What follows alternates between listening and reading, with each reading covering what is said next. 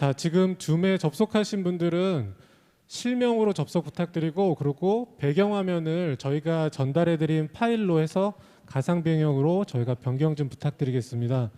그리고 저희가 본 행사가 10분 후에 시작되는데 시작 후에 1시간 정도는 가급적 지금 줌에서 벗어나지 말고 자리를 지켜줬으면 좋겠습니다. 그리고 별도의 중간중간에 고지는 저희가 채팅으로 말씀을 드릴게요.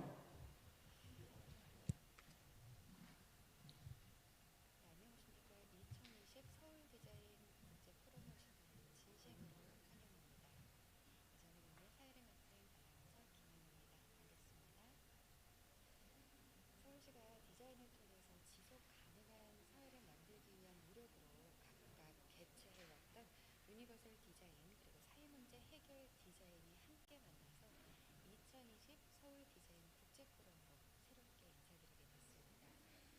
코로나19 상황 속에서 사회적 거리두기 때문에 온라인 비대면 방식으로 진행이 되는데요. 화면 한번 보실까요? 많은 분들이 온라인으로 함께 계십니다.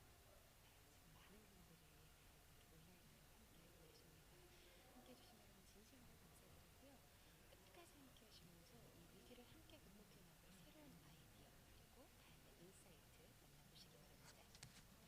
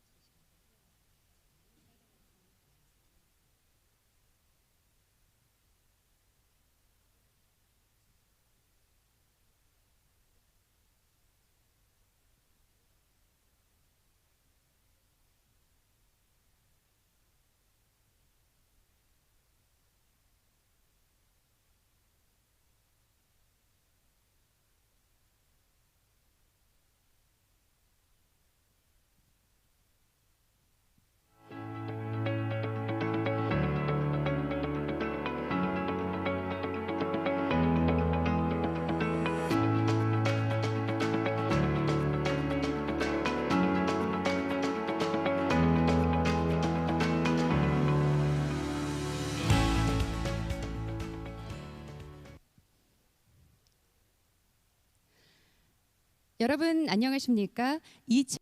Good afternoon. Welcome to Seoul Design International Forum.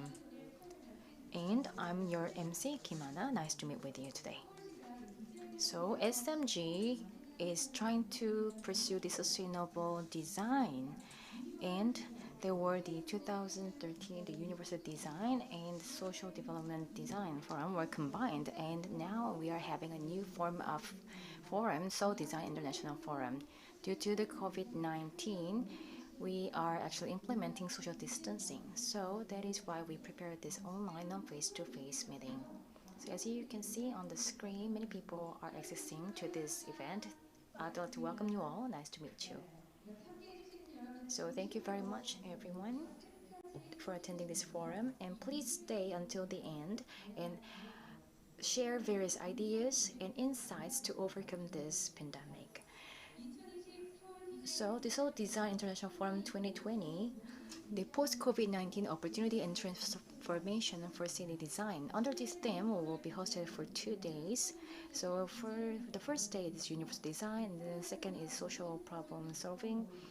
So the COVID-19 era is changing our trend, and we are surrounded by various uncertainties. How can we overcome this? So we are bringing our experts to this stage, and we will share how we are overcoming these challenges, and we will make a new vision and suggest a new direction for the future. Then from now on, let's start as Seoul Design International Forum 2020. So first of all, we would like to welcome Mr. Han Byung-yong to listen to his welcoming message. Let's give him a big round of applause.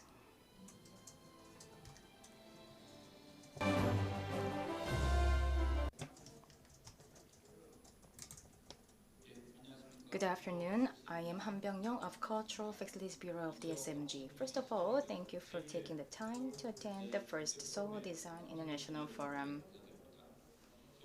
The SMG from 2013 has held the Universal Design International Seminar since 2013, since 2017, the International Forum on Social Problem Solving Design.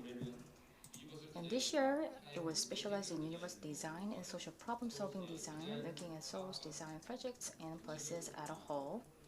The elements of design are based on a variety of evidence and examples. So, to present precisely how and what to help citizens' lives, and it was integrated into Seoul Design International Forum. The SMG is promoting people-centered design, citizen-friendly design, and design that enhances the dignity of Seoul as the vision of the Seoul design policy. And based on this, we have developed universal design, crime prevention design, cognitive health design, stress-free design, etc., to extend the domain of public design and make a systematic institutions. We've tried to make citizens feel Seoul's design policy. We've done our best, and there were some performances, but we still see a lot of challenges left. Especially this year, a powerful pandemic, so-called COVID-19, has brought about a non-face-to-face society, and this change is expected to continue. Due to this, various inconvenience and anxiety are happening in the city at the same time, but we see new opportunities. So, in addition to Seoul and other cities around the world are trying to adapt to new challenges and prepare for the future. I remember a picture I saw recently. It was kind of touching, emotional picture. The loved ones had to hug each other through a plastic curtain between them because of the COVID-19. I think the public space of the city should be this kind of social consideration. And the space where many people gather should be a wider and safer space. Emergency rooms or screening clinics and hospitals should also be flexible enough to respond to emergencies. I think design is a way of realizing this kind of social consideration. So it is a very effective tool, I think. So the 2020 Seoul Design International Forum held in the first event is under the theme of post-COVID opportunity and transformation for city design. So to overcome the pandemic, we'll share various efforts happening in various cities, and we will explore the future of design policy, which will bring new challenges. This event will be held for 2 days, and these ideas will be reflected to the Seoul Metropolitan Government's design policy. Thank you very much for attending this beneficial event, and once again, I'd like to welcome and thank you. Thank you very much. 서울특별시 문화시설 Thank you very much. We have Kyung Eun from the Central Facilities Bureau to open today's forum. Through the efforts of Seoul SMGs to strive the universal design, I believe that it will be a better place for our citizens to live. So on the first day of the Seoul Design International Forum, I would like to introduce you to the first day session.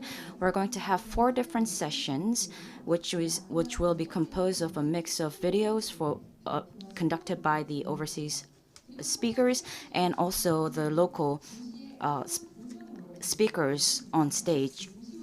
First session is regarding the new challenges in city design. We have Richard Sennett, the UN Habitat Urban Initiative Group's chair, regarding new challenges in city design to post-COVID.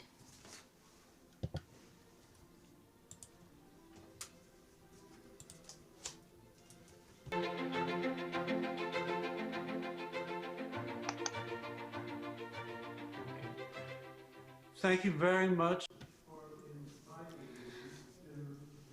안녕하십니까? Design.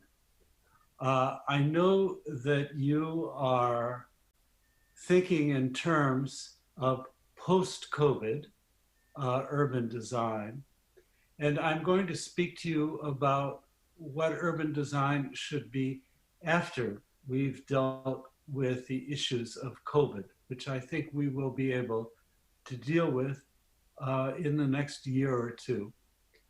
I'm going to speak instead about what looks ahead, an issue that looks ahead, which is the relation of cities to climate change, which is the big, long-term problem that all cities are going to have to face. And unlike COVID, there's no vaccine. There is no drug that you can take to fix that problem. It requires a much more comprehensive view of what cities should become. I have been working on this issue as the head of the United Nations Committee on Urban Initiatives, and I will be presenting to you today some work that we have been doing at the United Nations, but I speak for myself, not officially or institutionally. And I'd like to flag up for you 6 issues that we have been concerned with and that we will be presenting at the meeting on called COP26, which occurs in a year to measure the progress that governments are making in fulfilling the promises of climate change alteration in cities that were made in the Paris agreements of 10 years ago. So I'm flagging up to you issues rather than solutions. That is to say, problems that require thought, for which there is not a simple one best practice, but rather a need for dialogue and discussion in order to make sense of a very, very challenging and difficult issue.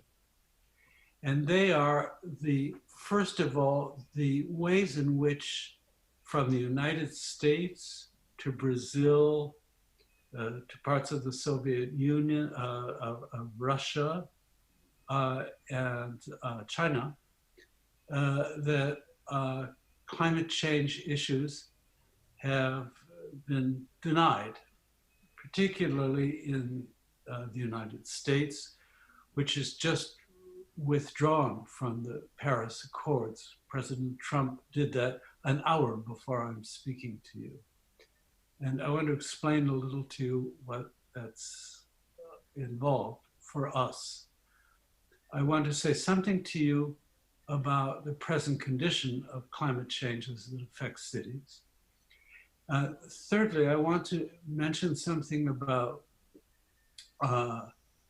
changes in the climate that are going to create climate refugees on a massive scale, most of whom are going to move to cities. Then I'd like to talk to you a little about whether climate change can be addressed democratically, that is, bottom up from communities in cities or top down. Then I'd like to say something about the balance between adaptation and mitigation in cities. And finally, to talk a little about shifts in behavior, which are necessary for us to grapple with climate change. So let me begin very briefly with the first issue, which is states of denial. We rather naively thought during the Paris agreements that if we brought people more information about what climate change is, that people would respond to the crisis, which is climate change. This was very naive in that we found that the more people knew, the more they could go into denial. That is, they didn't lack information, they didn't want to hear the information. And there are two in social science, two theses about this.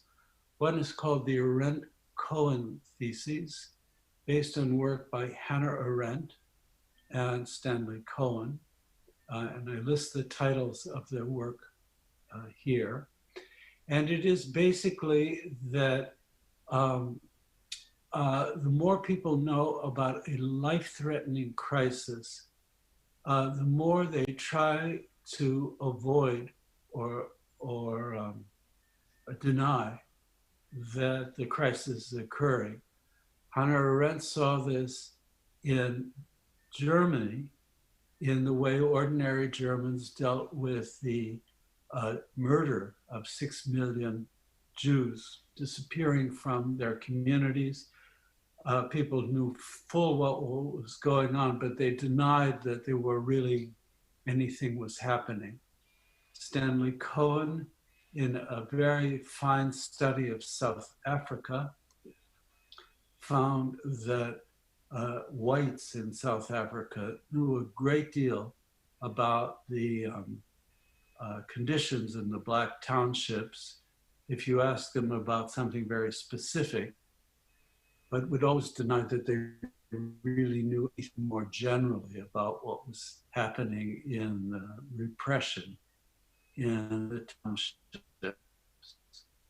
So the idea here is that it plays with the Enlightenment faith that to know is to be energized.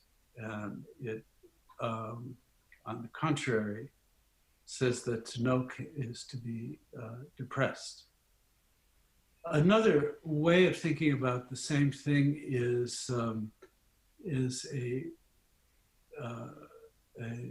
phenomenon noted by the 19th century psychologist Pavlov, which is that when an animal is threatened by a predator, it plays dead. It becomes very passive, hoping that the predator will pass it by. If you've ever driven on a highway at night and a deer comes into your headlights, the deer will stop dead rather than get out of the road. That's the Pavlov thesis, that faced with danger, people become paralyzed. Both of these are important because that there is a dysfunctionality in the language of crisis. 63 countries in the United Nations have signed up to the notion that there is a climate emergency. And yet very little is done by those countries. It's a way of knowing and not knowing. That is the scale of speaking that language of crisis is something that we will reckon the consequences of next year during our COP26 meeting in Britain. So I say that to you just to say that talking about this life-threatening situation can be counterproductive unless one uses the language of empowerment rather than crisis. The second thing I want to talk to you about is a current situation. And I'll show you what, in our best judgment, the state of the world's energy mix is going to be in 2035. We're doing a lot of research on this. And it's a very depressing pie chart because you can see the renewables are only 14% of the world energy mix by that time. That oil, coal, natural gas, all of which are deeply polluting and create temperature rises, are likely to still be the dominant forms of getting power. And that's the time frame of, this is a very robust set of findings. That is the time frame for thinking about 15, 20 years is about all the time we have left. And if we keep before climate change is irreversible, and if we keep on in the way we are going now, this is 5 years before that deadline, the world will still not be prepared for this challenge of meeting climate change. Here's another chart about how emissions into the atmosphere are produced. You can see that energy supply, transport, residential and commercial building account for the majority of the emission and pollution activities that we think by that date will still happen unless we radically change our ways. Now, I show you this because our analysis of climate change in cities tries to make a link between city and countryside in terms of water. Our notion is that the uses of water, and I'll show you later how that is, are really key to understanding the ways in which climate change is operating today, both in terms of flooding, but also in terms of water tables, which are being lost. And this is a general chart about this, which translates for cities in, I will talk to you about that, which translates into cities into issues of flooding for cities that are in these non-urban zones of water loss or water which is given into the atmosphere. And you can see that Seoul is one of the most threatened. These are the major coastal cities that we will think will be threatened by either rising sea levels and, either or and, by loss of water tables. So in that sense, a lot of the work we have been doing has been focused on East Asia. And it's one of the reasons I'm very regretful that I can't be with you in person today to talk about it. I'll show you in the country where I live, Britain, what flooding is going to look like for us. This is our projection of flooding in 30 years in Britain. The dark blue areas will be completely submerged, and the lighter blue areas will no longer be livable. And as you can see, it's a huge amount of the British landmass. The cities that are located, that are in contact with this kind of shrinkage of the landmass are our most populous cities, notably London and Liverpool and Edinburgh. So rising sea levels is, as you can see, a kind of threat even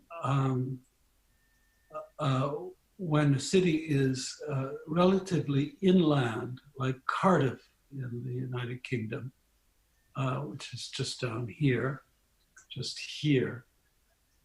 This is a city in an estuary, but it's deeply threatened by sea rise out here. It becomes dysfunctional. This is what London would look like if we had 4 degrees centigrade of warming. I have to say I rather like this slide because this is the Houses of Parliament in the United Kingdom, and it would mean that they'd be underwater and that the politicians would have to take to boats and they would have to paddle around to meet, and hopefully they would drown. So it's a kind of depiction of how, even though we are in London, 40 miles from the sea, that rising sea levels can have a profound effect, even on the very center of London. Now, the next thing I want to talk to you about, which is something that may or may not be of direct concern to you, or not, but is of great concern to us, is the relationship between desertification, that is a lack of water, and urban migrants, refugees to cities who are migrating, caused by desertification. It's work that I've done mostly in Africa, and I'll show you what that looks like. This, I'll give you an example of this. This is the Sahel is this region. It's the desert that stretches basically from the Atlantic Ocean to the edge of Pakistan. It's a desertified region. And it's been in drought for a very long time, but that has speeded up. Now, just show you a picture of, this is a picture I took 8 years ago in Somalia. You can see the effects of desertification already appearing. And here's what has happened in the last 8 years. There is a functioning well there and some vegetation. That's what's happened to the well in the last 8 years, producing, and now I've turned the camera around the other way, this kind of desertification. So I'll just show you again. That's basically what the landscape looked like 80 years ago. This is the loss of water, and this is the result, which means that the shepherds and farmers who had cultivated this region can't live there anymore. And they are fleeing to cities. Initially, this is the whole Sahel region. Initially, they're fleeing to these cities, which are having their own water crises, but they're getting migrants from this huge area. And then many of those migrants are leaving places like the city, there are several cities here actually in Libya, not just one, and going into Europe. And it's a phenomenon which I think you will find as parts of the of Siberia also suffer from desertification, that many of the rural or agricultural or shepherd who work on the land will seek refuges in cities. And it means, in other words, that desertification is inaugurating an enormous push in urbanization. That's the point I want to make to you. The desertification all over the world, the same thing is true in Latin America, but I won't show you how that is. Desertification is producing an enormous expansion in urbanization of these refugees. Our problem in the UN is that these are people who are have no claim to be called refugees. They're classed as economic migrants. In the technical language that the UN crafted in 1951 to define a refugee, it's someone who has a justified fear of persecution if they return to their own country. That doesn't apply to people who, if they return to their own country, would die of thirst. But they are still, it's impossible for them to go back. In Europe, the advent in 2015 of 1.5 million refugees from the war in Syria prompted a huge right-wing shift throughout Europe. We are estimating that by 2050, about 40 million people from this part of the world will be trying to flood into Europe. And imagine the kind of political reaction that would be. And they're mostly flooding in, as I say, into cities.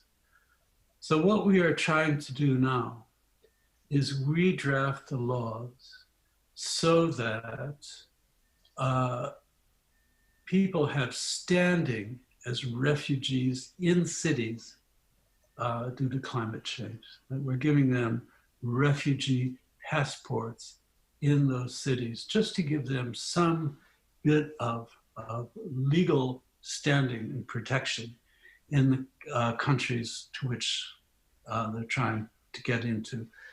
In the case of France, for instance, all the notion of citizenship is an entirely nationalized one. And our proposal to make people urban citizens who are climate refugees is met with a lot of resistance. Whereas in Germany, which is more decentralized country in Europe, it's met with, even among center-right groups, with a measure of acceptance. But I show you this because to me, this is this issue of how to give people who are rendered displaced persons by virtue of climate change. It is the biggest challenge that cities of a political sort, which cities will face. And as I say, I think it's one in different ways that will face you. So, sorry, going the wrong way. I'm going to talk to you about that. I also want to say about this that the causes of desertification are not simply climate, they are also political. Here you can see in Israel that the Israeli security fence has divided a Berber population, nomadic population below, from an Israeli settlement above. This settlement, Israeli settlement, has been extremely careful and knowledgeable about how to deal with the water table below the city. But that's meant that the water table that is available to those on the other side of the security fence is shrinking. Water is being used above the fence, and so it is being deprived below. And in general, I think that this kind of pattern of the politicization of water, if you like, the water becomes a scarce resource for cities and also for nations in a way that increases inequality between the rich and the poor. Now, here is something that for us as planners is a more practical and immediate problem. Most good planning, I would say to you, is done bottom up. The master plans of the 20th century, we recognize, are usually too crude to really cover the variety of how cities work. And moreover, they're undemocratic, they're imposed on people rather than come from the way they live. So in theory, we would like to deal with climate change in cities on a communal basis and scale up. But unfortunately, that's a very time-extensive process. My own experience as a community planner is that it takes about 4 or 5 years to actually get a community mobilized in a reasonably organized way around any kind of infrastructure issue. And we simply don't have that time. If you think back to the energy mix slide that I showed you earlier, that's only 15 years away. So the democracy takes time, and time is short in dealing with climate change. And then there's the question of scale, which is that it's very difficult to coordinate, as in Sao Paulo, Brazil, for instance, 80 or 90 local communities, each of which is addressing issues of water use and electricity supply in its own idiosyncratic way. They have to fit together.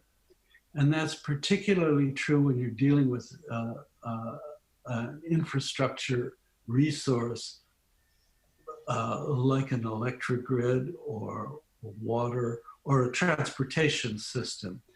They're hard to build bottom up. So I am a believer in democratic urban practice, but these are issues we're struggling with. How to speed the practice up and how to have coordination between different communities. And there is no one best practice that suits everyone in this process. Just cities differ. But there is for all of them a kind of structural problem in trying to square democracy with the urgencies of time and coordination of scale. May I say that an example of how to do this undemocratically would be Songdo, which is near you in Seoul, in which both these problems are solved, but they're solved by a centralized group rather than by participation. And in my view, that is not the way that we should be thinking about how to build sustainable cities, that we have to have participation and choice built in to the way in which a city addresses climate change. Now, just to move on a little more quickly, you know that the holy grail in climate change work is both to mitigate, that is to reduce the effects of climate, and to adapt to conditions which can't be minimized. And I'm going to show you here a kind of picture of two extremes of mitigation and adaptation, both in terms of the responses to Hurricane Sandy, which occurred 8 years ago in New York City and devastated the city. Not quite as violently as the water surges in Fukushima in Japan, but nearly so. One proposal from the Bjarke Ingels group was to build your way out of of a storm surge. A berm is a huge piling up of rock and rubble. And Ingels' idea was that this is called the necklace, that this yellow berm that you see at the bottom would have protected all Wall Street by building very, very high berm, high wall, so that which repels the waters. Unfortunately, the predictions were wrong, and the year after that there was a higher storm surge which happened to miss Manhattan and hit an outlying area. But that's one model of dealing with mitigation, that is to build your way out of it. Another kind of berm, which is adaptive and made by my group at MIT, where I also teach, was to say that a storm surge will happen, but what you want to do is build in ways so that when the water withdraws, where actually even more energy is released and destruction is released, as the ocean sucks back the water that it's spewed on land, that you create berms which plant all sorts of grasses, grasses in a low-lying water area, which break the sucking back motion of a storm surge, which is where the real damage is done. So you're not trying to prevent the water from coming, but you're trying to work to adapt to its coming and to release the consequences of it. These are two extremes of ways of thinking about mitigation and adaptation, which is the first, prevent it from happening, and the second is lessen its effects. Neither of these actually have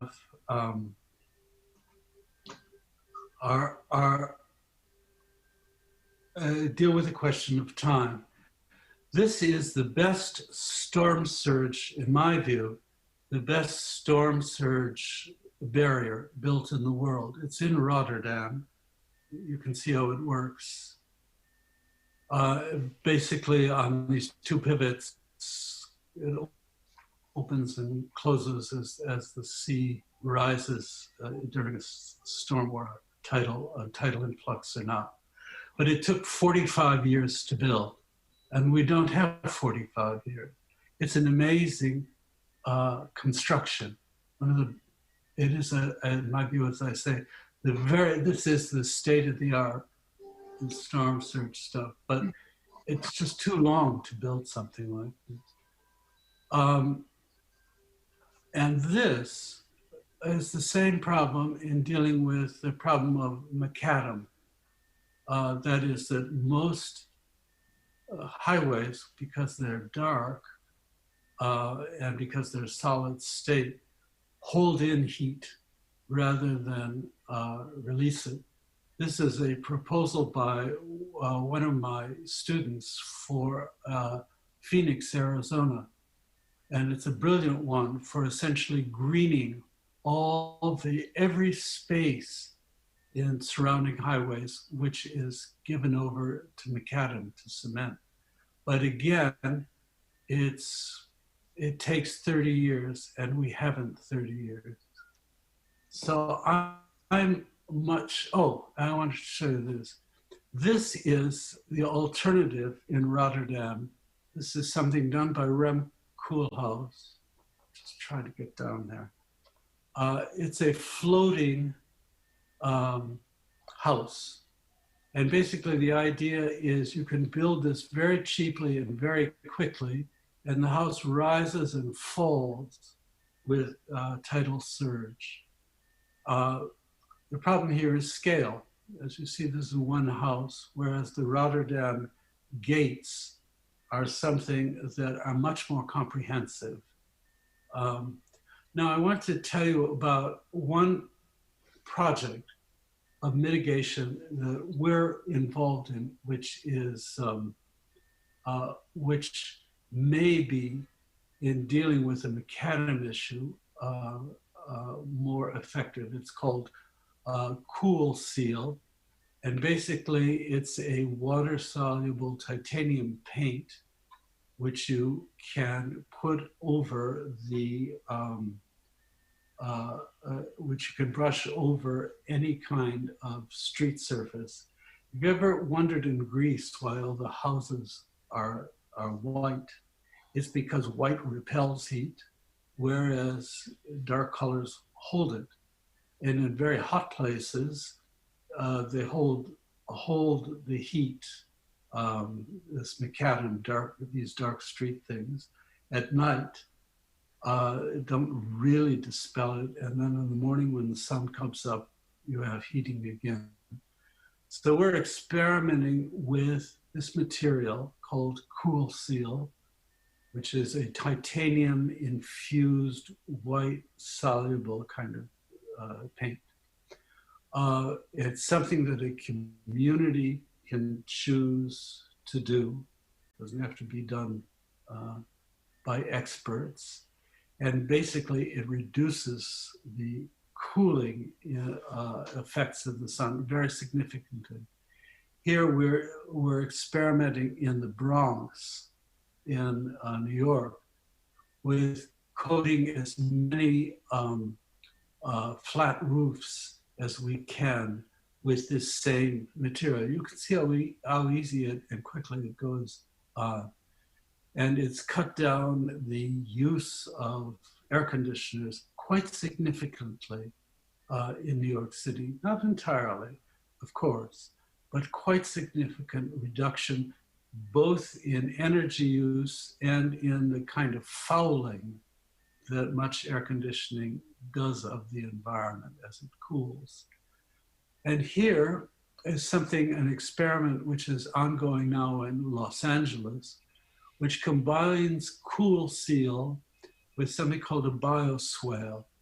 And a bioswale is basically trenched in the ground planted with the same kind of plants I was describing to you in the MIT proposal for Hurricane Sandy.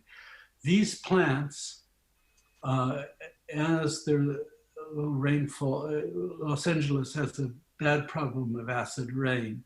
These are forms of grasses which actually purify the rainfall. So you both collect it, you purify the water, and you surround it with this cool seal material. So, and again, it makes a significant improvement. This is more familiar to you. You know this in Singapore, famous tower in Singapore, a hotel entirely coated in plants, which is much more energy efficient than the normal kind of sealed glass box, which you see over here to the left of the photo. Now, I want to end this talk by just saying something about, I'm always asked by people, what could I do as a citizen? What could I do in my life in the city to affect climate change? And the most significant thing you could do is get out of a car. By any measure, that would, to keep warming below 2 degrees Celsius, we have to get people out of their cars.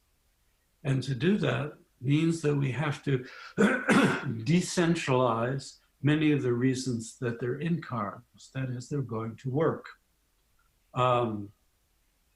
We have to, rather than get rid of density, we have to make it more distributed so that people can walk or cycle to dense places. And a practical example of how to do this is now underway in the city of Paris. It's called the 15-minute city, something I've been involved in with the mayor of Paris and Hidalgo. And the idea of it, basically, Paris, a very, very centralized city, is to try and move some of its centralized functions, like its garment district and parts of its financial district, around the ring of Paris, the ceinture, so that you get the advantages of density, of agglomeration, interaction between different groups, so on. But at the same time, you are getting people, you are creating a city in which is where you can go car free. You can see in this chart, this is a pretty robust chart, that things like recycling have a very limited effect on climate change. They're good for other reasons, just because plastic is a horribly polluting material, but it doesn't translate into this effective action in the same way that going car-free does. And I'd like to end this talk, I'm not going to talk to you about this. I'd like to end this talk by saying that the biggest thing I think that we need to do in changing the culture of cities is to understand that nature is not a cornucopia. The whole notion of development has been based on the idea that the material world, the physical world, is infinitely giving to us. This was the foundation of mining, for instance, in Europe in the 16th century, that there's an infinite amount of coal to be taken out of the ground, one place or another. And that idea of nature as a cornucopia has run its course. today we have to understand that we've exhausted the cornucopia, if you like. It has very little more to give. And that suggests that rather than thinking about development, that is making more of things, we focus our attention on redistribution so that the more equally available resources that we have taken from nature are more equally spread among people. It's a big challenge for us at the UN because from our foundation, development was seen as a goal, and it was a good goal. But we've arrived at a point now that climate change is posing these challenges to us. We're getting more and more a natural resource is counterproductive. And we have to think, I think, about sharing what we have taken from nature more equally amongst ourselves. So in sum, this is what I see in the city after we get past the challenges of COVID.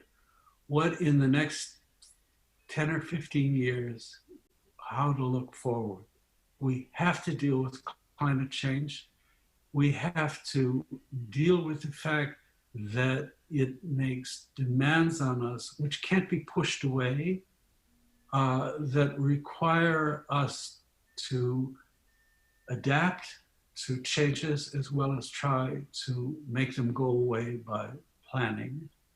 That we have to have a way of mitigating climate change, which is something that communities can practice as they can with this surface material, cool seal, to which we're devoting a lot of money, and I hope we'll devote more. That is to give people practical activity that they can do from the bottom up, which makes a significant difference and which can be coordinated with their places. And finally, that we really need a change of culture in the relationship of ourselves as a species to the natural world. One in which the natural world is no longer seen as a cornucopia, but as something that's exhausted, which means that rather than more development, more cities, bigger cities, taller cities, we look at ways to distribute what we have. So I hope this is useful to you as an opening comment about thinking for the future. As I say, speak for myself about work that I and many colleagues at the UN are doing. And I wish you a very good meeting in the coming days. Thank you.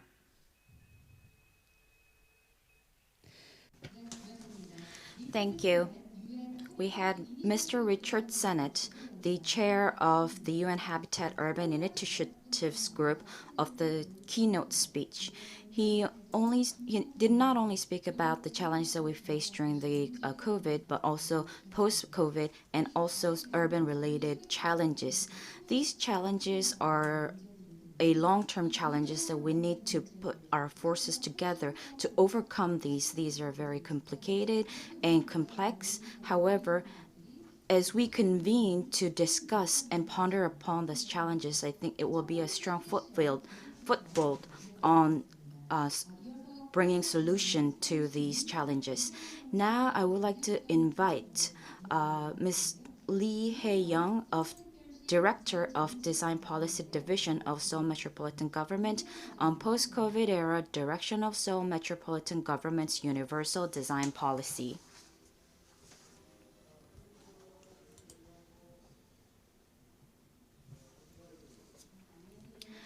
Good afternoon.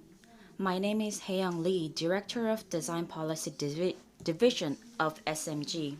Today I'm going to speak about how SMG has strived to build a city with universal design for all and the direction that the SMG is going to take going forward.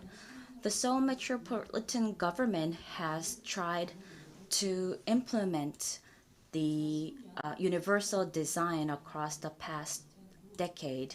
In 2010, with the start of the welfare facility of the UD guideline development, until 2019, we have conducted various kinds of policies and projects, including consulting initiatives and academics. I would like to talk to you around the meaning of the number 100, which is shown on the screen. First, I would like to start with 24. SMG's universal design started with development of welfare UD guideline for 24 welfare facilities used by the aged, people with disabilities, women, children, and the young generations. The welfare facility owners, architects, public officials have participated for each facility based on the understanding of the behaviors and characteristics of users. We wanted to create an inclusive facility rather than the user-based facility. By doing so, we're able to realize UD's value and design welfare. Next is 64. Seoul Metropolitan Government has completed 64 universal design consulting throughout from 2010 to 2019.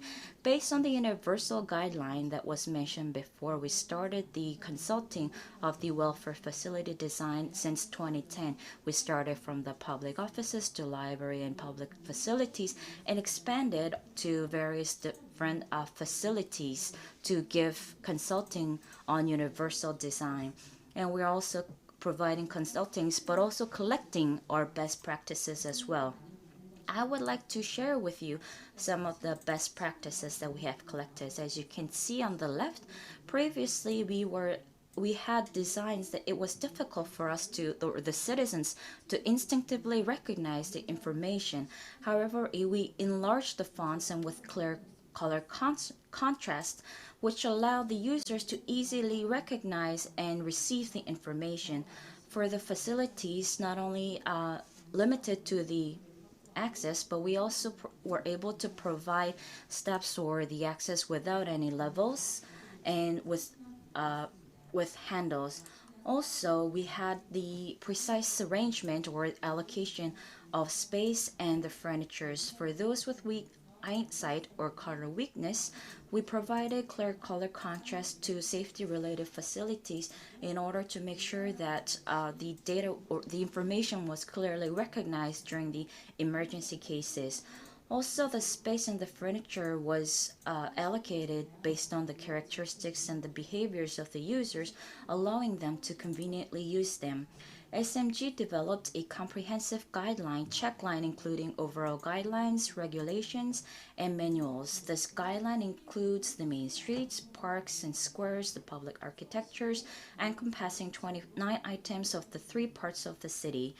It includes the Universal Design Basic Plan and the Master Plan, and has become a guideline for the SMG's relevant divisions. The public streets, safe pedestrian area and the vehicle entrance area, open space within the land, and the bicycle only lane, all these are included in the comprehensive guideline. As for the parks and squares, it identifies the entrance, the mobility, the hygiene and convenience and resting area within this guideline.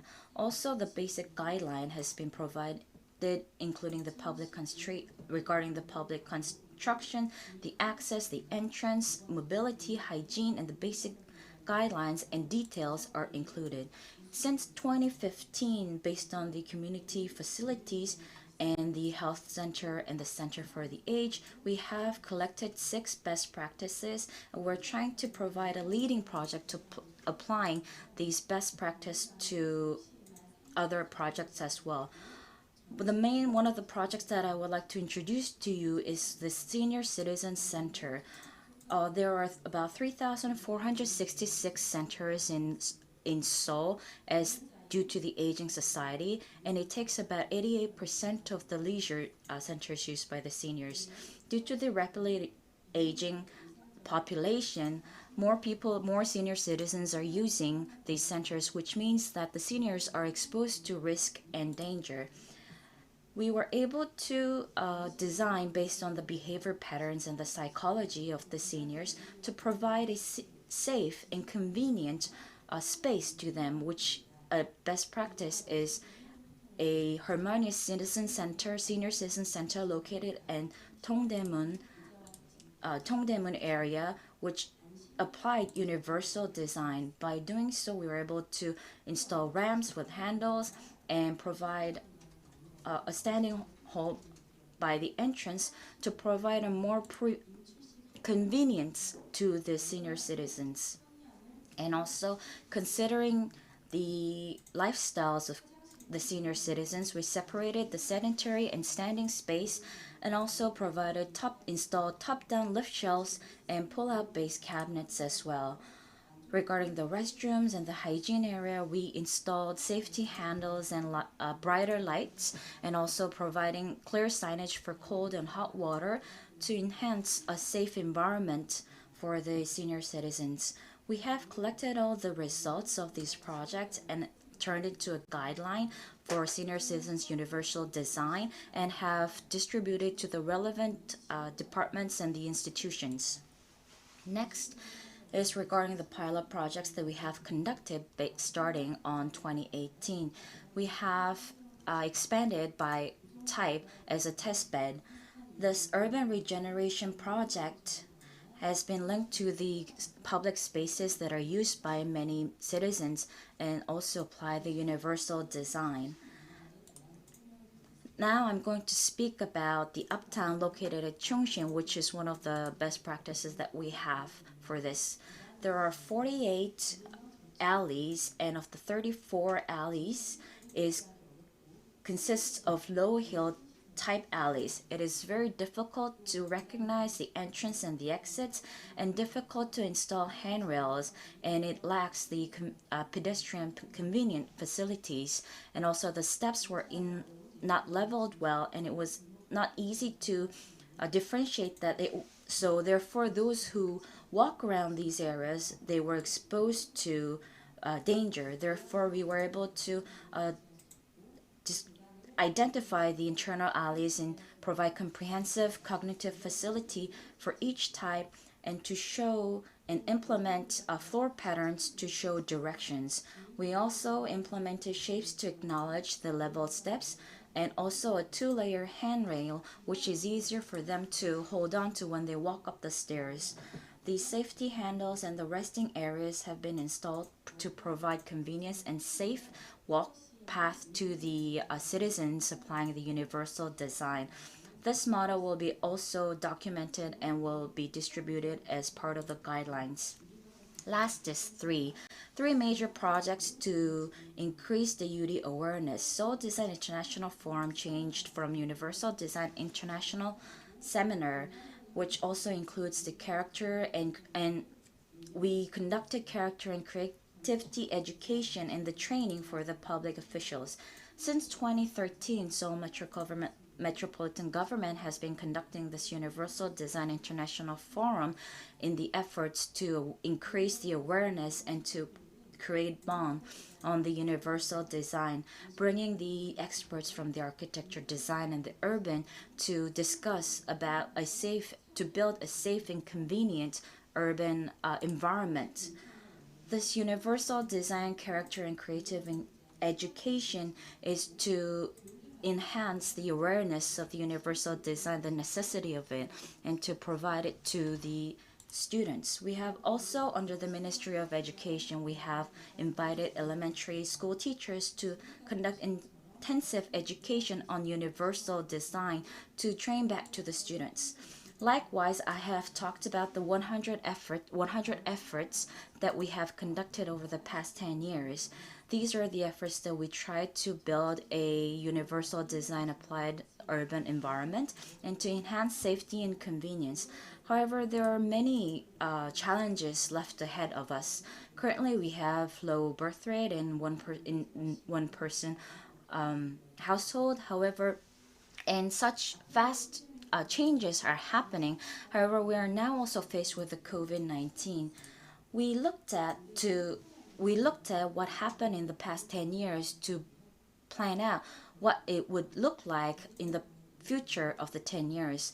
With the rise of the COVID-19, there has been a lot of changes in our daily lives, and we have this newly coined social distancing, untact, or non-face-to-face society. 년을 준비하기 위해 So there are several keywords that we should look at from the universal design's point of view, which will have a great impact in our daily lives. There are four of them: generalization of the crisis, competitive isolation, non-face-to-face society, and remote communication. So COVID-19 doesn't have any vaccine or treatment at this moment. So we are preparing not post-COVID, but with COVID era. So it cannot be addressed, but it will be embedded in our daily lives, and we should live with it. And because there is no cure and vaccine, and what we can do at this moment is be going like non-face-to-face. So still, we are pushing this trend of like a non-face-to-face trend, even though it's not 2.5 stage, and a lot of events are happening online, and our forum is one of them. So in this non-face-to-face era, a lot of them will be depending on the online communication method. Because of that, some of those people who are having less access to the technology, they will enjoy less information. And the next is the competitive isolation. And because of these quarantine measures, the germ, the films, the mask, or the online communication method might generate unexpected effects, because some of them have weak eyesight and they cannot read the numbers behind the film to push the button in the elevator, and some of those people with poor eyesight are having difficulty to read the characters they use. And we are making a new kind of mask for the people who need to read the lips. So we are trying to prepare for the future to deal with this kind of new environment. To do that, the SMG has established the Seoul SMG Universal Design Comprehensive Plan, which will set a direction for the future of universal design policy. And we also made the center for that. So this comprehensive plan has a vision to put people in the center, and it has 4 policy goals and 8 major projects. And it will improve the procedure and make the verification system, experience and testbed establishment, nurturing experts, and spreading the recognition and awareness. And also to deal with this new change, to deal with it effectively, we are making this Universal Design Center so that our citizens can feel the effect, and it will be opening in December. To prepare for the next future of 10 years, the first theme is inclusiveness among the 4. So for inclusiveness, no one is excluded. Everyone can enjoy the city without any difficulty. So the age, the sex, nationality, it doesn't matter at all. Everyone will be welcomed. And we are trying to embrace every single one, especially after the COVID-19, because isolation area is expanding. And the next one is Universal Design Information System Establishment Project. And there are 1,056 the branches and the buildings, and we are trying to open some of those information so that people can have access to these buildings. And we are kind of feeling burdensome to have a contact with other people, but sometimes there are people who need still support to walk around the city. So we should help them, and we want to include them in the society. So we are preparing this kind of measures. And also there are seniors and the parents nurturing kids, and the disabled and the college students. Many people are walking around and using these facilities, and they are making an inventory of this information so that people can have an information on toilets, the parking lots, or the inlets and outlets of the buildings, the width of the sidewalks and things like that. So all those information will be collected and provided to the public. So everyone can choose the best way to the the target place, and they can enjoy this environment. And if there are some people who need some help to go to the destination, and then they have to ask help to others, but it's kind of burdensome, to we want to lower this kind of burden for them. And in this way, through inclusiveness, we want to provide a better environment so that everybody can enjoy the equality and design welfare. The next one is restoration. That's the concept of the restoration. And it is also important because the role of the society is important for this restoration. So to cure and heal the citizens and their feeling, we need a universal design. This is the Kasan Digital Complex, the subway station in Kumcheongu, and you see there are short at the building, small number of buildings, so it's kind of really like open, but you don't want to go there. And many people are just smoking there because it's difficult for others to have access to these places, and this area is losing their functions. So we want to restore those functions of these open spaces so that citizens can visit this place.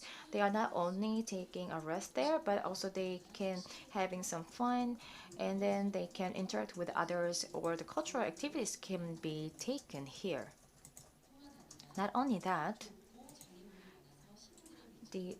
it's not spacious and there are too many obstacles, but these things can be removed, and then the density of the citizens can be increased. So we have to improve this kind of side path so that people don't have to feel any burden to pass along this path.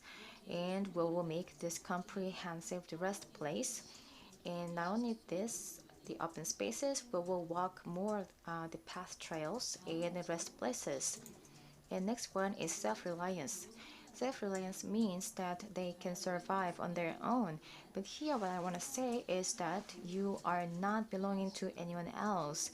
You are independent and you can choose your own life. So we have to minimize the situation that you have to rely on somebody else to make any kind of decision. So in this kind of non-face-to-face society, it is difficult to ask help to others, whether it is physically or mentally. You don't want to rely on anyone else. So you have to increase the options for citizens so that people don't have to feel any kind of burden like this. And the representative case is the Universal Design Development Project for the single household seniors. Already in 2017, Korea is declared as an aging society. And also in 2025, we will get into the super aging society. And a lot of safety accidents are happening, especially surrounding the seniors. And 2/3 of them are happening in the residential area.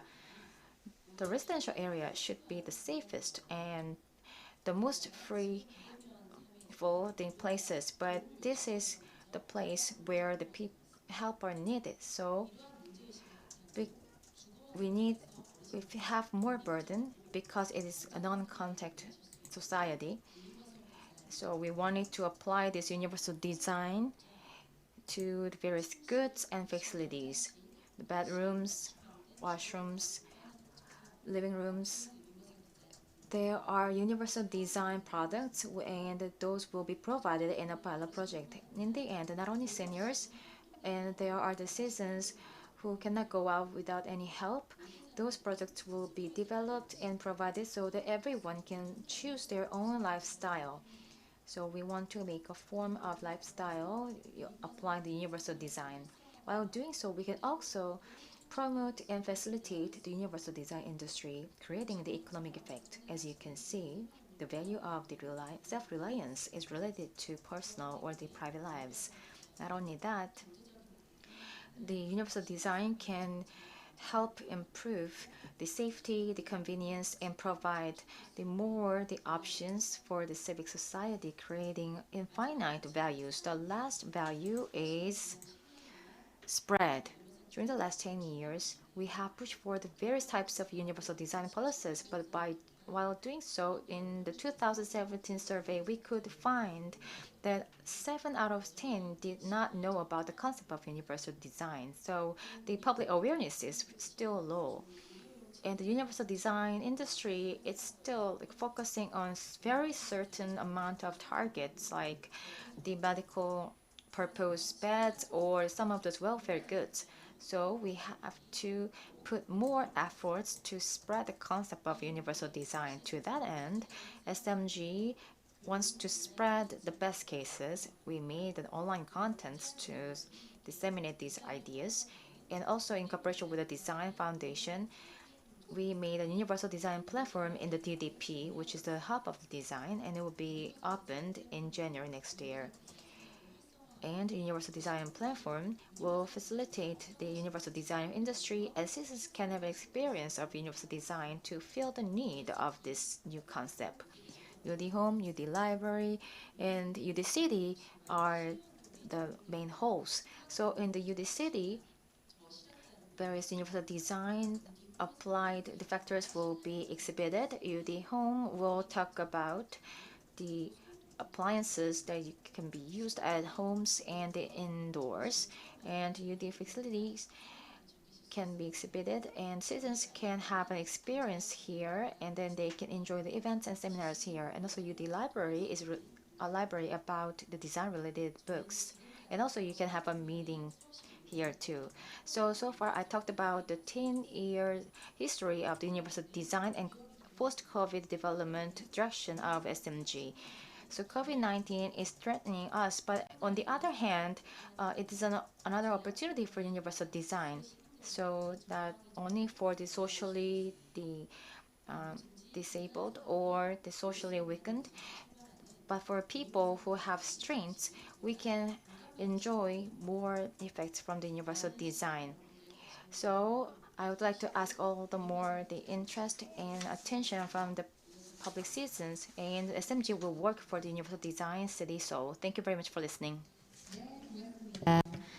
Thank you for your lecture. We have the second lecture by Hae-young Lee, of the Director of Design Policy Division of SMG.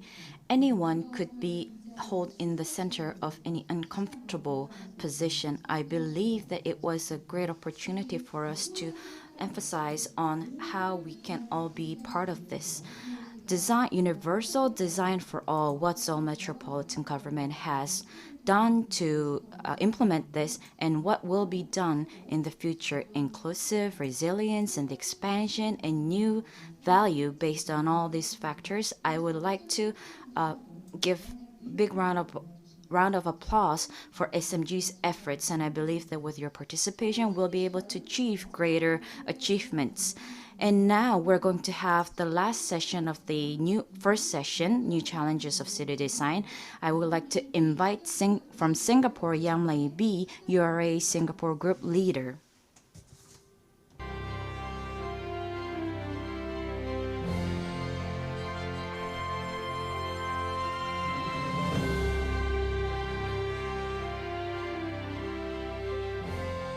Good day to all. My name is Levi. Thank you for having me here to share about Singapore. For those who are not familiar with Singapore, it is important to give the context of Singapore as being a small island city-state with a total land area of only 720 square kilometers, where about a marathon 42 click across and half a marathon north to south. When it comes to urban planning in Singapore, many challenges are evergreen. In addition to catering to the typical needs of a city, such as housing, business, community, and recreation, we need to set aside land to accommodate the needs of a nation, such as international ports and airports, reservoirs, utilities, and defense. Given Singapore's unique circumstances, planning for sustainability is important to us. We need to balance requirements across economic, social, and environmental consideration. Review our plans regularly and make adjustments to ensure that the plans stay relevant and cater to the changing needs. Now, what is the pandemic impact on Singapore? As with many other cities, the pandemic has affected the activity patterns across different sectors in Singapore. When the circuit breaker measures kicked in to restrict the movement of people, working from home became the default for most of us. Workers count in the CBD and key office nodes dropped by about 75%. Similarly, public transport ridership dropped by 75 to 84%. The retail malls also experienced large decline in footfall. So I bring back this earlier slide. Moving forth, we need to rethink some of the planning strategies. There are many uncertainties. We are trying to discern what the long-term planning implications are. And much our planning considerations will likely to continue. Some would change and some may even be accelerated. For example, on the economic front, disruptions to the supply chain and restricted travel of workers has resulted in us finding ways to increase our self-sufficiency so as to enhance our economic resilience. The rise of telecommuting would be some of the new considerations that will change the way we plan for our businesses. In terms of social consideration, we will need to integrate health and wellness strategies into the planning and design of our city, buildings, and spaces so as to provide safe and conducive spaces to facilitate social interaction. On the environmental front, the pandemic has prompted many on the value of urban density. In land-scarce city like Singapore, high-density living remains the only option for us. So our planning strategies would focus on delivering a livable density that is green and biophilic. So it is not just the pandemic impact. Like other cities, we are also dealing with many challenges ahead, like climate change, mobility demand, economic shift, aging population, and so forth. Therefore, how can we create livable, workable, and lovable and delightful city?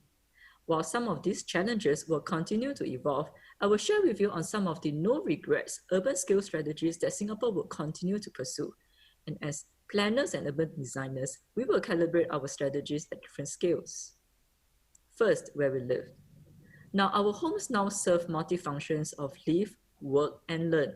More people are relying on their neighborhood amenities for groceries and leisure activities.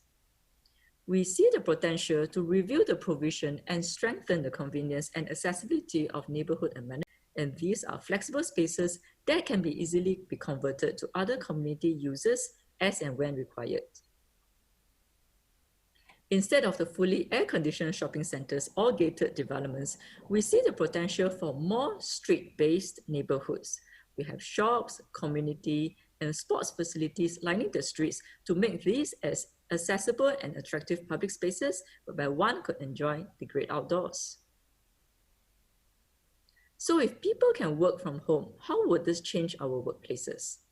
From the past few months, we have observed that remote working is viable for many sectors with rising adoption of telecommuting options and acceleration of digital expansion. Some survey findings show that majority intend to increase their adoption of flexible working arrangement. Having said that, it is also reported many of us miss the social interaction in the physical workspace. And our recent engagement with the industries foresee that future businesses may be a hybrid model with both flexible workspace and flexible work hours. The physical office may then function more as a social hub that is conducive for collaboration, teamwork, and other social interaction. As of now, we will continue to observe the changes to the office demand. Having said that, we will also continue to encourage flexible workspace and work hours as this would reduce peak hour congestions on our public transports and roads. In fact, on a macro planning 실제로 거시적인 계획 규모에 우리는 항상 경제 활동을 혼잡한 중심으로부터 from the congested city center towards a more polycentric urban structure. This will enable more people to work near their homes. Now, more companies are considering hub and spoke locational model to find alternative office spaces outside the CBD. And therefore, we will continue to study the right scale and distribution of these polycenters, as well as the mix of users and how to make these different regional centers as attractive places and stimulating for work. The decentralization strategy has given us the chance to transform our mono-use CBD into a more mixed-use lifestyle destinations with a healthy lived-in population. Fortunately, we have already started in Singapore last year by introducing a set of planning incentives to encourage older office developments to redevelop into mixed-use developments. We will also continue to make our CBD more pedestrian and cycle-friendly, introduce more open spaces and parks so as to make downtown living an attractive option. We have come to the third layering. Now, over the decades, Singapore has evolved from being a garden city to city in the garden. And in the next 10 years, we aim to transform to a city in nature to redefine the experience of high-density living while coexisting with our flora and fauna. With greater emphasis for health and wellness and increased demand for parks and naturally ventilated spaces, we aim to accelerate the implementation of such greenery and public spaces in our cityscape. The greenery will also help to mitigate the impact of urban heat island effect. In addition to providing more parks and open spaces, we are connecting them via an island-wide network of park connectors so as to improve public access and enable 90% of our households having to walk less than 400 meters to a park. Enthusiastic cyclists can even choose to do a 150-click round island route in the near future. Over the years, we have also looked at ways to integrate greenery in our cityscape, buildings, and infrastructure. We also aspire to bring the greenery up to the sky. This will provide us with greater sense of relief and respite to our high-dense environment. To do this, we formulated the large program a few years back, which offers a combination of requirement and incentive schemes for provision of sky-rise greenery and landscape public spaces. The landscape replacement area policy will require developers to replace site area as equivalent landscape areas. These can be in the form of sky terraces, roof gardens, planted boxes, green walls, or ground level greenery and public spaces. We see value in promoting buildings with more public spaces and naturally ventilated spaces. Oasia Hotel Downtown is a good example, whereby over 40% of its building envelope are communal sky terraces.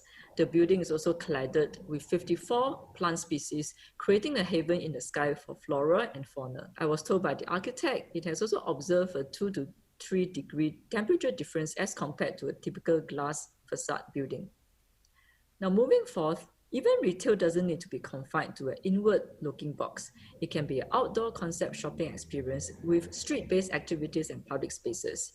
Huvie 2 and Paya Lebar quarters are good examples, and we will continue to see more of such buildings in the near future.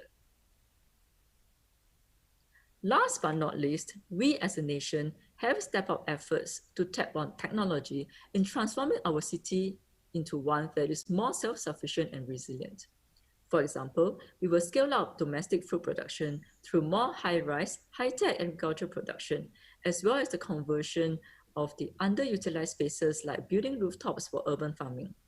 We are also stepping up deployment of solar panels on spaces like building rooftops and reservoir to supplement our energy needs. The pandemic has also accelerated our adoption of industrial robotics and urban logistics to reduce our reliance on manpower. Technologies such as advanced manufacturing, prefab, and 3D printing would have a lot of potential to help us further transform our manufacturing sector. As I have shared, the challenges and changing contexts have prompted us to review our plans and the way we design the city. With strong partnership with our stakeholders and the community, we will continue to work towards building a resilient and adaptable Singapore and creating a good place for us to live, work, and play in. And with this, thank you. 네, Thank you for your speech. We had Yap Lei from Singapore on the reimagining of the way we live, work, and play in Singapore. There are so many changes that COVID-19 has brought us, and one of the main change is the workplace change. From the existing workplace, how it will change along with the city changes, this is something that we need to think about. from going forward, I believe we'll be able to see various kinds of workplaces. In the first session, we were able to discuss the new challenges in city designs. In the next session, session 2, we have prepared discussions on universal design in smart cities. First of all, I would like to invite So-hyun Park of the ORI Director regarding reflections on our urban design efforts for the post-COVID-19 era. She will be opening the first session in session 2. Thank you.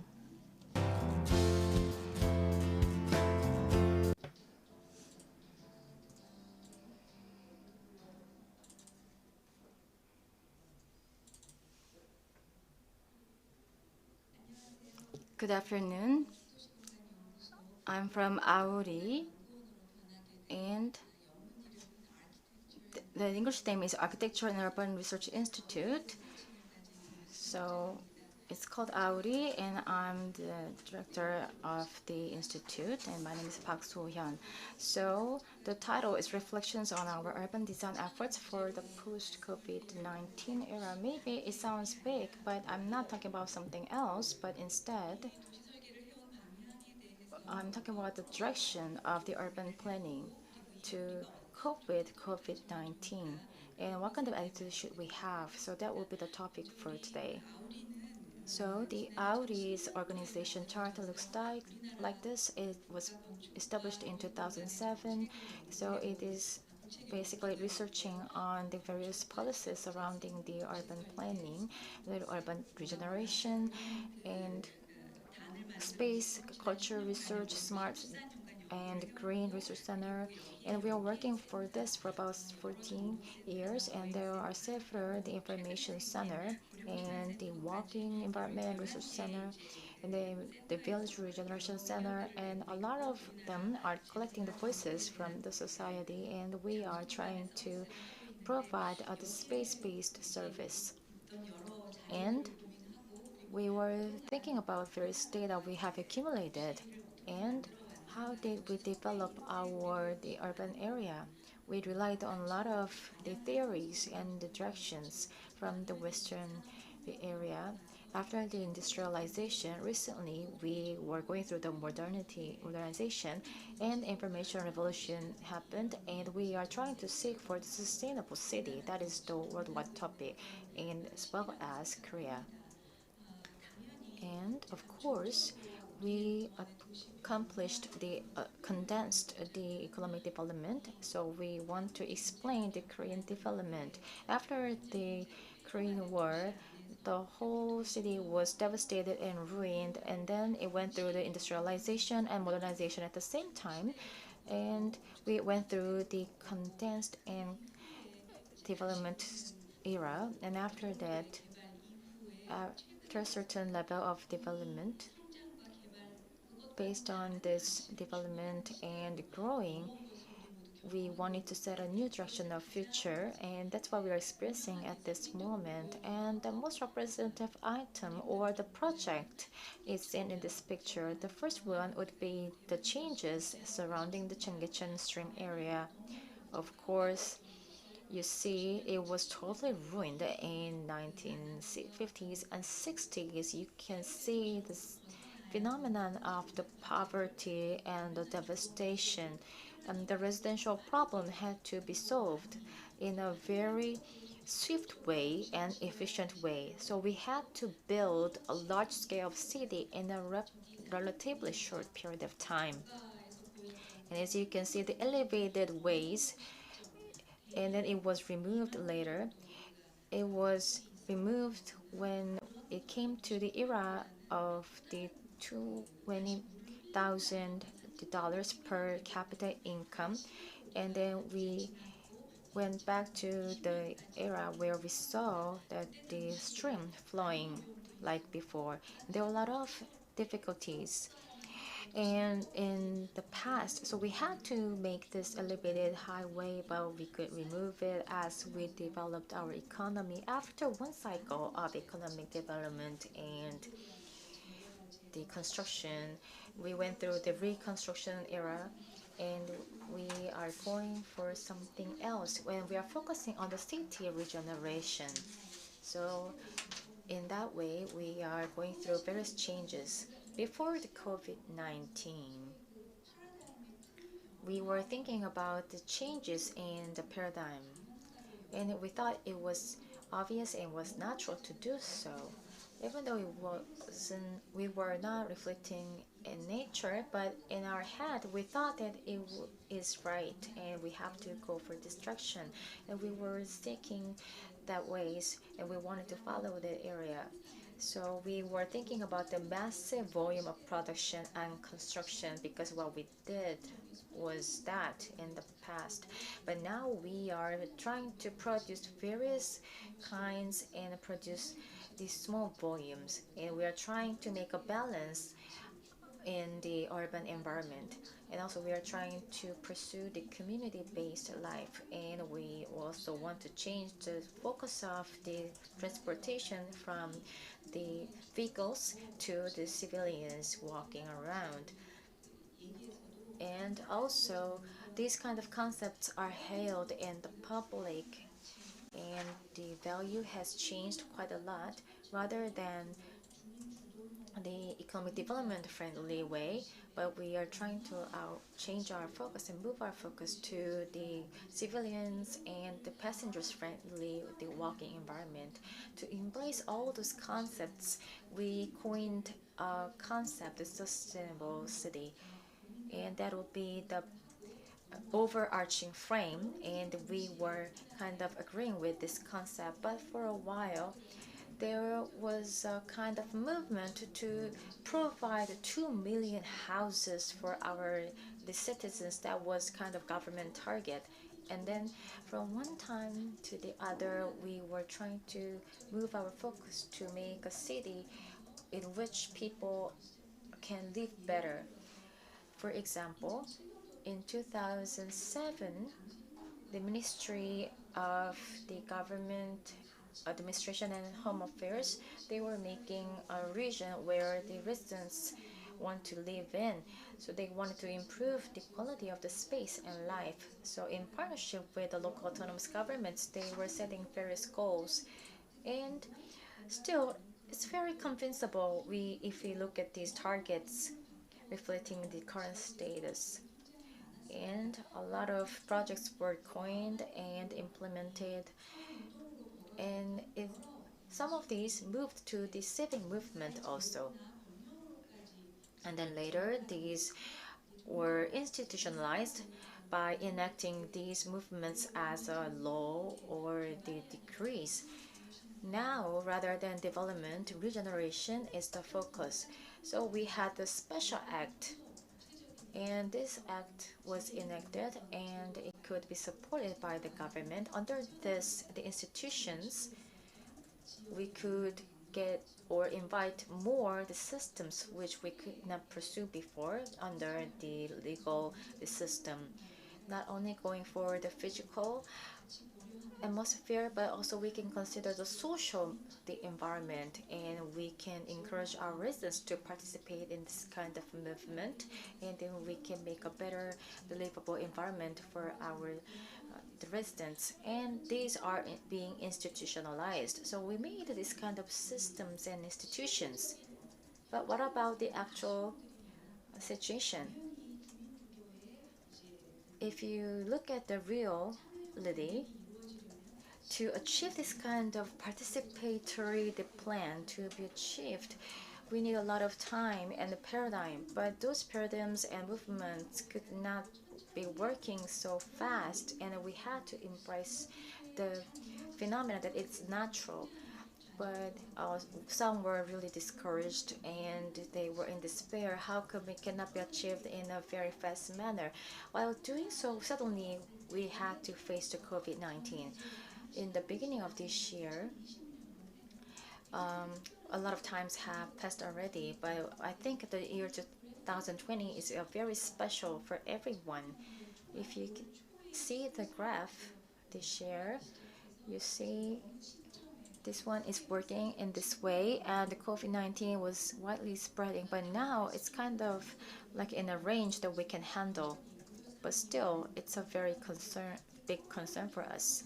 And after the COVID-19, what we could feel is that after this COVID-19 outbreak in European countries or the North American countries, we thought they were our references because we thought they were the advanced nations, but we just saw their poor management of the COVID-19, and a lot of people had to lose their lives, and there were too many people who were confirmed with the COVID-19.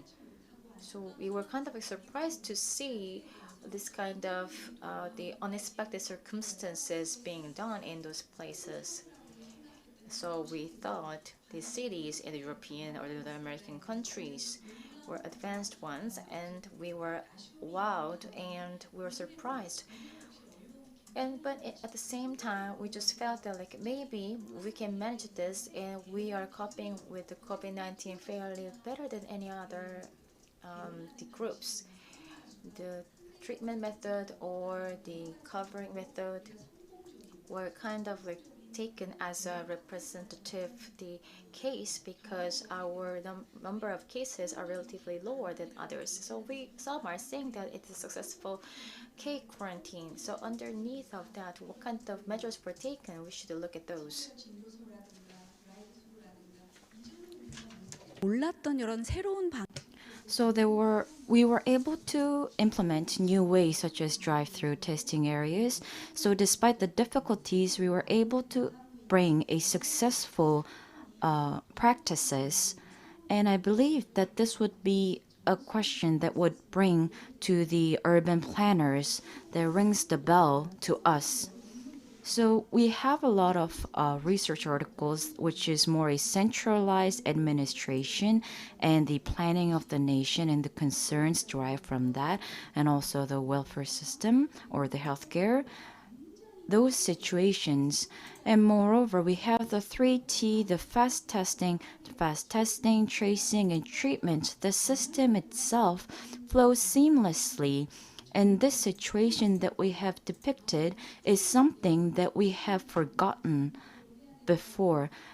This is something that it is critical that we should be able to bring the communities together to have the participation and to realize that we actually had ignored this because we were all focused on the centralization. However, we were able to see how we were able to cooperate and participate and partner with to realize this fast 3Ts. And this is something that we took it as an object that we need to overcome with the fast 3Ts. However, this is one of the strong advantages that we have of the work that we are doing. I believe that this is based on the abstract development that we had seen through the past. This is not something that we can change just overnight.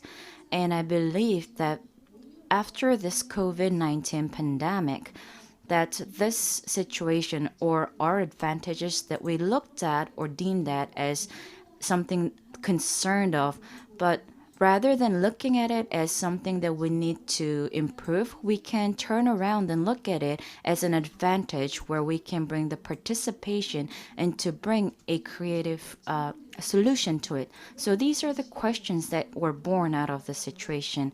Also in the situation, there are various answers that we also need to bring. We need to bring the local and the regional communities to participate. There are also some ironic paradoxical elements that exists, and also these are topped with the concerns that we need to think about. We have contests or draft the budgets and to actually implement this and to evaluate it. The structure, the speed that is formed here is based on the method that we take is being very slow and having led by the citizens and to wait for the participation of the citizens. These elements that kind of conflict with each other, we need to think about how we can overcome these. This is something new that we can look at after the COVID-19 situation. So we actually asked for the condition or as a condition of the citizens' participation is a precondition. I believe this is something that we can rethink about the reality, to have the participation of the citizens and the communities and the experts.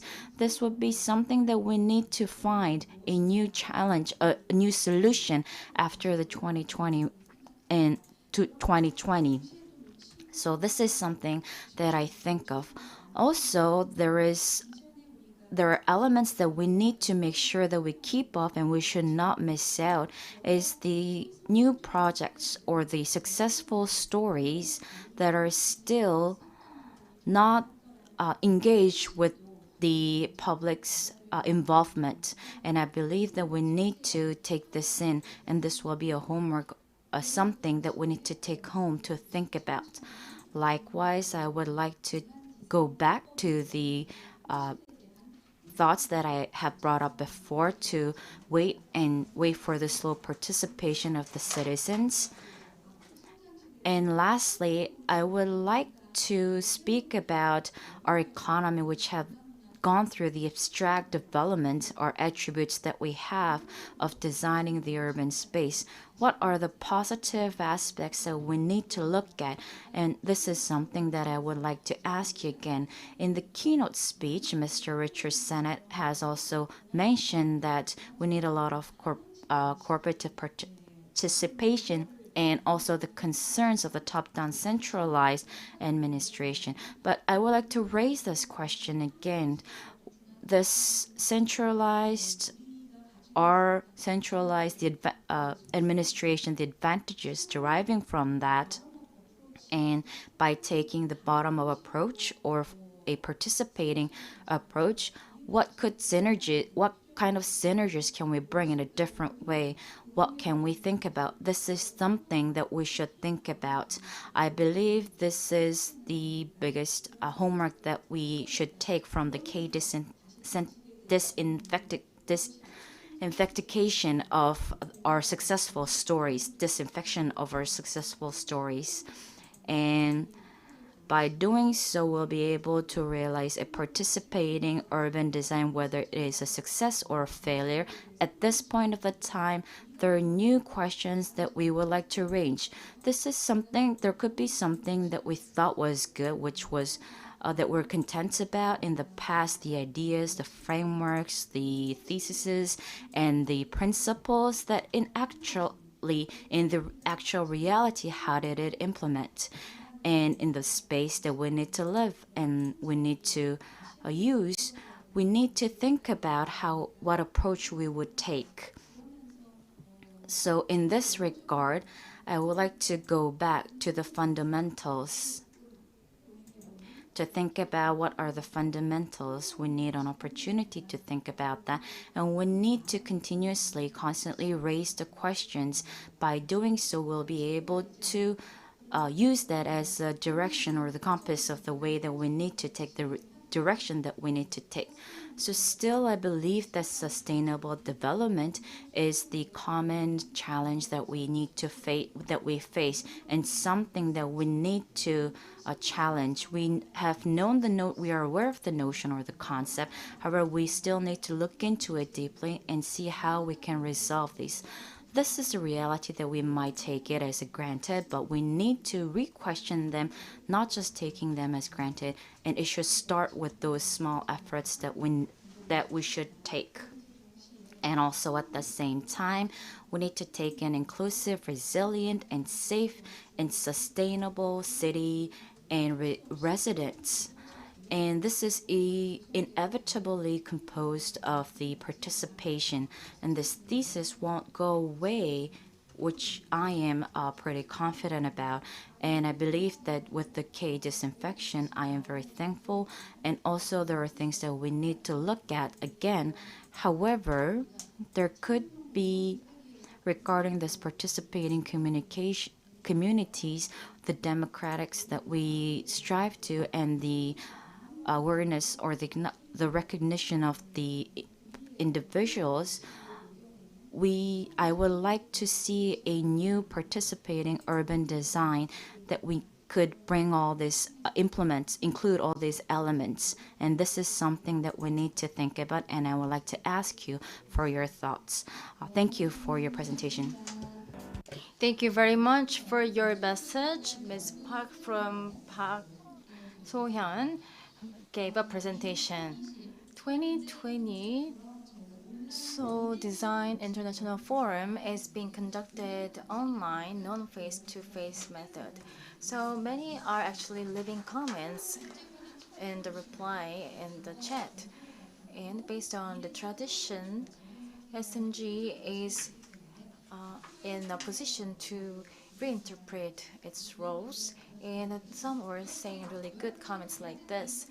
Thank you very much for leaving these messages, and your active participation is being appreciated. I think this kind of the participatory, the urban planning, the method that Ms. Park talked about. And then moving on, let's start the next presentation. The post-COVID-19 opportunities transformation for city design. The Royal Art College will give a presentation by Jeremy.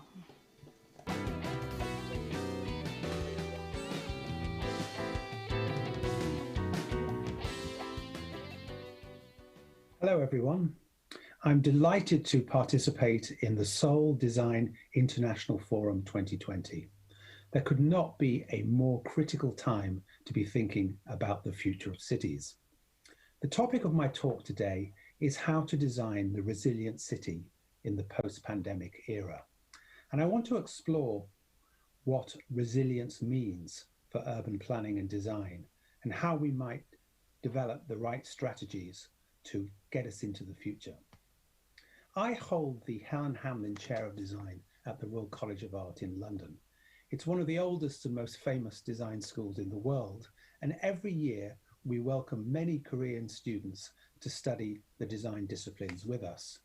We teach and research all the design subjects, architecture to intelligent mobility, fashion and textiles to communication and product design. And as a postgraduate creative community, we're very interested and focused on the future of cities. And my role as academic lead and chair of the Healthy City Design International Congress, which takes place every year in London, has been part of that focus. The Congress started in 2017 with the aim of bringing urban designers and public health professionals together to make our cities healthier for citizens.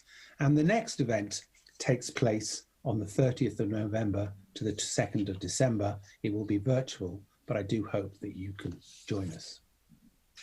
Now, we know that our cities shape the health outcomes for their citizens in all kinds of ways. And we know too that urban planners and designers ignore or override wider health considerations at their own risk, because they turn cities into unhealthy places and put additional pressure on health services to cope. And this has been the case throughout history. Shown here is the famous cholera map of Soho in London of Dr. John Snow, who used graphic design techniques analyzing exactly where water pumps were and where fatalities were. He charted them on a map, and he realized in a great medical breakthrough that cholera was not born on the air, but was carried through water. And by switching off the water pumps in Soho, he managed to stop the great cholera outbreak in Victorian London. And we know that the relationship between public health and architecture and design is a very real one. Cities cleared slums and opened up public spaces in response to the bubonic plague. They widened boulevards and added indoor plumbing due to yellow fever and cholera. Green spaces such as Central Park in New York were planned as a direct response to public health concerns. And this visual shows a proposal by a design firm for socially distanced public space. And it's not altogether tongue-in-cheek, because today we have to learn to live with new realities. We've got to adapt and flex in terms of our design approach. Which brings me to the subject of resilience.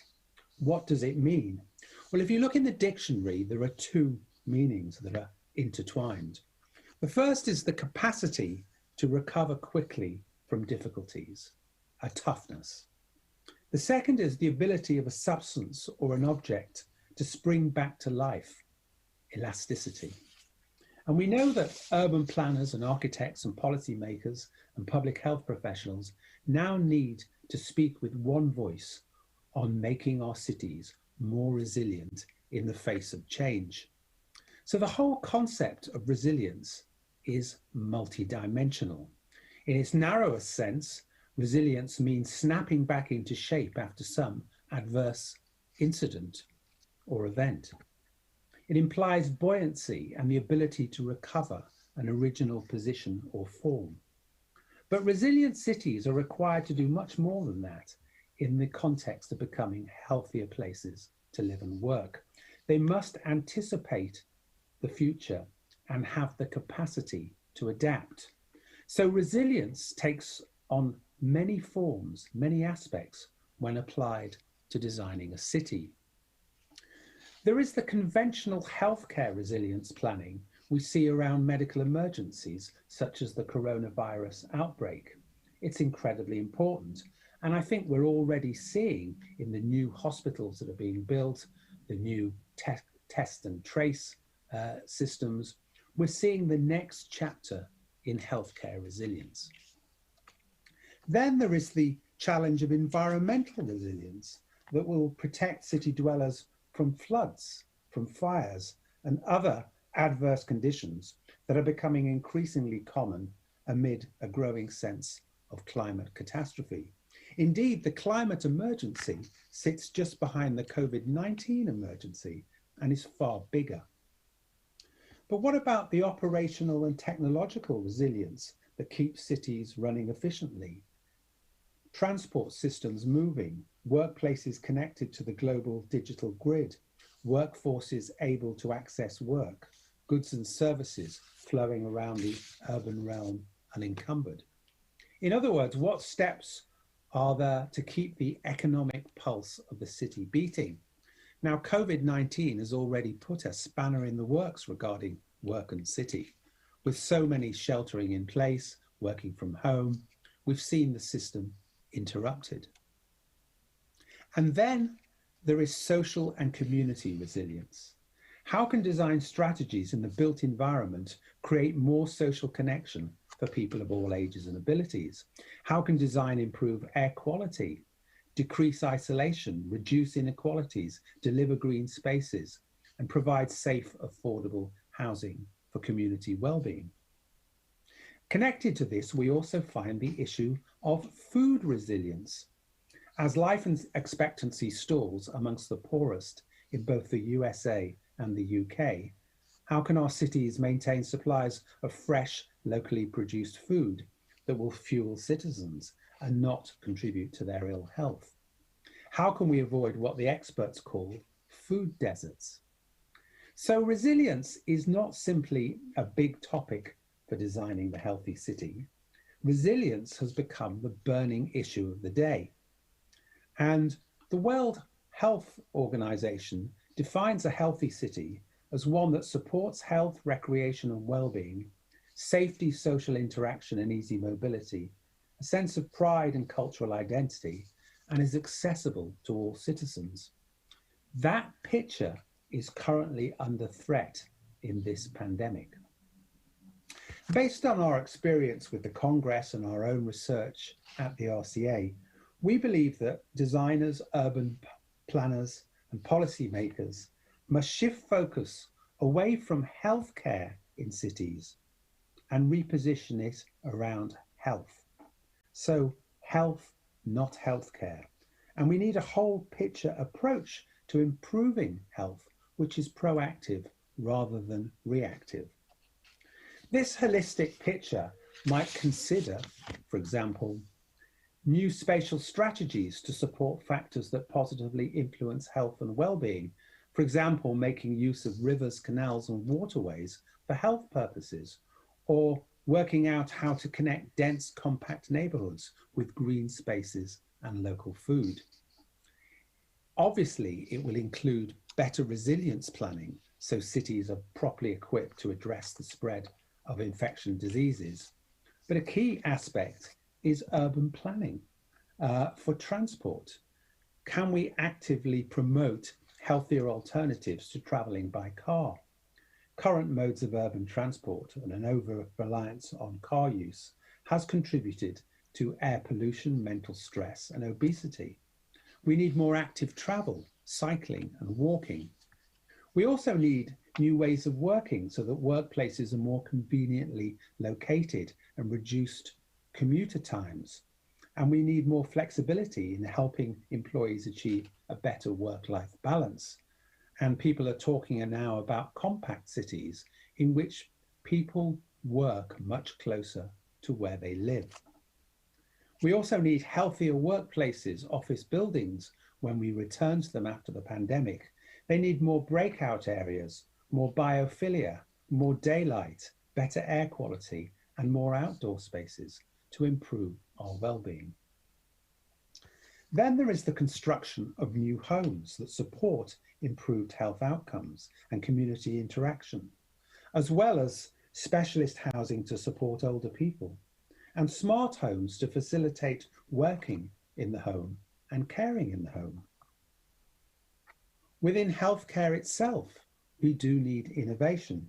We need to embrace new technologies that support remote monitoring, as well as other medical interventions. We need more modular and flexible medical architecture so that pop-up medical facilities can respond to local need. Shown here is my own research centre's redesign of the London emergency ambulance using digital techniques, real-time information coming into a much better treatment space, sterile space within the ambulance. And of course, we're going to need better use of data and predictive analytics to make cities more resilient. And other speakers I know will have spoken about the smart city. Shown here is another of our projects, the Great British Public Toilet Map, which uses open data from local councils to create a national map of publicly accessible toilets. Very important for many different segments of the population.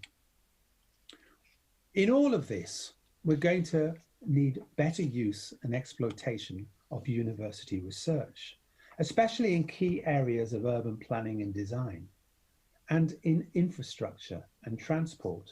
We need to look at the future of electric and autonomous vehicles, and the Royal College of Art has done a lot of work in this area, exploring how autonomous vehicles can support new patterns of work and community living. In 2016, a special edition of Nature set out this agenda for health, not just healthcare, a real integrated, holistic approach. And over the past 4 years, many cities around the world have taken various design measures to bring this agenda to the fore, especially greening urban spaces and curbing the car from entering urban centres. And we're going to need this whole city approach, as there will be continuing challenges along the way as cities become more dense and diverse, creating greater strain on water, energy, and material consumption. And policymakers and planners will have to pay closer attention than ever to the links between health inequality and social inequality.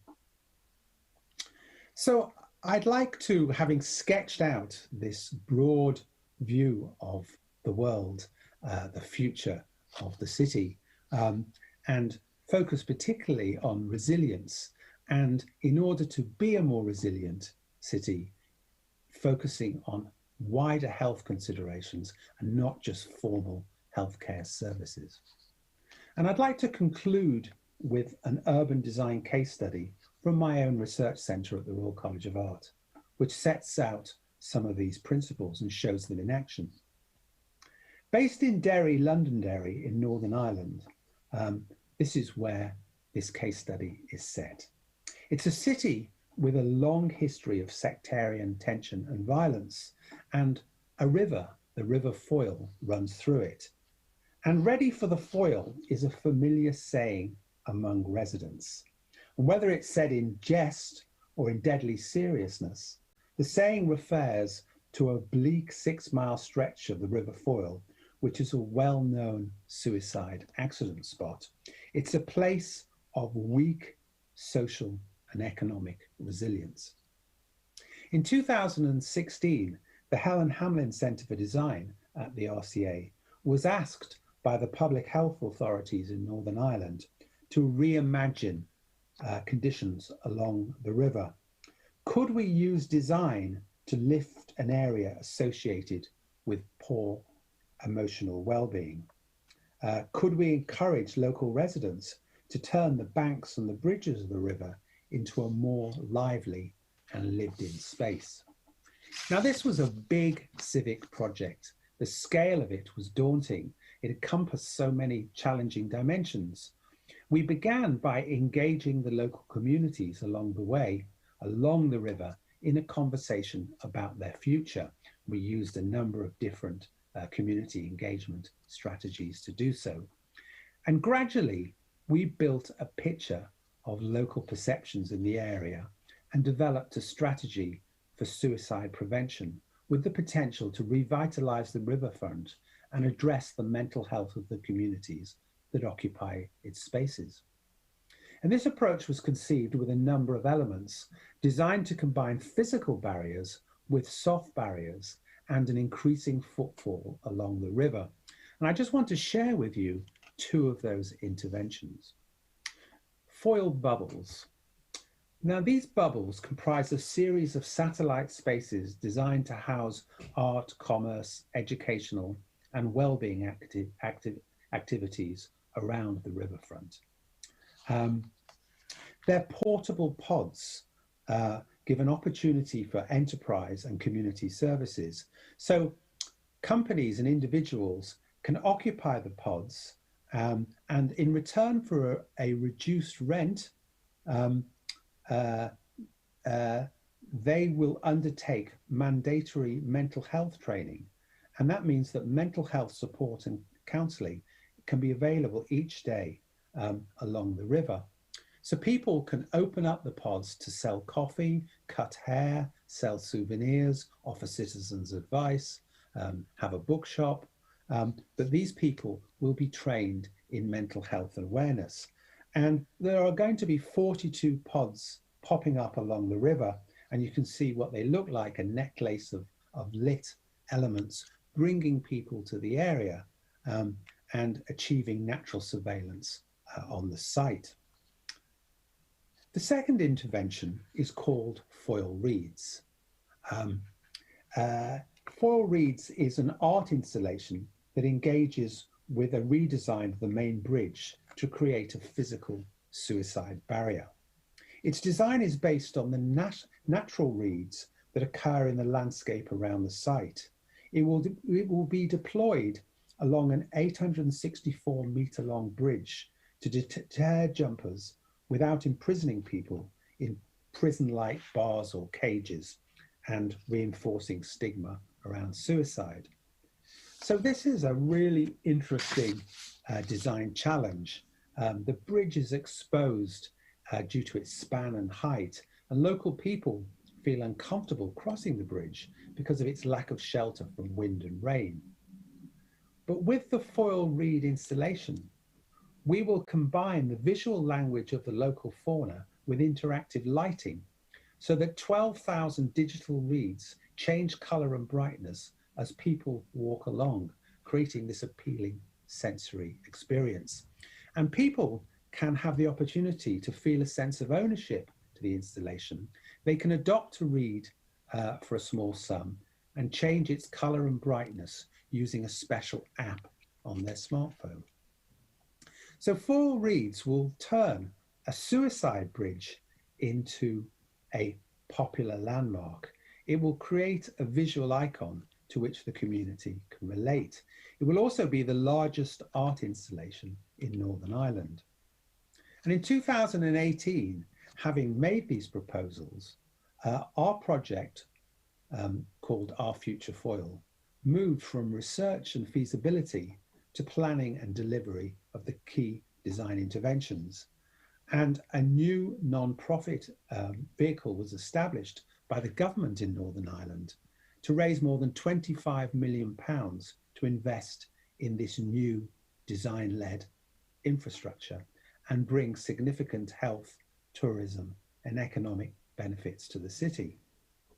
And I think in sharing this with you in Seoul, I think this work demonstrates the power of design to intervene in cities in a creative and constructive way as part of a holistic strategy to make the city more resilient, to encompass commerce, enterprise, mental health, community engagement, well-being, an overarching spirit that is proactively about the health of the community and not simply about providing formal healthcare services.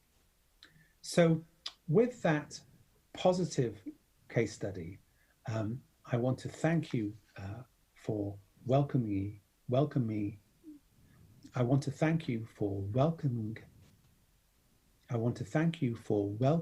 me into the community and sharing my ideas and thoughts with you today at this Congress. And I wish you well with the rest of your event. Thank you very much.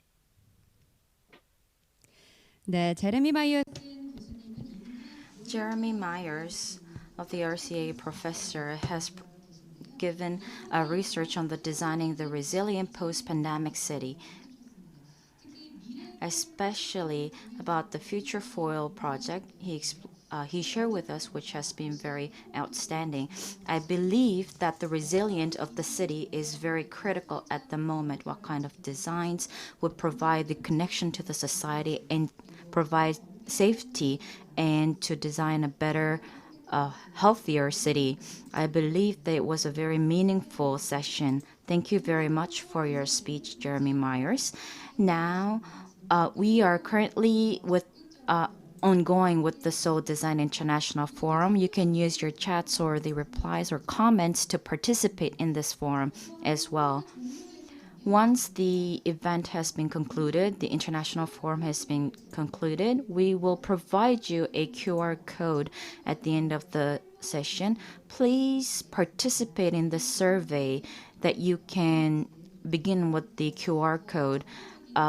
We would appreciate your opinion and taking your advices on how we can improve these kind of events in the future.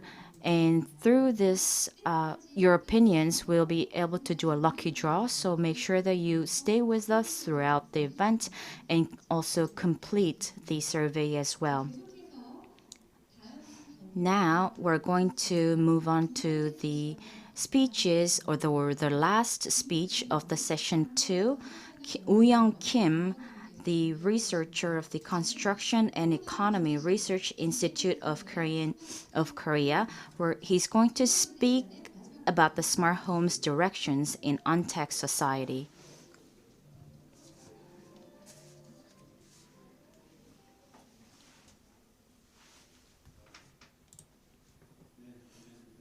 Good afternoon, ladies and gentlemen. I'm currently working at the Construction and Economy Research Institute of Korea. We've been talking about a lot of cities, and the subject that was given to me was regarding homes, the residents. We often see the buzzword, the smart homes, especially in this COVID-19 situation. We have seen the non-face-to-face situations and the approach that the smart home should take. The homes that we live in is a place where we live with the family and with the neighbors, and also within the homes, the environment that consists of it. We have the light, the air, or the temperature, the humidity, or the dust, various kinds. We also face the fine dust challenges. There are environmental issues likewise. And because home is a residence, it has the issue of the capital or also the security and the maintenance related issues as well. Also within the home, while people live in that residence, there are issues that we can face. There could be health related issues, or because home is a resting place, we can look into the leisures or the recreational factors of that. Especially nowadays, there's education on home base. Therefore, this is also rising issue. We have also communication and the cooking as well. So these kind of various activities are ongoing at homes. We say post-COVID, after the coronavirus has broke out, that our lives are changing rapidly, dramatically. In the research that I do and in this institute that I work, during a certain period of the time after the COVID outbreak, I had to stay home and work from home. And while I stayed home, I was able to run into various activities that I didn't do before. Likewise, you can see that we have food delivery, and because we cannot work out outside, we need to work out at home. Also, we cannot go to shopping centers like the department stores and the shopping centers, so we do our shoppings online. Also, we do non-face-to-face education at home as well. Especially, there are various videos that we can enjoy online. So those kind of requirements were born out of the COVID-19. So that is why it naturally led to the smart home subject. Basically, when you say smart home, it is referred to an automation of the home. So for instance, at home, the light or the temperature or the humidity or the environmental factors can be adjusted automatically. So those kind of home featured or functional homes that we refer to them as smart homes. There's also the security side of it as well. So while we stay at home, the residence that we reside in, it is connected with the information technologies that we refer to and define it as smart homes. However, this is also changing, or I think that this content should also change as well. We will now look at the basics of it. So the concept of the smart home requires senses. So however, how the homes are changing, we need to have senses. So we'll be able to identify the changes and also the family members or those who reside in the home, they can cook. So we need various sensors to operate. So with those sensors that it collects, the data that it collects, it needs to be processed. And those that are necessary should be linked to the activities or the functions within or the implemented at home. And it should be processed and linked to connected to the equipment at home. So it also requires a control processor. So this control processor that I referred to previously was used by the users to give orders to be processed.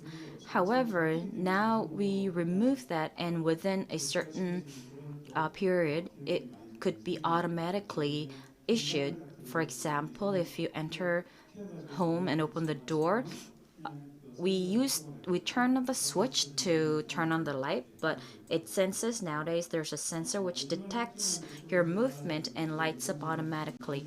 We also refer to AI, the intelligence, that it will be able to identify or recognize the situation to process. So there are various kinds of data or the process, the control process that provides the orders, and it also needs a delivery channel as well. This is referred to the network. So using this network, it includes Bluetooth, Wi-Fi, wireless, this in a very near adjacent areas, or we also have like for mobile communication, LTE, or the broadband methods as well. So these kinds of ITs can be applied according to the situation, according to the relevant situations. Also, recently we are seeing the introduction of a lot of smart home furnitures. We have AI speakers. Also, we have a robot vacuum cleaners, and also there are equipments that manages the temperature and the humidity as well. Also, the refrigerator, which also provides the data on the food that is stored in the refrigerator. So once we make it into a smartphone, there needs an interface between people or the house or the equipments, because the way that what the people speak of, it needs to be connected to the equipments or the homes, and this we refer to it as an interface. For instance, it can use sound. So if a person speaks, for example, we have the AI speaker that it will react to the speakers to the spoken voice. Also, we have the video that it will recognize the video image and to process it. So these are some of the functions.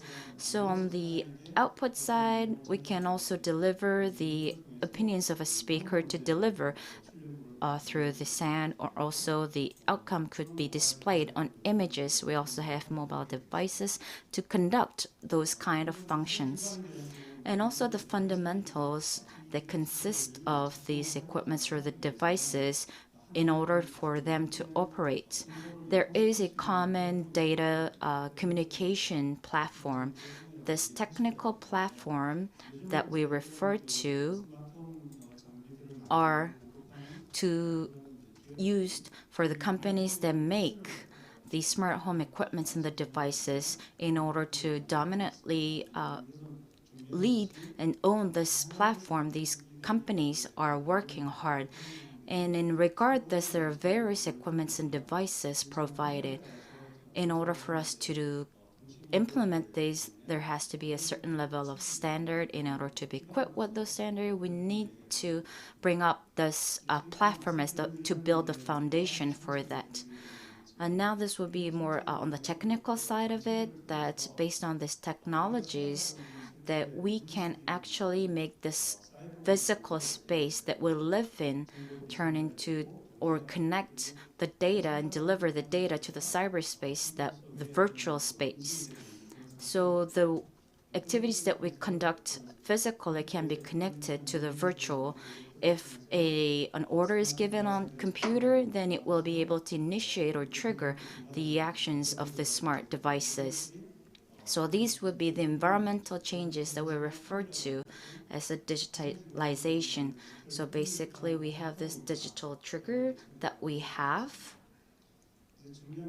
And now what is important is that this kind of smart home discussions have not been does not have a short history. Actually, starting from the 1990s, that we have brought up or has been mentioned at that time, at that point of the time. So there were signs and the triggers of the smart homes. And if it had happened appropriately, then I believe that we would be able to see and live among various smart home facilities. However, that is not the reality at the moment. What I believe, or what our researchers think of, is that by developing this AI based on the residents' adaptiveness or the characteristics, we might have missed that out, and there were some limitations on the technology, and there are various IT equipments that are installed at homes, or the cost that has to be implemented in the housing would be the restrictive factors. However, now we don't refer to it as intelligent homes, but rather smart homes. It is because it also links to the in one way, smart city as well. So I come to think of, why do we refer to smart? Why do we use the word smart? We have digital, intelligence, ubiquitous, information, cyber. There are various kind of vocabularies that can be substituted. It would actually be more high-tech compared to smart. But why do we use smart? Because it just simply has brings more intelligence to it. Why do we use the vocabulary smart? It actually is used across all the products and the technologies that we see. We see that smart is linked to or referred to all the technologies that we see. So when I looked more deeply into that, we have the iPhones, the smartphones. I believe that is the beginning of that. I think the starting point was the iPhone. So why is iPhone? Why did it successfully? Why was it successful in the smarts? So what is the differentiating factor of iPhone compared to the other mobile phones? I think it is the App Store. Many people think that App Store is the successful factor of the success of iPhones. So this App Store brings about 5 billion US dollars to the Apple company. So I believe it's about 56 trillion Korean won. So this is one of the largest sales volume. How did it make it possible? So using this app store, the app developers provided very fancy various apps. And with this, the users were able to select on the apps that were provided. So this app store was a platform to provide the apps, and also it was an ecosystem for the app developers. So we refer to it as the ecosystem, but it is based on the method that, or the notion that if you have to make it well, otherwise you won't be able to survive. So that is why many of the developers put a lot of efforts, and we were able to create this environment or the space where it creates infinite competition. So by having this app store, iPhone was able to succeed, and because of that, it is linked to the smartphones, and now the vocabulary itself links to the success. That is why we're using to smart home, smart city, and various words coined with smart. 고려해볼 수 있는 것이 뭐냐? So from here, what we can consider is the expansion of the value chain. So normally when we say the value chain, on the left side, you see a design or making a frame to produce these kind of products, and you get the machineries and you produce these goods and sell them. That is the pipeline industry that we typically know. Through this pipeline industry, we sell the product to create the final value. But recently, we are not staying in that stage, but we are thinking about the original purpose, why consumers are buying the running shoes. Why are they buying them? By buying those, they are seeking for health and they want to do some fun activities. That would be the purpose of buying running shoes. Then, by purchasing them, they can have various experiences. So these days, the new business is creating the kind of experimental chance before purchasing these goods. So that'll be the expansion of value chain. I just mentioned about iPhone. So iPhone is not only making and selling those, and that's the end of it, but afterwards they are working more, and they are making a new ecosystem by encouraging the making new apps, and it's called the platform business. And platform business is another area of the value chain expansion. So smartphone in basic has reflected a lot of technologies, and it has a condensed version of technologies for smartphone developed in the past, but there were numerous models of smartphones, but there was no app store. But app store was launched and created to make a new ecosystem which can be used in the iPhone only, and we made a new ecosystem, and I could redesign my phone so that I can kind of like customize my cell phone according to my needs. That is why the Apple wanted to pursue the business to create this kind of value chain. Let's compare this to a house. I mentioned about smart home. So to run this business, internationally, the smart home concept was kind of intelligent home, but it had a limit in the past. So I was just kind of worried that maybe smart home pattern would follow the same path like the intelligent home service. But the starting point is kind of smartphone. And if we look at it in that way, normally the construction or engineering companies are providing this kind of houses and apartment complexes, and then we move into those new complexes. So if you are a purchaser of smartphone, like I said before, there are a lot of activities and services you can enjoy using your cell phones. So what are those?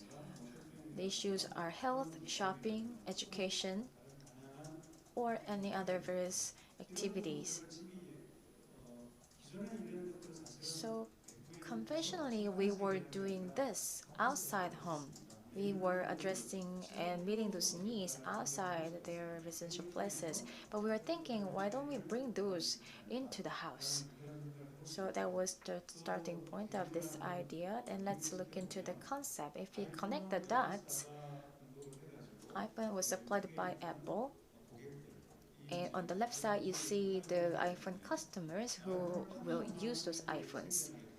So the number of purchasers are the actual users of Apple iPhone. And also on the right side, there are a lot of app developers who are selling their items in the App Store.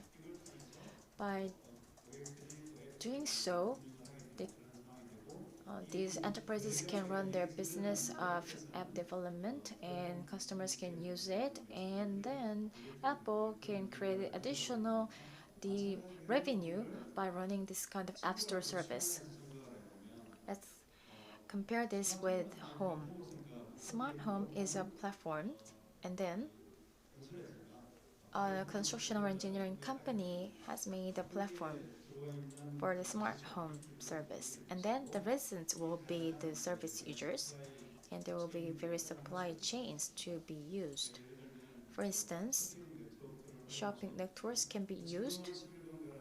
Nowadays, the 11th Street, the Kupangji Market, the online shopping channels are running their own business. But similarly, maybe the smart home, the shopping channels can be run. Also, online education is another big part, so we can use these. Likewise, in relation to medical needs or the health care needs, there will be new services, kind of online healthcare provision service, such as home training service or the diet or making your bodies more fit. So these kind of the services can be provided. One construction and engineering company cannot make this the platform only because once one company does make this, and then others will follow all those paths.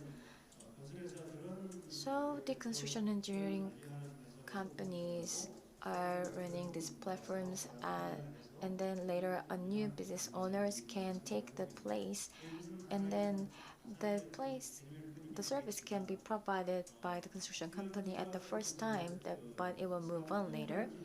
So based on smart home platform, there can be new businesses, and by using this, maybe smart home services can be used proactively, and in this non-face-to-face society, all those needs can be met using this new platform of smart home. So if you look at the slide, you see the refrigerator, and then it identifies the changes in the produce or the food or the ingredients. You have these in the fridge, and maybe you wanna buy this. It's out of your place, and then some of these items can be notified to the consumers, but you have to buy them anyway yourself. So we will find new ways and think about the promotion measures. How can we develop this area of business? And already there are a lot of smart home appliances. Like I said, AI speaker or security related CCTV or the door lock services or the humidity and temperature the controlling devices or the robot the cleaning devices. So all of these things are types of the smart home appliances. So they are connected to this kind of smartphone and they can provide convenience to the users. It's not related to the users outside, but it can be just used as is at home. So if we separate these two concepts, for instance,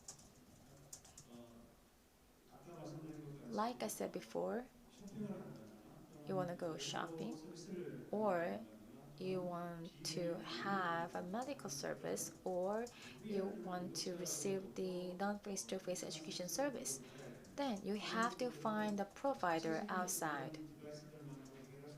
So even though you have a device in your hands, you cannot just enjoy it right away. So your device should be connected to the provider outside your home. So that will be the demand and supply system, and they can be distinguished from the smart home services. So we say these are the daily lives services. So these two can be separated. So usually when we say smart home, it's a combination of a house and ICT. It's not a wrong definition because actually it is happening at our houses, but the problem is that that is the very basic the prerequisite. Actually how it works, how it would be provided sustainably, or if you want to avoid following the intelligent home service path, then we have to establish an environment where the true home service could be utilized. To do that, we have to think about measures. In the COVID-19 era,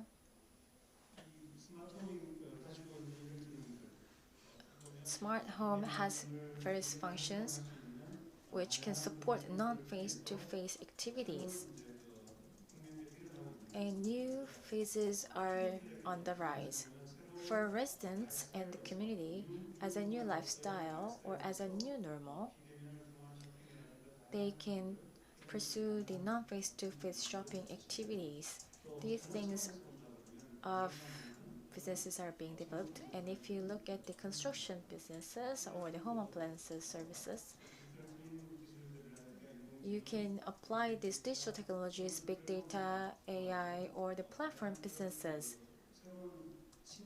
So by doing so, you can create a new area of business. So it's a paradigm shift in terms of smart home services. In this fourth industrial revolution era, the smart home can be the very function which can be well used to cope with COVID-19. So that will be one measure or the solution. So we can think of smart home as the measure for the COVID-19 tackling. Thank you very much for your presentation. In the non-face-to-face era, smart home, how can we use it? That was the topic. Because we cannot go outside because of the COVID-19 outbreak.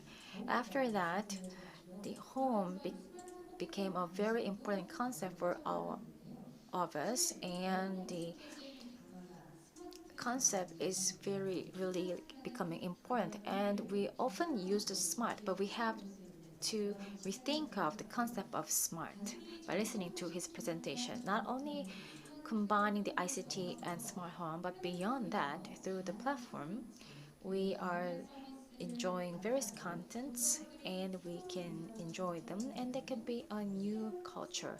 So it's a totally new smart home service. It was a very meaningful presentation. Let's move to the next presentation. And now the smart city will be the topic. So let's hear various stories from the smart city. Let's move and let's listen to the story. And let's move to the third session.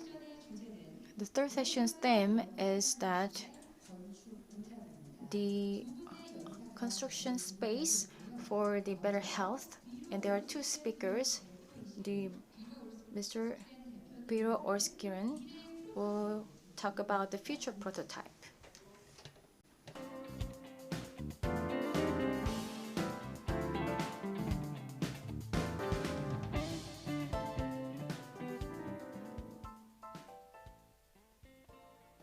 We live in unprecedented times.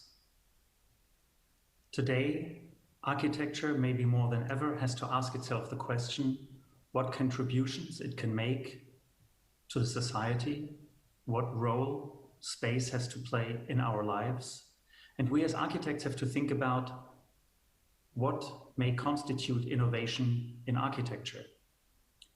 How do the spaces we create, how do the spaces we inhabit as human beings make a contribution to our lives? And how can they draw a picture into the future? How can they draw a picture of an environment that, despite all challenges, will be one that defines positive relationships and that exceeds the domains of environmental sustainability and really includes a vision of an inclusive social sustainability, environments in which we as human beings live together, cohabit, and how we terraform Earth as a place that we all want to be at, that constitutes our lives.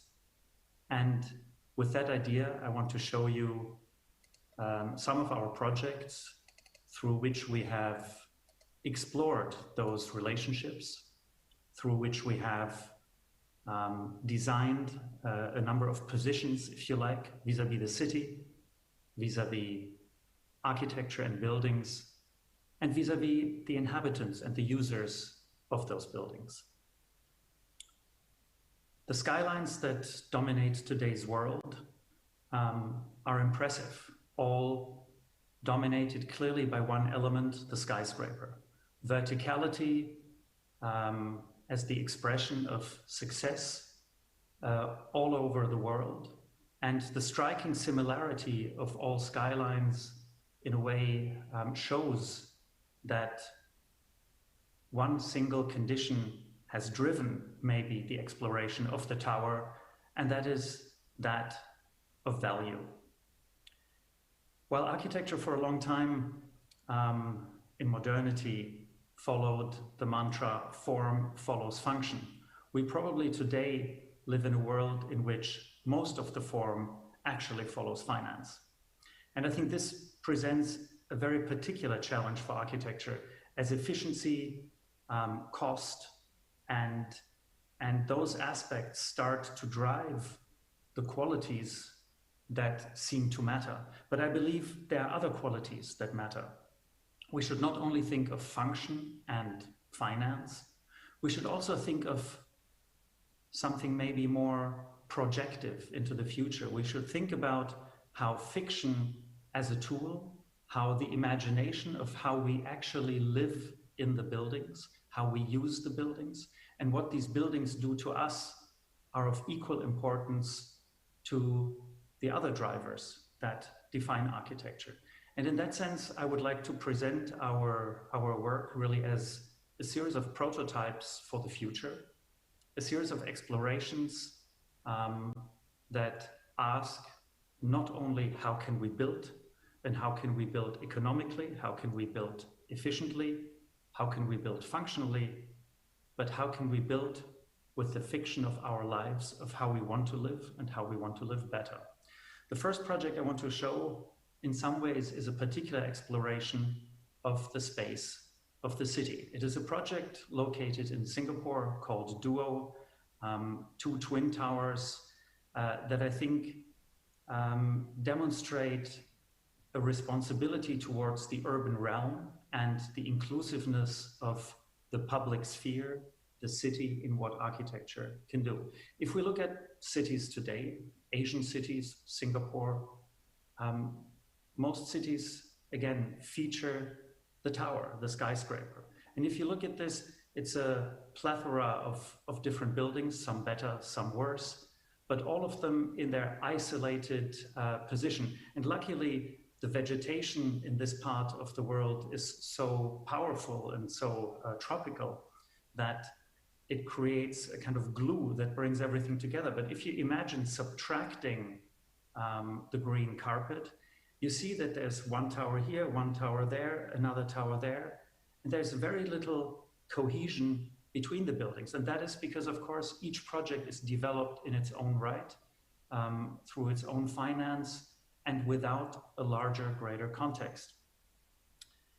So I wonder, instead of conceiving every tower just by itself, where does that leave us? And the site we were to design it, which is exactly in the location of the red question mark, between two buildings that clearly have nothing to do with each other. It was a piece of no man's land in between two towers that were put there almost at random, each one in their own architectural logic, but without any larger sense of urban space and coherence. The planning guidelines would have allowed us to build two massive volumes in between those towers. And I thought, if we simply inject that kind of volume and another set of towers that are entirely self-referential, that simply do not take into account the neighbors, but simply put another set of objects in the middle, as you can see in this image, not much really would have been better or would improve. On the contrary. So I wanted to look at these two buildable masses and say, can we not create a larger sense of togetherness, of how buildings and urban spaces relate to each other? So I started to carve away a series of urban spaces, of open space, of figures from my buildable volumes to create two towers that would not simply be objects in their own right, but that would incorporate the surrounding buildings in these precise circular figures. And you can see how suddenly the neighboring buildings form part of a sensical urban context where we include the neighbors in the circular urban spaces we create, and suddenly establish a context that is positive not only for our own development, but for the larger surroundings and for the city itself. You can see here also a thought about how winds and microclimates and environmental flows would be generated through these carved circular forms, but at the same time, how they establish a positive force field, if you like, across the site and with the neighboring buildings. The idea really was almost like going back to Palladio, the Italian architect, when he created Villa Rotonda. He created a square building, but he wanted a perfect circular space in the middle. So what did he do? He invented a wall that could change in thickness and that could mediate between the two, the pochette. So you see here in this image how stairs and functional elements were hidden in this wall to create perfect spaces. In some ways, our building translates this onto an urban scale and creates the building as a pochette that is no longer just object, but that is actually space maker to create those urban figures and establish overall urban context. You see those very expressive volumes at the same time, a kind of dance between two figures that establish a highly dynamic urban environment while they integrate their neighboring components. But most importantly, what we've created with this project is a civic nexus, an urban force field in which brings things together, which connects the surrounding developments, which allows people to traverse the site entirely, and which connects public transport with retail, with historic areas around to create a new center for the entire district where people can come together and to hand this back, if you like, to the public. The idea was to create this liquid landscape that flows through the site and really permits the public to cross the site. We were not fencing it off. We were not creating a gated community, but we're actually opening up the entire piece of land as a public space. And I think in that way, the project makes a critical contribution to the condition of public space in this part of Singapore. We lifted the traffic on a higher level, so you have all the drop-offs and internal site circulation lifted up so that the ground plane is entirely pedestrianized and open to people in public. And you see here this liquid texture of landscape and hardscape as it flows through the site and really allows for a complete sense of permeability of this project. And here in reality, these are the photographs of drones where you see how this liquid landscape traverses, how a tropical landscape occupies all these spaces and how this circular central courtyard becomes a central square for the public activity and life in the district. The building dematerializes as it comes down to the ground and really allows for these totally fluid connections of the public space. But at the same time, both towers are very strong sculptures, are very strong carved volumes that really have an interplay between each other and with the urban context that I think so importantly establishes coherence and responsibility beyond the project itself for the wider whole of the district. The facade, very simple and yet very effective, a hexagon grid of sun shading that strongly expresses the curvature of the facade and the dynamic texture. And you can see how it, in a way, wraps around the various curves of the building to create this very expressive and clearly recognizable figure in Singapore's urban context. The next project I want to show is really about a building, about a tower, and the question of how a tower can change its status from being essentially this, a mute monolith. Most towers, if we look at them, we actually don't know clearly how big they are. We never know if there are people inside because they've become so large that they're almost scaleless. They're so large that the human activity inside the building has become completely divorced from the architecture. And they simply stand mute, silent in the cityscape. And I wanted to ask if we cannot change that, if we cannot find a way to open up the tower and reveal human activity inside the building and human scale and reconnect that human scale with the very large scale of skyscrapers. So I have eroded the tower in this pixelated ribbon, and the pixels are exactly the scale of human inhabitation. Each volume constitutes a space, a living room, a bedroom, spaces that people inhabit outside terraces that all of a sudden break down the scaleless enormity of a skyscraper and start to connect a sort of inner grain with the grain of the historic city around it. And this is a photograph of the finished building, and you see very nicely how the scale of the pixels and the scale of the city on the ground actually start to form a dialogue and start to form a connection, even though the tower is the tallest building in Bangkok, in Thailand's capital. And as you zoom in, you see this is not a purely formal gesture. It is actually, these pixels are spaces of inhabitation. They're terraces, they're living rooms, they're elements that the activity of people will animate, and their activity will be broadcast back to the city so that we no longer have a mute tower, but that we actually have a building that speaks of people and that reveals the life of people. And in that way, the building becomes a highly active component of the cityscape.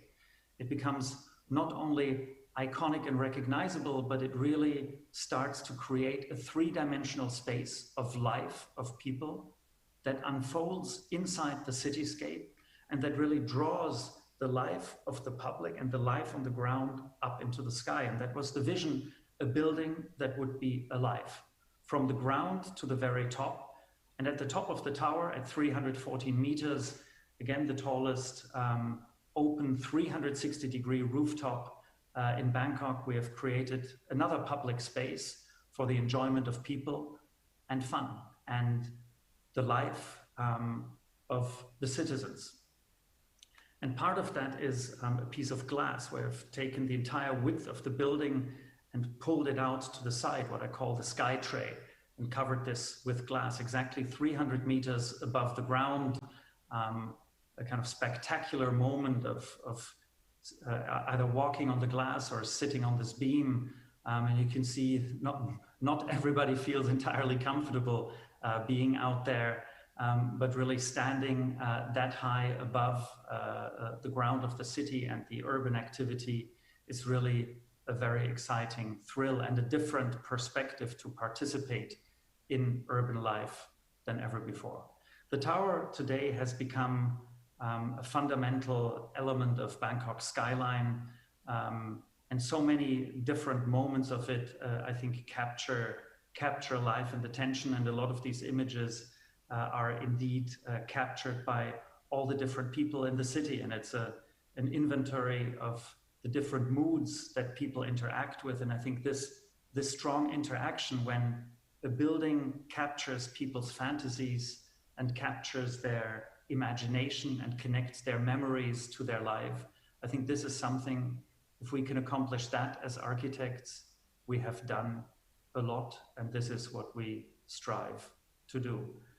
This image here, maybe in particular, I think is very beautiful, with the figures of the traditional Thai palace in the foreground, and the extremely futuristic figure of Mahana Khan in the background.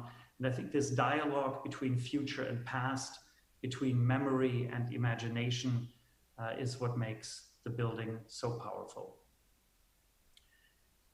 The third project is a project that has a different approach to identity, that takes nature as a point of departure, and the recognition of nature as maybe one of the most important elements or qualities that I believe we need to incorporate in the future of architecture, in our prototypes for how we want to live our life. It is a building located in Ho Chi Minh City in Vietnam, where they're building essentially an entire new city district across the river, something they call their own little Pudong of the future. And this will be the landmark tower and tallest structure in this new district.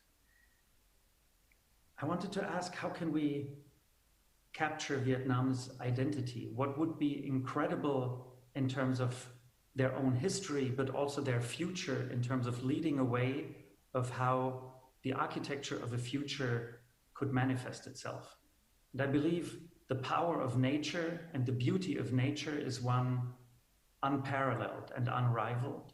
And if we can manage to fuse our architecture, to bring nature in a way back into a harmonious construct of where building and nature and natural habitat in a way fuse, this was the vision. It was the vision of mirroring part of the nature on the earth into the sky and pulling some of those incredible qualities that exist in the natural landscape into the heights of high-rise architecture.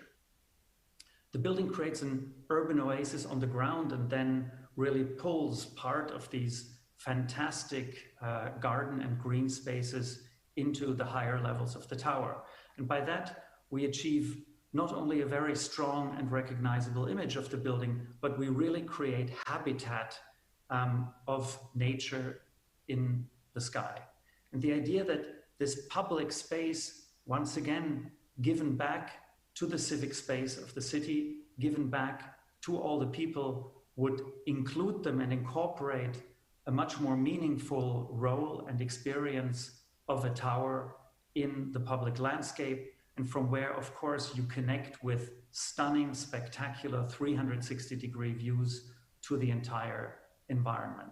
And the sculptural quality of these different levels that we've stacked and sort of that evolve almost like the terraced landscape up in the sky is really, I think, the most meaningful element of how we explore the fantasy of nature, a story of nature, and a story of human exploration of nature in the sky.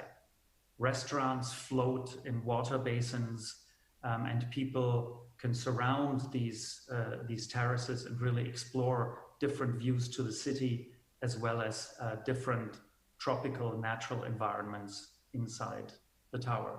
And of course, that doesn't only exist in the sky, but translates down to the ground, where a huge terraced and landscaped podium creates almost a hybrid between city and natural landscape, an urban oasis inhabitable by people, activated by restaurants, cafes, food and beverage, but of course also retail and many other commercial functions that in a way join in the celebration of nature as a core of our identity and a core quality of our lives. Finally, the last project I want to show, I want to jump to Shenzhen, because this is where we are, this is where the conference is hosted. And Shenzhen is a city that actually I know for a very long time. Almost 30 years ago, when I came to China for the first time, when I first set foot into China, it was here, it was in Shenzhen. Back then, Shenzhen was still a fishing village. It had just started to grow the city and urban metropolis that we see today, and it has now become one of the most interesting, I think, urban grounds of city and architectural development in the world. Really a fantastic story in only 40 years, how it moved, if you like, from east to west in continuously new segments and new chapters of its own life, and new chapters of the exploration of architecture and urbanism of the future. The project we have designed is located in the Super HQ Bay Area, and in a way, the corner piece of a new district of headquarters of high-rises and skyscrapers. But the project in itself is actually not a skyscraper. It is not vertical, yet it explores a lot of the qualities of the skyscraper, but in a way expands them and amplifies them in a horizontal expression of a building that will be the headquarters for one of China's most successful tech companies, ZTE. And of course, we were asking ourselves, what is the future of a headquarters? What is the future of a headquarters when it is not a tower? And what is the future of workspace? And what does it have to offer to people and to the flexibility of what a company, how a company wants to develop its working culture, its corporate culture, how it wants to express those qualities to the public and to the outside, but also how does it want to translate those qualities to the inside of a building, the inner makings, and the identity of its staff and its company. One of the really special features of this project is its scale, not in total square meters, but the scale of each floor plate. Each floor plate is 1.5 times as large as a football field. There's hardly any building with, any office building with a floor plate as large as this.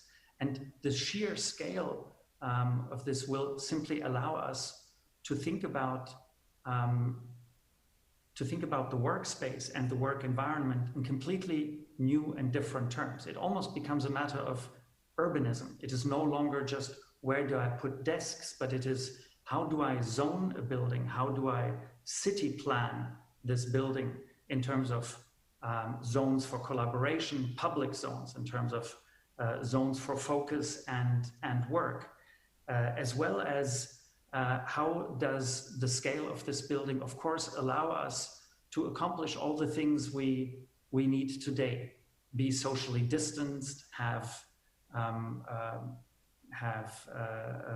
zones for hygiene, and allow people to work in an environment comfortably and positively.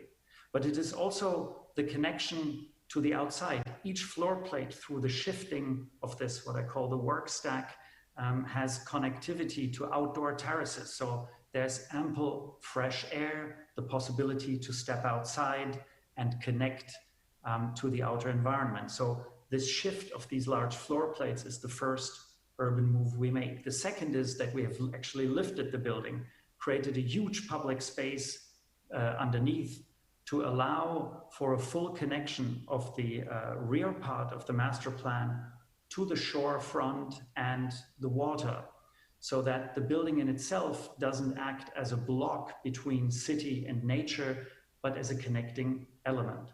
And finally, the building is traversed by this very sculptural, sinuous wave, a connective element that forms two key nodes, the entrance node of the headquarters on the ground and the ZTE club node at the top. But both are connected via a diagonal atrium. And this sinuous movement, of course, becomes not only highly recognizable, but also really, really attractive. It becomes spaces for the collaborators, for the public, where work, if you like, dissolves into a more communicative and socially integrated structure.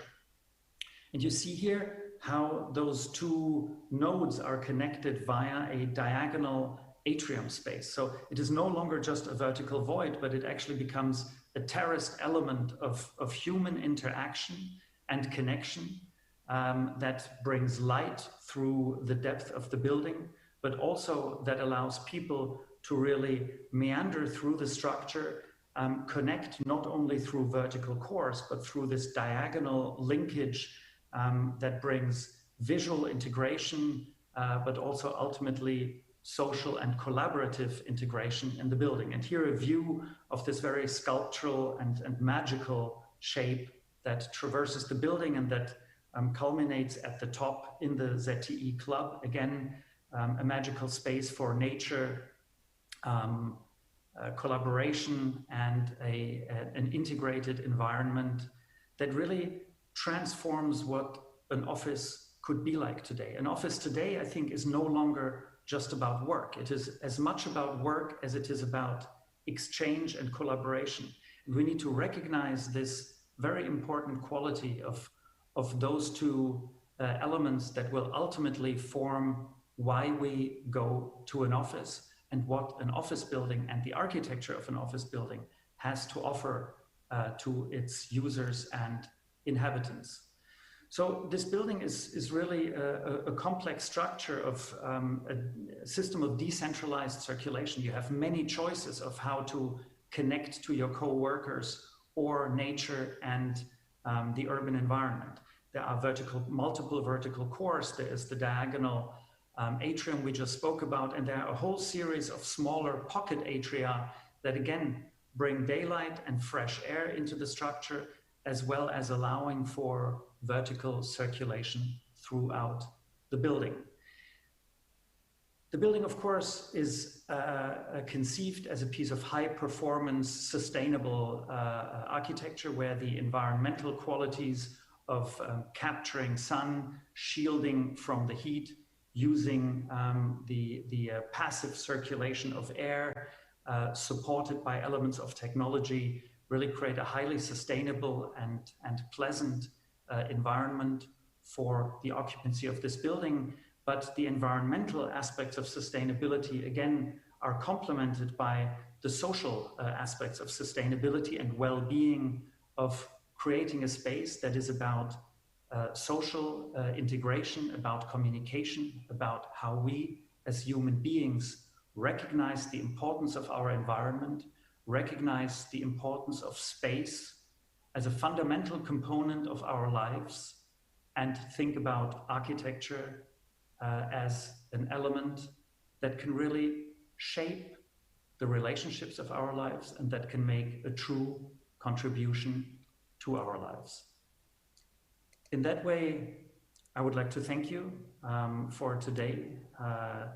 And I hope the 4 examples I showed you have given you an idea of how we can think beyond the typical confines of buildings, how we can engage people, users, either inside or the public on the outside, into a more imaginative world that is about the qualities of our lives and that is about the qualities of the architecture that defines so much of that. Thank you. 네, 발표 잘 들었습니다. 이 공간에 대한 인식 Thank you for your presentation. We are seeing the phase where we recognize the spaces in a different way. So we were able to listen to various speeches regarding this. We were able to see the buildings that were constructed or designed by Bureau, who we all want to visit, sharing his story and how the functions and the resources exceeding that the value it brings. He spoke about those. What I wanted to point out, or what I thought about was insightful, was the inclusiveness. It was about the future of the prototypes, and I believe that the presentation was able to bring a lot of insights to you as well. I believe that all the speeches or the lectures that were given throughout this international forum, they're all meaningful. I see this organically. I believe that there are these responses from you that you're having a very meaningful time with us during this Seoul Design International Forum. However, on this first day of this Seoul Design International Forum, we are now left with the last session of the 3 sessions. We have Yoo-Min Chu, professor from KDI School of Public Policy and Management, and he will talk about with the subject of towards building a sustainable city post-COVID-19.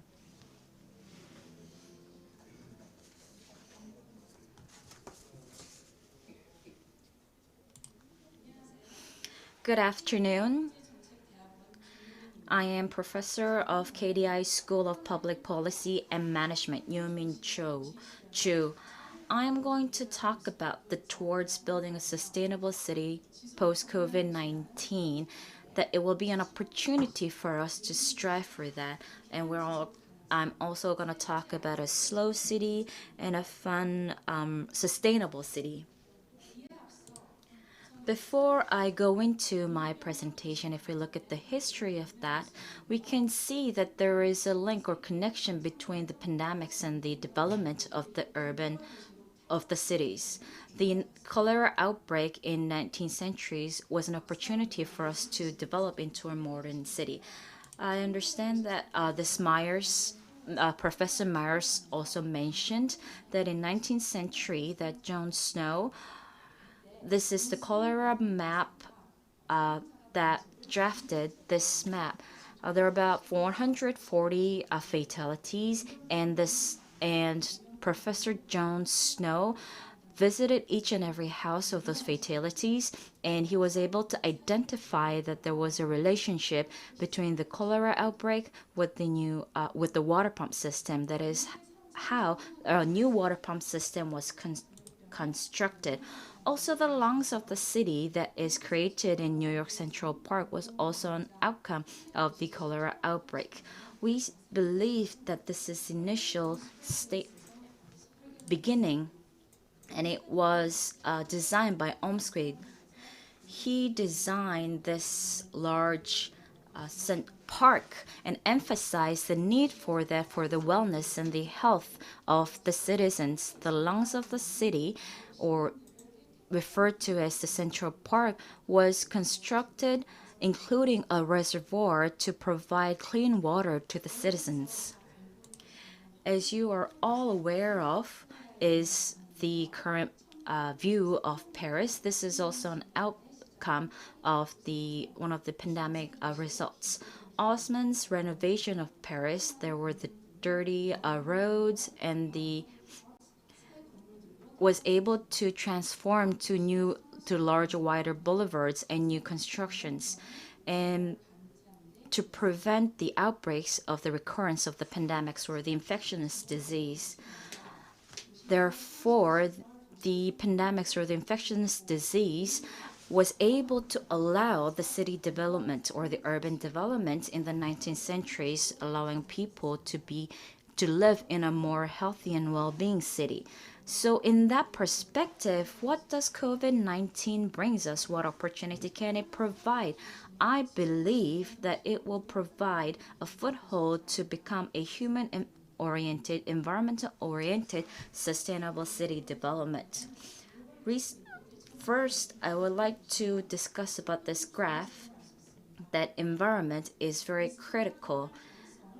We see the risk of the potential risks on the X factors and the results on the Y. You see that COVID-19, which refers to the infectious disease or the climate change, these risks are more highly likely to be outbreak and will have a greater impact or influence. You see that these green dots are related to environmental risks. So based on this the COVID-19 outbreak, I believe it will be a breakthrough for us to make a new urban design. In the same line, we also need to consider the environmental sustainability as well. Actually, sustainability has been mentioned for a long time in order to fulfill the future's necessities and also compromising the ability of future generations to meet their needs, which means that we preserve the resources which enables for the future generations to live. We talk about the sustainability, but it does not only include the environment, but also the society and the economy as well. We need to think about these three pillars regarding sustainability. People's living, which is the economic viability, and also which is linked to the happiness of people, is the social equality. These three factors should be regarded on the same level, which means that a sustainable city consists of three main pillars, which are environmental sustainability, social equity, and economic viability. So it has been commonly mentioned, but actually with this economic, we refer to London, Hong Kong, and Singapore, and Seoul. It also has enhanced or emphasized the strength of the global cities. In this atmosphere, that these global cities have become critical, and by doing so, they had the efforts to induce their highly talented resources to their cities. However, with the COVID-19 posing its impact across the globe, we see some difficulties. If we look at the cities of each nation, we have the foreign labor resources, or the vulnerables, or those who reside in the slums. We see an inequality in the city composition, and also there are cities which does not have various economic foundations, which are faced with challenges. On the other side, we see the clean sky, which gives an opportunity to think about how much air pollution or environmental pollution that we have posed. So this COVID-19, which is influencing the whole globe, is giving a break to the lifestyles that we have been living and what is important, giving us an opportunity to think about the policies that we did not conduct before and how we can implement these. We even SDG promoting UN, they speak about Build Back Better, which is building, constructing a better place, and also a C40 city climate leadership. They are looking for a environmental friendly and business as usual as a post-COVID recovery measures. So post-COVID-19 would be a paradigm shift, will be an opportunity to see a paradigm shift from an economic-oriented city. I believe that these three notions that have, or the three elements that have introduced, will be helpful to the policies that you will be able to implement. So this 15-minute is part of the C40 Climate Leadership Group, the city's climate leadership group.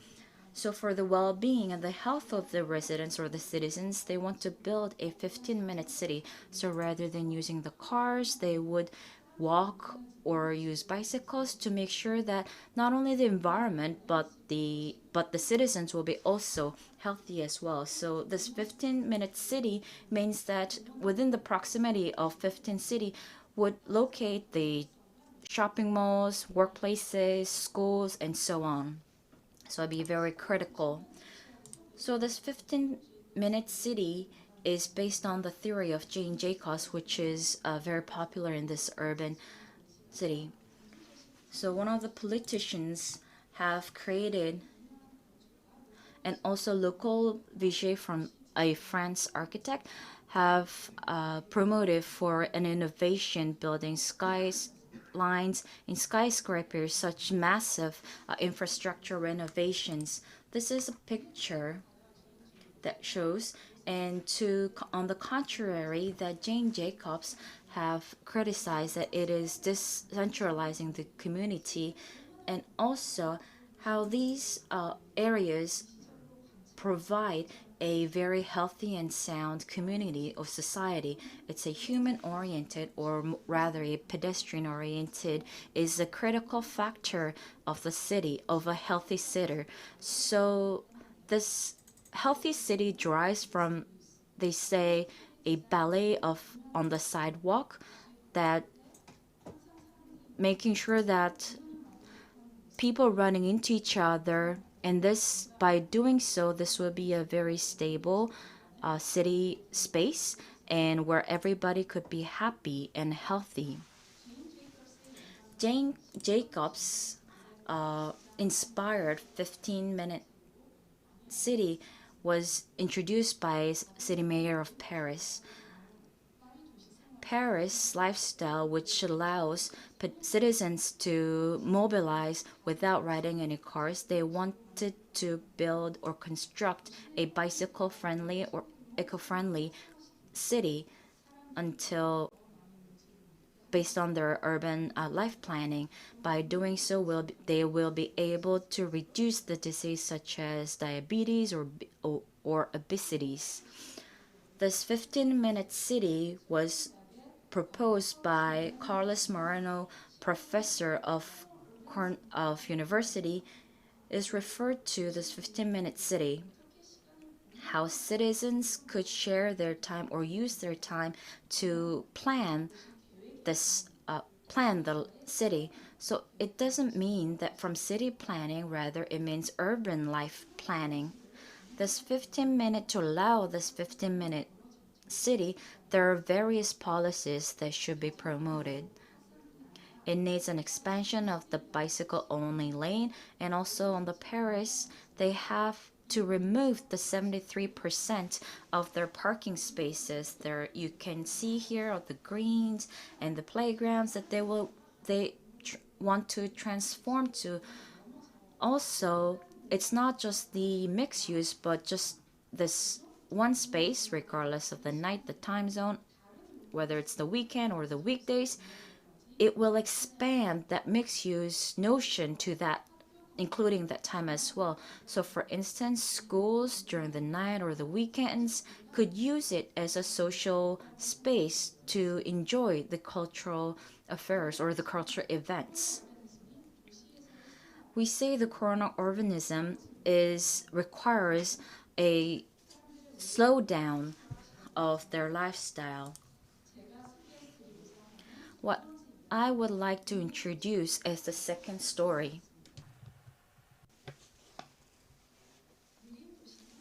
The slow city, or Città Slow, was initiated in Italy, an international movement, because the modern society is emphasizing the fast movement. So they thought that it was kind of a cure for this kind of poison. So they were seeking after this slowness, slow food and slow city.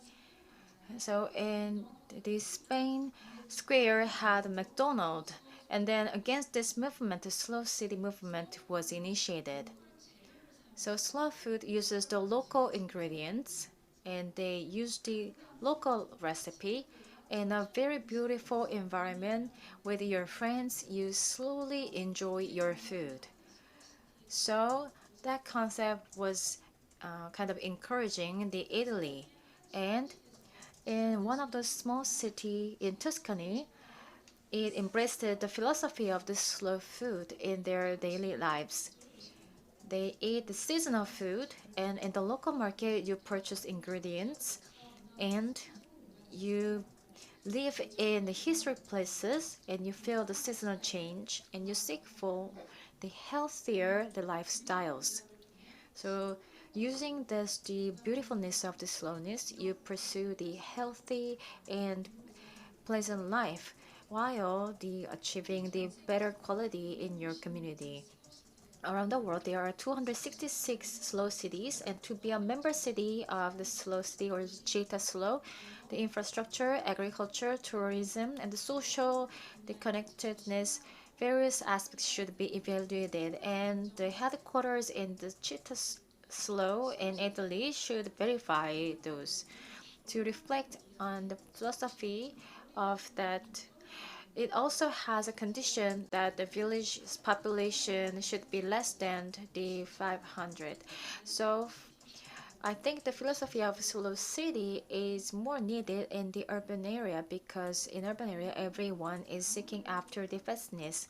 In Tokyo, Japan, there is the sloth club. The sloths are very slow, and they are cooperating each other in all of their lives. They are spending their lives on the trees, and they move as less as possible. I'm kind of envious of them because they are sleeping all the time, because they don't move that much. So they are kind of providing habitats to a lot of the insects and some of those germs. But at the same time, they are receiving the benefits from those. So it's kind of a coexistence place. So the Sloth Club's motive is to get away from the behaviors of making and purchasing unnecessary items. So you slowly cook the slowly produced local ingredients, and you upcycle from those materials which is not used anymore. And also in some of those days, they are running a campaign to shut off the light, not only to reduce the usage of lighting, but also in the urban area, the natural darkness is not perceived. So they wanted to pursue this natural darkness at night on those days. And I think the tourism area can also pursue this kind of slowness. Getting away from your smartphone in the urban area, the tourism can be facilitated, and you can take a rest there. To do that, we have to focus on nature and rest place. So this kind of high performance and high quality the design should be reflected. And I think small scale of atrium or the urban oasis should be formed in the urban area. Well, of course, the places are needed in the urban area, but if we have this kind of small spaces that people can take a rest and enjoy their leisure, it'll be also good.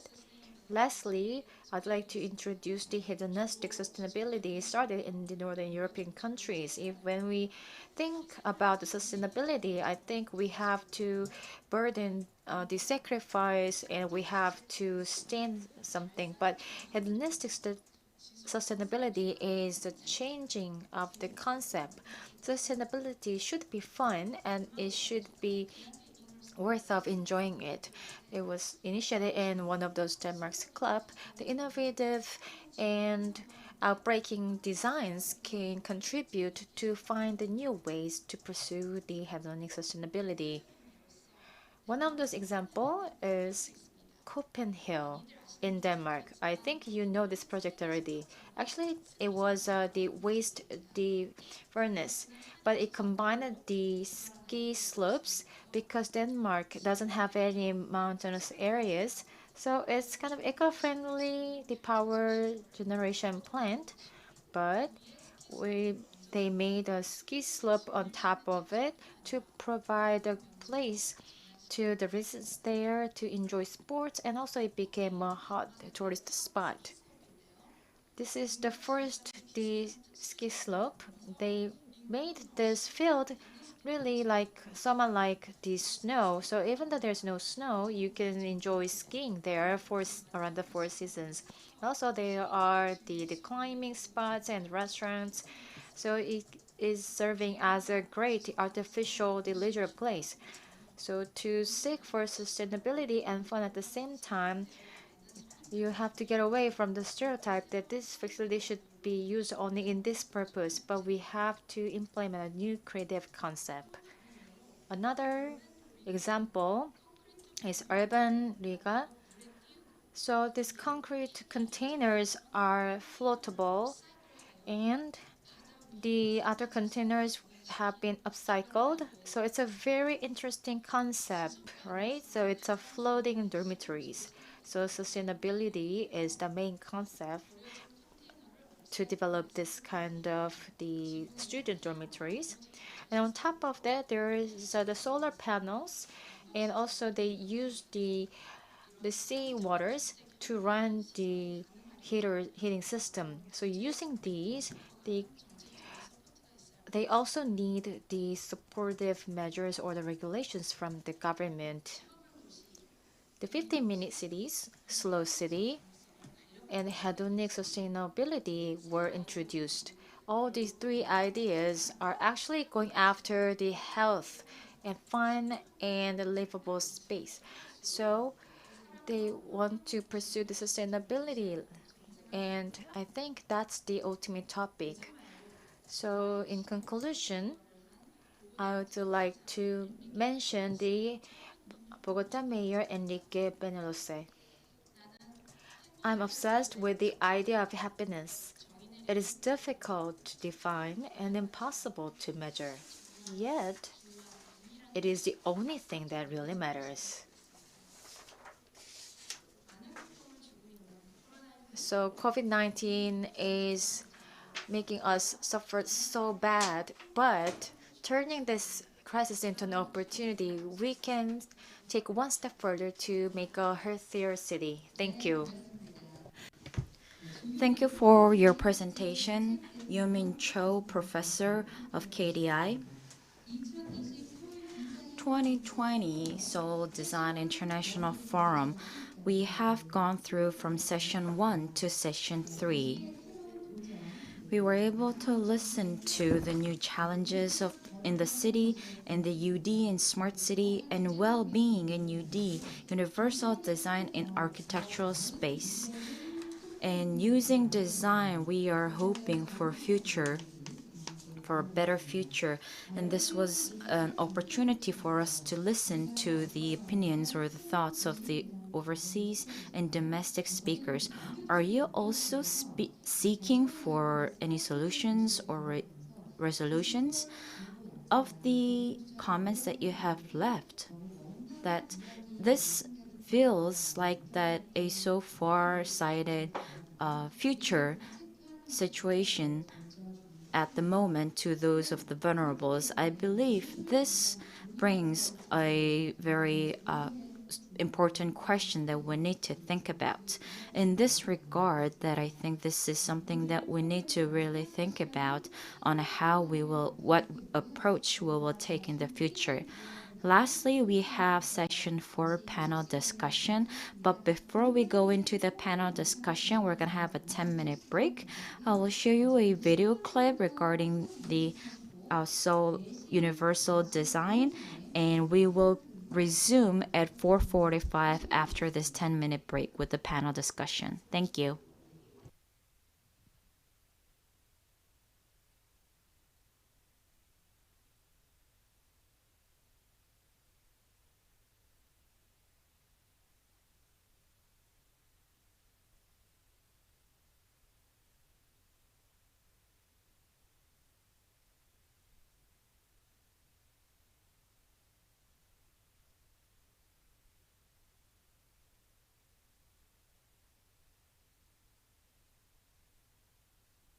임산부, 장애인, 외국인 등 나이, 성별, 신체 조건, 언어 등 서로 다른 사람들이 함께 생활하고 있습니다. 그런데 우리 주변을 살펴보면 사용하기에 불편한 점들이 너무 많습니다. 복잡한 전통시장에서 길을 찾기 힘들거나 배수구나 맨홀 구멍에 여성용 하이힐이 끼어 난처했던 경험이 있을 것입니다. 또 유모차가 지하철의 개찰구를 통과하기 어려워하는 것을 본 적이 있을 것입니다. 이러한 어려움들은 과연 어떻게 해결할 수 있을까요? 그 답은 유니버설 디자인에 있습니다. 유니버설 디자인은 나이, 성별, 신체 조건, 언어 등에 상관없이 모두가 사용할 수 있는 환경, 제품, 그리고 서비스를 디자인하는 것입니다. 유니버설 디자인은 7가지 특징으로 설명될 수 있습니다. 평등하면서 선택의 폭이 큽니다. 또 쉽고 명쾌하면서 누구나 인지할 수 있는 정보를 전달해줍니다. 처음부터 실수나 사고를 예방하는가 하면 우리가 힘을 덜 들게 하고 넉넉한 환경을 만들어주기 때문에 우리 도시의 삶을 편하게 해줍니다. 7가지의 특징을 우리 삶에 적용하면 어떻게 달라지는지 한번 살펴볼까요? 첫째, 공평하게 사용할 수 있어야 합니다. 말하자면 어떤 사람이라도 차별감이나 소외감을 느끼지 않고 환경, 제품, 서비스를 이용할 수 있어야 한다는 것입니다. 둘째, 사용의 융통성에 있어서 사용자가 자신에게 편하거나 원하는 사용 방법을 선택할 수 있어야 합니다.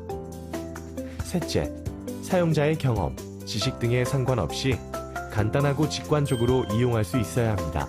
넷째, 주의의 조건 혹은 사용자의 감각 능력 등에 상관없이 필요한 정보를 얻을 수 있도록 되어야 합니다. 다섯째, 실수나 사고를 미연에 방지할 수 있어야 합니다. 혹시 그런 일이 일어나더라도 치명적인 결과를 초래하지 않도록 되어야 합니다. 여섯째, 사용자가 힘을 별로 들이지 않고 편안하고 효과적으로 환경, 제품 등을 이용할 수 있어야 합니다. 7번째, 사용자가 쉽게 접근하고 이용할 수 있도록 충분한 공간이 마련되어야 합니다. 유니버설 디자인을 적용하면 우리 주변의 환경, 제품, 서비스를 누구나 편리하게 이용할 수 있습니다. 나아가 모두가 평등하고 소외되지 않는 사회를 만들 수 있습니다. 유니버설 디자인은 우리 모두를 위한 디자인, 여러분을 위한 디자인입니다. 서울특별시와 서울디자인재단이 함께합니다.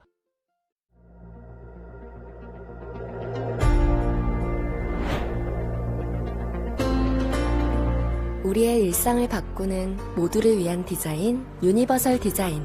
유니버설 디자인 관점의 공공안내 체계 구축을 위해 이 프로젝트는 시작되었습니다. 길에서 무심코 지나치던 보행안내 표지판.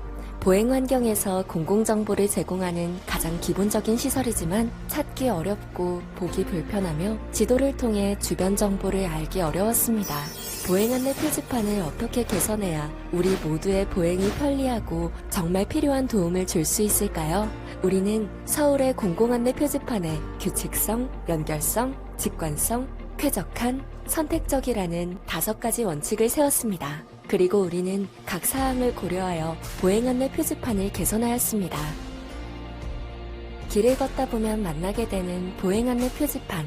서울 어디를 가든 교차로, 횡단보도, 지하철 출입구에서 만날 수 있도록 일관된 위치에 설치하여 길을 찾는 시작부터 도착까지 전체의 길찾기 경험 안에서 필요한 정보를 제공합니다. 유니버설 디자인 관점이 가장 많이 담긴 것은 잘 읽히는 서울형 보행지도입니다.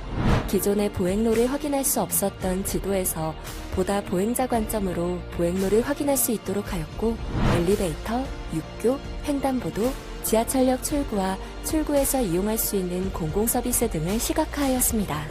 그리고 배경과 콘텐츠 사이 명도차를 이용해 지도의 가독성을 높였습니다.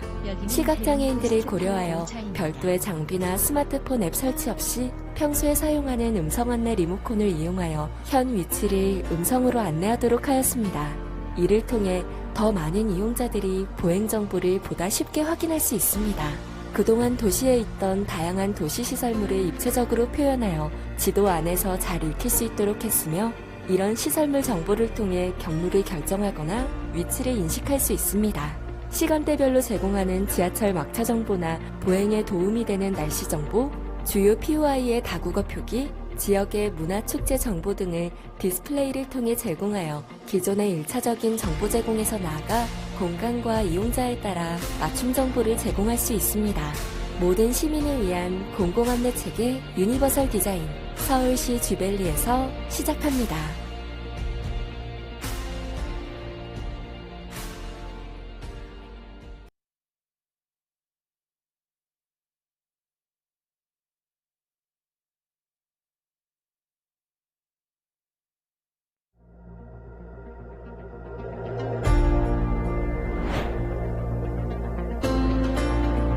우리의 일상을 바꾸는 모두를 위한 디자인, 유니버설 디자인, 유니버설 디자인 관점의 공공안내 체계 구축을 위해 이 프로젝트는 시작되었습니다. 길에서 무심코 지나치던 보행안내 표지판, 보행 환경에서 공공정보를 제공하는 가장 기본적인 시설이지만 찾기 어렵고 보기 불편하며 지도를 통해 주변 정보를 알기 어려웠습니다. 보행안내 표지판을 어떻게 개선해야 우리 모두의 보행이 편리하고 정말 필요한 도움을 줄 수 있을까요? 우리는 서울의 공공안내 표지판에 규칙성, 연결성, 직관성, 쾌적한, 선택적이라는 5가지 원칙을 세웠습니다. 그리고 우리는 각 사항을 고려하여 보행안내 표지판을 개선하였습니다. 길을 걷다 보면 만나게 되는 보행안내 표지판, 서울 어디를 가든 교차로, 횡단보도, 지하철 출입구에서 만날 수 있도록 일관된 위치에 설치하여 길을 찾는 시작부터 도착까지 전체의 길찾기 경험 안에서 필요한 정보를 제공합니다. 유니버설 디자인 관점이 가장 많이 담긴 것은 잘 읽히는 서울형 보행지도입니다. 기존의 보행로를 확인할 수 없었던 지도에서 보다 보행자 관점으로 보행로를 확인할 수 있도록 하였고, 엘리베이터, 육교, 횡단보도, 지하철역 출구와 출구에서 이용할 수 있는 공공서비스 등을 시각화하였습니다. 그리고 배경과 콘텐츠 사이 명도차를 이용해 지도의 가독성을 높였습니다. 시각장애인들을 고려하여 별도의 장비나 스마트폰 앱 설치 없이 평소에 사용하는 음성 안내 리모컨을 이용하여 현 위치를 음성으로 안내하도록 하였습니다. 이를 통해 더 많은 이용자들이 보행 정보를 보다 쉽게 확인할 수 있습니다. 그동안 도시에 있던 다양한 도시시설물을 입체적으로 표현하여 지도 안에서 잘 읽힐 수 있도록 했으며, 이런 시설물 정보를 통해 경로를 결정하거나 위치를 인식할 수 있습니다. 시간대별로 제공하는 지하철 막차 정보나 보행에 도움이 되는 날씨 정보, 주요 POI의 다국어 표기, 지역의 문화축제 정보 등을 디스플레이를 통해 제공하여 기존의 1차적인 정보 제공에서 나아가 공간과 이용자에 따라 맞춤 정보를 제공할 수 있습니다. 모든 시민을 위한 공공안내 체계 유니버설 디자인, 서울시 쥐벨리에서 시작합니다.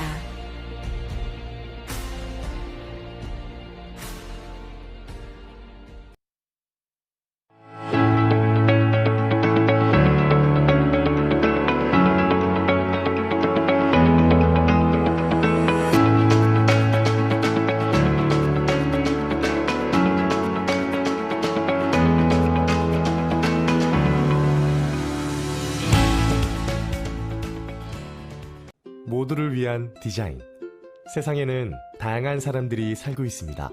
어린이부터 어른, 고령자, 유모차 이용자, 임산부, 장애인, 외국인 등 나이, 성별, 신체 조건, 언어 등 서로 다른 사람들이 함께 생활하고 있습니다.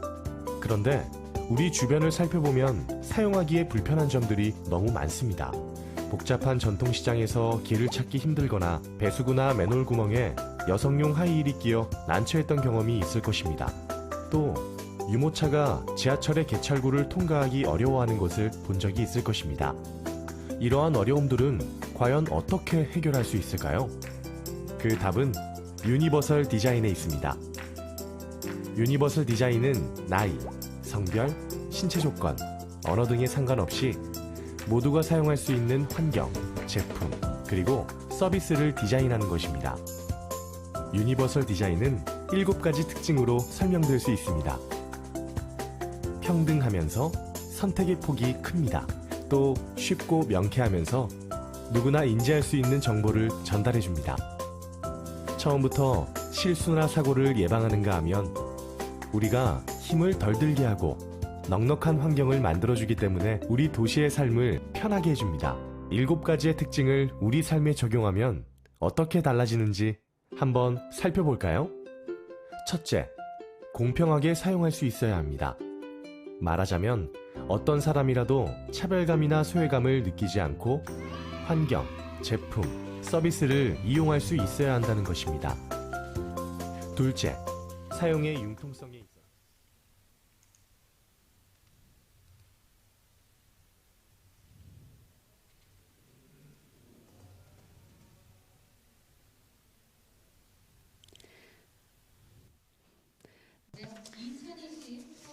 The 2020 Seoul Design International Forum's first days on universal design is being conducted.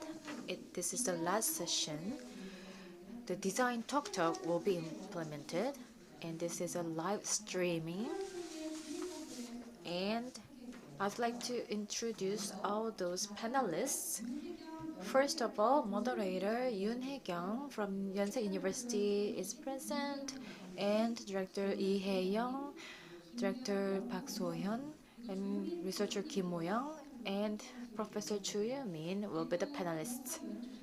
And also, the CEO Jo So-yoon and Nam Yeon-woo professor will give a presentation on panelist session. In this changing era, through using design, how can we make an inclusive and safe city?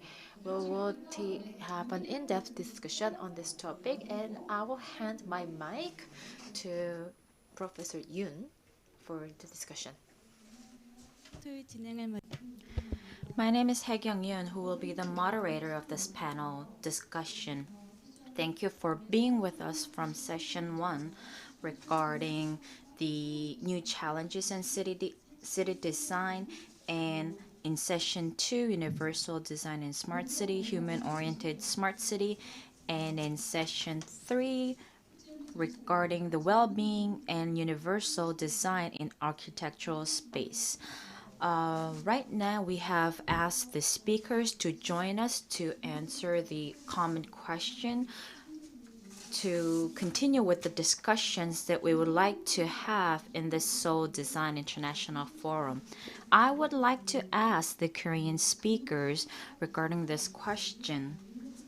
And with this question, I believe that you will be able to see the changes that we will see regarding the universal design. First of all, I would like to ask So-hyun Park, Director, regarding the Seoul universal design for all in Seoul Metropolitan Government. It has become a critical issue or challenge in the efforts to COVID-19, and we see a lot of changes in this regard. SMD's policies faces changes in regarding this, and I believe that in this sense, that human-oriented a universal design, I would like to ask your opinion regarding this policy approach. I believe that from the Seoul Design International Forum, it has developed and evolved through various various forums that has been conducted. First of all, I'd like to thank and congratulate you on that. And I believe and I look forward to how this would evolve into in the future. I actually think about the human-oriented. What does it mean? It's relatively it's quite relative. What does it mean? What did it mean in the past? Human oriented. So if so like me, who's focused on the pedestrian side of it, I think it's relatively compared to the vehicle movement. Or if you're thinking about the construction on the architecture side, then human oriented would mean not physical space rather than social and community inclusive space. So now we used to think about the able people or people without disabilities, but now we think about the features or more of the functions, and thinking about all kinds of people despite the disabilities or the abilities. So I think these are the changes that we see in this regard. What I want to share with you is that the simple notion, this concept of the human-oriented, would foresee or direct the approach that we need to take in the future, or how the people should lead to as we are faced with the unprecedented COVID-19 situation. It impacts and influences the various types of the lifestyles and the environment that we live in. So in this sense, what does it mean to be human-oriented? What approach should we take? I believe that this is a different challenge that we need to take that we considered before. So it may be simple, but I think we also need to fundamentally think about what does it really mean to be human-oriented, thinking about workplaces and the playgrounds. Thank you. Thank you very much. 두 분에 대해서 소개를 Thank you very much. You see the new two panelists, and we have to invite these distinguished speakers to listen to the presentation. And then we will answer those questions. First of all, let us invite the CEO of Taiwan Design and Professor Namunu from Yonsei University, the Health Research Institute Center. So I would like to introduce Professor Nam. Now, we heard the answer from Park So-hyun.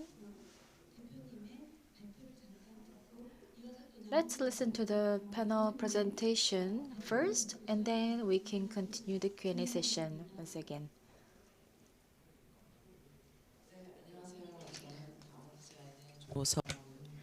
My name is So-Yun Cho, CEO of Taiwan Design. First of all, I would like to thank you for having me here today in this international forum. What I would like to speak to you is rather focused about, or I'm concentrated on the office spaces. So I am going to talk about beyond smart office in the era of post-COVID-19.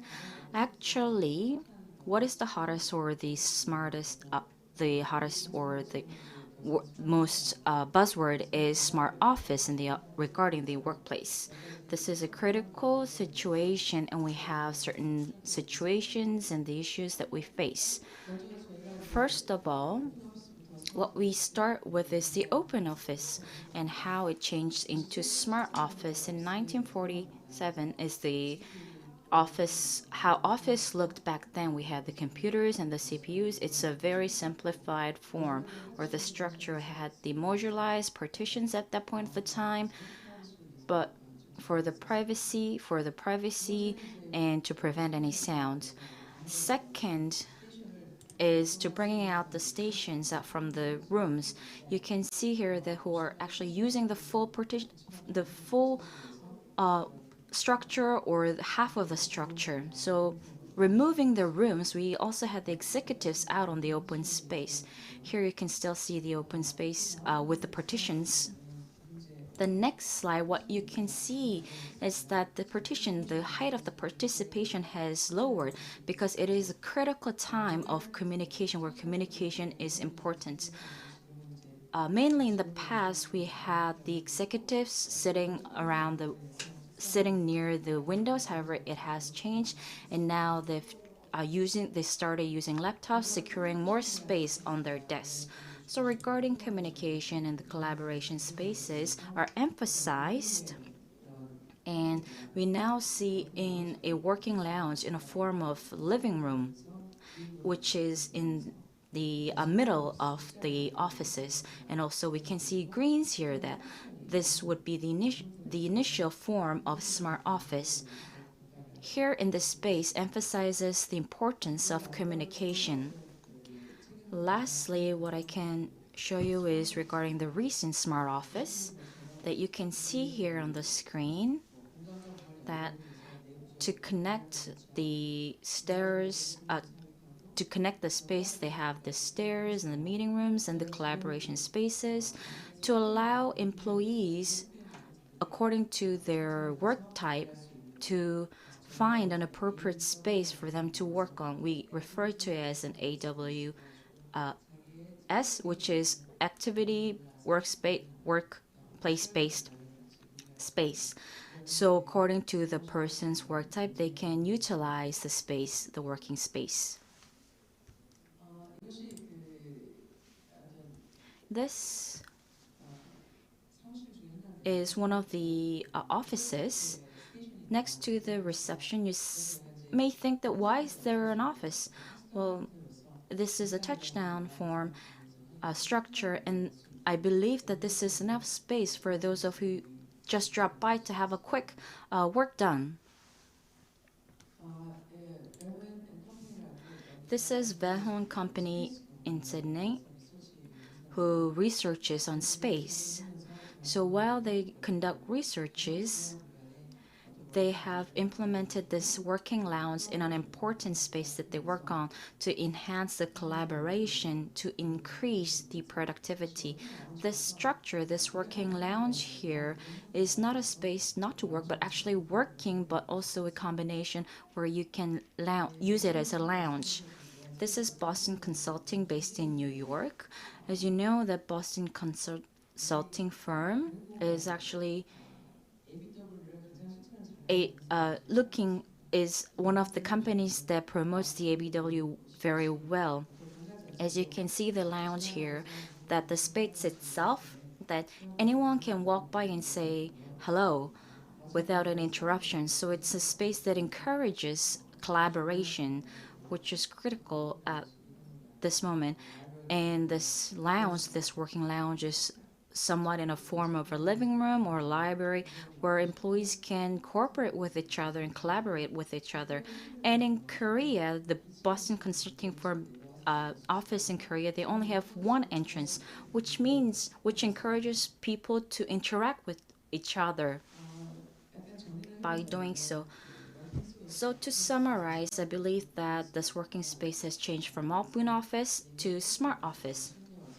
And recently, due to actually before the COVID-19 itself, that it has turned into more an active place or active space.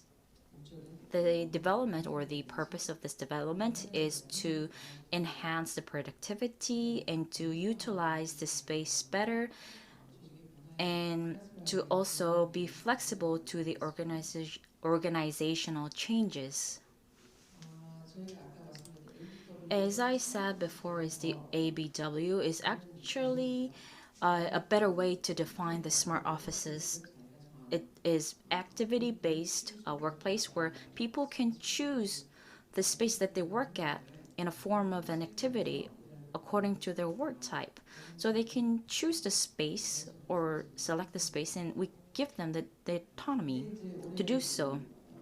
And as you know, that in 2020 that we have the outbreak of the COVID-19. Sorry.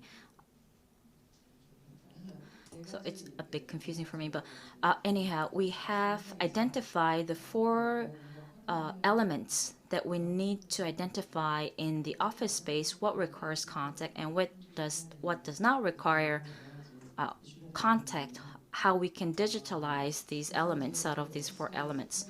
So our office paradigm has also shifted. So in the past, we were looking for an office, a traditional, conventional office, where now we're looking for, of course, in the past, we also had people working from home, but generally, most people worked at working spaces. But now, at the moment, the way that we work, the work form has changed, and the culture within an organization or a corporation has changed as well. In the past, we had the collaboration to contact and to get information. However, now we're looking for more of an untagged or non-contact to non-contact, and we wanted to maximize the use of the space. But now we're looking for more of an informal meeting or short-time meeting, which would be more efficient in this given space, in this given situation. And also the space has been more freely and rather flexible, and light spaces has been more required. So at the moment, what we talk about most in designing the offices or the spaces, we now say the hygienes and the individual privacy, the personal privacy, and how the data of the companies would share within its employees, and the computers and the equipments and the devices that they use, and how people can have conferences when they're working from home, and how they can achieve flexibility coming in and out of the offices and working from home. Those kind of elements or the factors or the issues have been mentioned. Recently, we had an Uzbek construction office who proposed 4 different designs. First is the culture club, where they're utilizing the existing offices to use this space as more of a meeting place, a meeting room, rather than a workplace. So this culture club would be in line in parallel with working from home. Second is in and out. This will be a hub, so more centralized office from the conventional office types near employees' homes, so people could come in community nodes where people can come in and work. Third is in and out, where people could work from home and some days work in the office, so they can choose and balance between those work types, workspaces. Lastly is the collectives, where they're reconfiguring the existing offices. People could, in parallel, work from home as well as working in the offices. So these are the 4 design proposals by the Woods Bagot. So as I said, for the meeting, 서서 하는. So this is the meeting club. So you are having a meeting in standing, and the meeting style and culture has changed. So not like the chairman is sitting at the chairman seat, but we're just standing together and having a freely conversation. So this kind of the community notes case are often seen these days, like WeWork and Spark Plus. So this kind of shared or the co-working spaces were held like WeWork and Spark Plus. But recently, once again, so there were some spaces needed, this kind of the offices. So it's kind of rebooming in there. And already 10 years ago, actually, KT implemented the concept, but it was too early, so it could not succeed. But this year, the telephone carrier, the SK Telecom, they are expanding this kind of the base office, the community nodes cases, and they are making several branches of these. In case of in-and-out case, it's called a kind of a circular the working system. The Johan Kimberly, Naver, Kakao, or the Lotte duty-free shop. Some are working at home for a few days, and then some are working in the office for certain days out of 5 days. And this is collective cases. So basically, you are like a rearrange all those office the equipment. So you see the carpet. So they put kind of carpet underneath each desk, and then it's kind of making kind of spacious the division. Another one is the Bergmayer, and then so you see one day you see the blue, on another day you see the light blue one. So it's kind of a cross the checking in. And another concept that we're implementing or the pursuing has been initiated with the COVID-19 outbreak. So these items actually were not sold or distributed before the COVID-19, but now these are hailed. So you see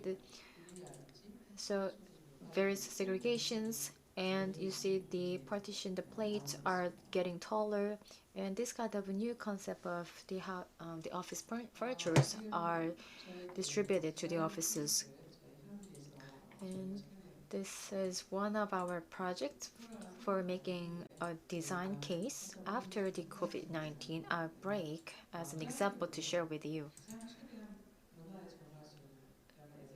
So one client asked the best agile office. It was one of those conglomerates in Korea, and we suggested two concepts. One is open ground. You don't know what will happen, so we'll have to secure the maximum volume or space of open ground. Maybe it looks very typical, but except for the fixed rooms, library or every other space can be movable. And second concept is my room. So it's putting emphasis on a personal space. So as you can see, we made kind of personal space, and there are partitions, and you can work in your own personal desegmentation. And if you need work with others, and then you can talk to others. So our client is occupying several floors, and then they actually chose two concepts together. So some are for some floors and the others are the others. So we can see in this way we can operate the office in an efficient way. While going through the COVID-19 crisis, the working from home and working in office, we are learning a lot of advantages and disadvantages, pros and cons about working these types. The first one, in terms of price or the cost, actually new cost has been generated. We don't have any numbers specifically on this item, but if you work from home, it's different from one company to the other. But if you work for Naver or Kakao, they pay for your IT devices or the office furnitures at home if you need any. And also in the offices, they are injecting a lot of money for the hygiene products. Another one is productivity. If you work from home, maybe personal productivity might increase, but if you are studying or if you have to pursue cooperative work, then there are some barriers. So if you work at offices, it's possible to cooperate. But if you work together, then there is a risk of the hygiene. And what about the well-being? It has also ups and downs. The work and life balance is not clear at all. But you see, if some people are living in the residential area, but some are living in the small space, but they have to work from the tiny space also. So we have to consider these two options at the same time.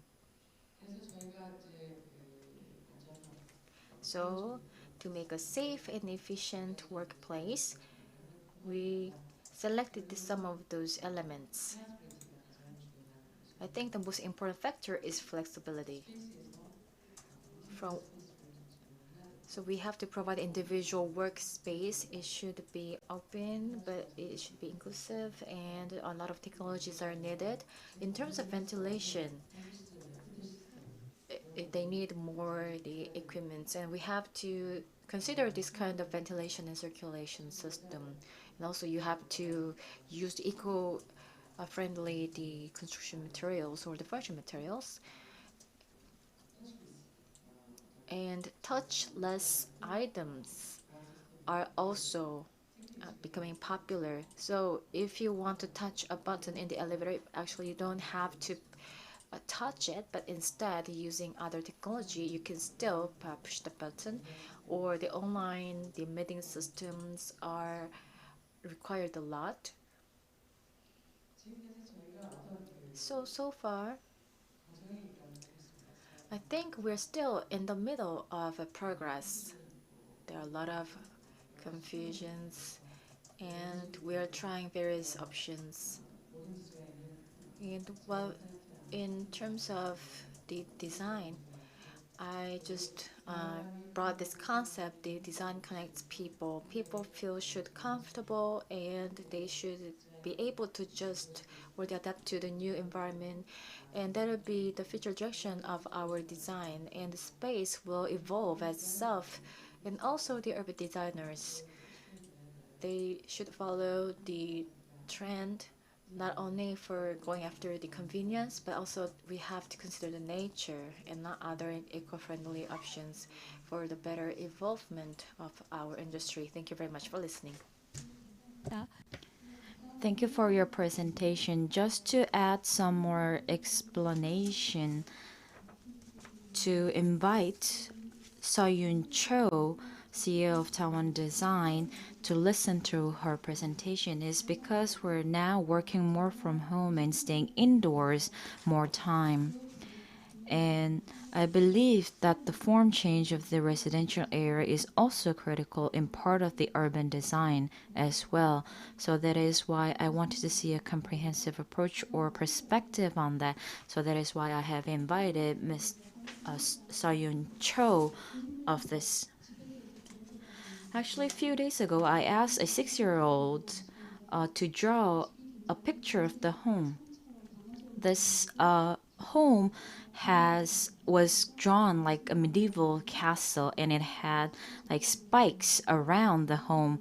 And this is actually when I asked the child about what this home meant, is that this home was protected by this shields to prevent the COVID-19 to prevent COVID-19 to come into the homes. So it shows that this COVID-19 has also affected the drawings of a 6-year-old child as well. So as it was mentioned by Seoyun Cho, that working from home may look good for some, but also if for those who are working in a very small space, that they are faced with difficulties. So in this regard, in this urban design, I believe that this hub workplace, these kind of creative approaches, that is something that we need to think about. Thank you for your presentation, Seoyun Cho, CEO. Now, as we face the pandemics, we are more concerned about the health and how the cities and the urban design should be more focused on the health. Now I would like to invite Professor Eun-Woo Nam of Healthy City Research Center, Institute of Health and Welfare. My name is Eun-Woo Nam, who has been just introduced. Today I'm going to talk to you about post-COVID-19 pandemic role of healthy cities. Will be focused more on what role the healthy cities should play. So I will go through the contents of what I'm going to talk to you about. I'm going to give you the current status of the COVID-19 outbreaks. Second, why this urban design, urban setting, as it has been discussed here today, this design, why healthy design is required in the perspective of healthy cities. Third, I'm going to talk to you about how preventive cities can be created. Is it actually possible? Can we make a COVID-19 zero-free cities? Fourth, I'm going to speak to you about how we can exceed this medical health and to bring the social prescribing. I'm there on the software perspective in UK. What has been vitalized, we refer to as the social prescribing. I'm going to introduce this notion to you. By doing so, when we design new cities, that we also consider the software side of it in the perspective of social prescription. Lastly, I'm going to speak about second COVID-19, next infectious disease, next pandemic, how we can prepare for those situations.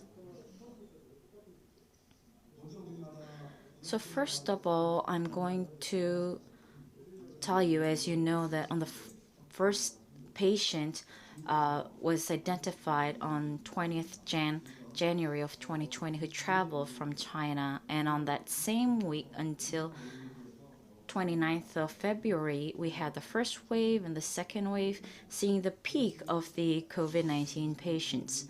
And after that, as you know, that Lee Kyung-chang and Jin Kwon of the Ministry of Health and Disease, that thanks to their efforts, that we had the patients, COVID-19 patients, under control. And then in August, we had another second wave. In this regard, we had analyzed the patient outbreaks in 17 cities. As you know, that we have a special religious group in Daegu, which the outbreak has occurred around that. So here you can see that Daegu has the highest COVID confirmed patients, and if you want to interpret this, I think there could be various interpretations, but what I see is that it is not related to the urban design of the city Daegu itself, but rather on the religious group that has caused the outbreak of COVID-19 patients. If we look at Seoul, the analysis or the outcomes that we have analyzed by myself and the research lab, it is due to a lot of travels or the transportation volume. I believe that there are various factors in addition to the transportation volume, but what we focused on was the analysis of the transportation volume in Gyeonggi province as well. And I believe that these cases these numbers are due to high transportation volume. And looking at the analysis based on early October, is that we see that we have high numbers in Gyeonggi province and Seoul. And if you see the 25 regions of Seoul, if you see the whole nation itself, Gyeonggi province and Seoul is high-risk areas based on the statistics.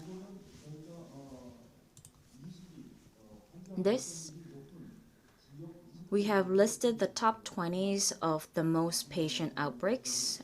As you can see here, we have Daegu, Gyeongsang, North Gyeongsang province, which occupies the top 10 list due to the religious group that is based there. And we have Yangpyeong of Gyeonggi province and Uiseong of Gyeonggi province, and Gwanak of Seoul, and south of Chungcheong, and Songbuk of Seoul, and Gapyeong of Gyeonggi province. We actually have not clearly identified the cause of this because we need to have enough data. However, based on the statistics of the Ministry of Health, we have listed the top 20 areas of COVID-19 outbreak. This is COVID zero areas. Actually, I think you are most interested about. Based on there was a notion that was presented by before. I think it may be linked to a slow city. If you view this in that perspective, you will probably understand better. Yanggu of Gangwon province, we see that there are 0 confirmed cases. Those marked with the asterisk, they are promoting the healthy city, like in the same line with the slow city concept. In Cholla, North Cholla province, cities where they're also promoting the health cities. Also, in Namwon of Cholla, North Cholla, they have the same concept. They are trying to apply the same concept. Jinang, Suncheon, Changhung areas, all these areas, Gangjin, Haenam, all these areas are promoting healthy aging policies or campaigns. So we believe that it is in line with the slow city concept. And lastly, we have Ongjin of Incheon that shows 0 confirmed cases. So the characteristics of these cities are actually quite isolated from transportations or are not really convenient with the transportation flows. So if you see what does it really flow or conveniently connects the transportation, is it actually beneficial? Or if we look at the slow city, is it better to design a city where in the slow city perspective where we can pretty much do everything in the city space itself? So what does it mean regarding the urban setting post-COVID-19? How can we design our cities? The characteristics of the city itself is composed of various networks, especially the neighboring cities. We have a lot of communications or the interactions. The reason I believe that we see a high number of confirmed cases in Seoul and Gyeonggi province is that actually we are in the same working area where we can be deemed as the same social community. That is why we're impacted by that. And I believe the rural areas are also influenced by the various spaces. In Busan, there is a very large port, Busan Port. And I'm not sure. I think this is something that we need to think about. Is it really good that our city is connected with the transportations, for example, ports and airports? Also, we need to check whether we are actually checking well or not. So looking at the cities that have COVID outbreaks is that with cities with high population density, that it has high risk to the infectious disease.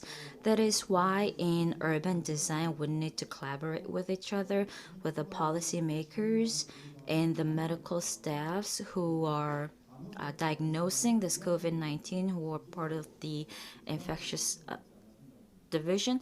We need to ask for their insight as well. So in this regard, these complex settings, in the past we thought that this complex or combined facilities was actually good, but now we need to think about whether this is really good. For example, very compact sidewalks. Is in the previous presentation there were different designs of the offices. I believe that we need to think about rearranging the crossroads and also the supermarkets and how we're going to deal with the group activities such as cultural, sports, or religious activities. And also, are we going to post this on this public transportation? Are we going to arrange a new kind of public transportation? How are we going to arrange the sittings of the public transportation? Are we going to maintain that or change that? We need to seek advice from the experts. So with those cities with high dense population, what we need to see is that looking at the greenbelt areas, we see that is no development at the moment, and we're kind of ignoring that area. But what we should do is that we should not ignore them, but using the greenbelt, we can utilize that area to somewhat a healing environment, which could bring sustainable development to resolve this greenbelt issue at this point of the time.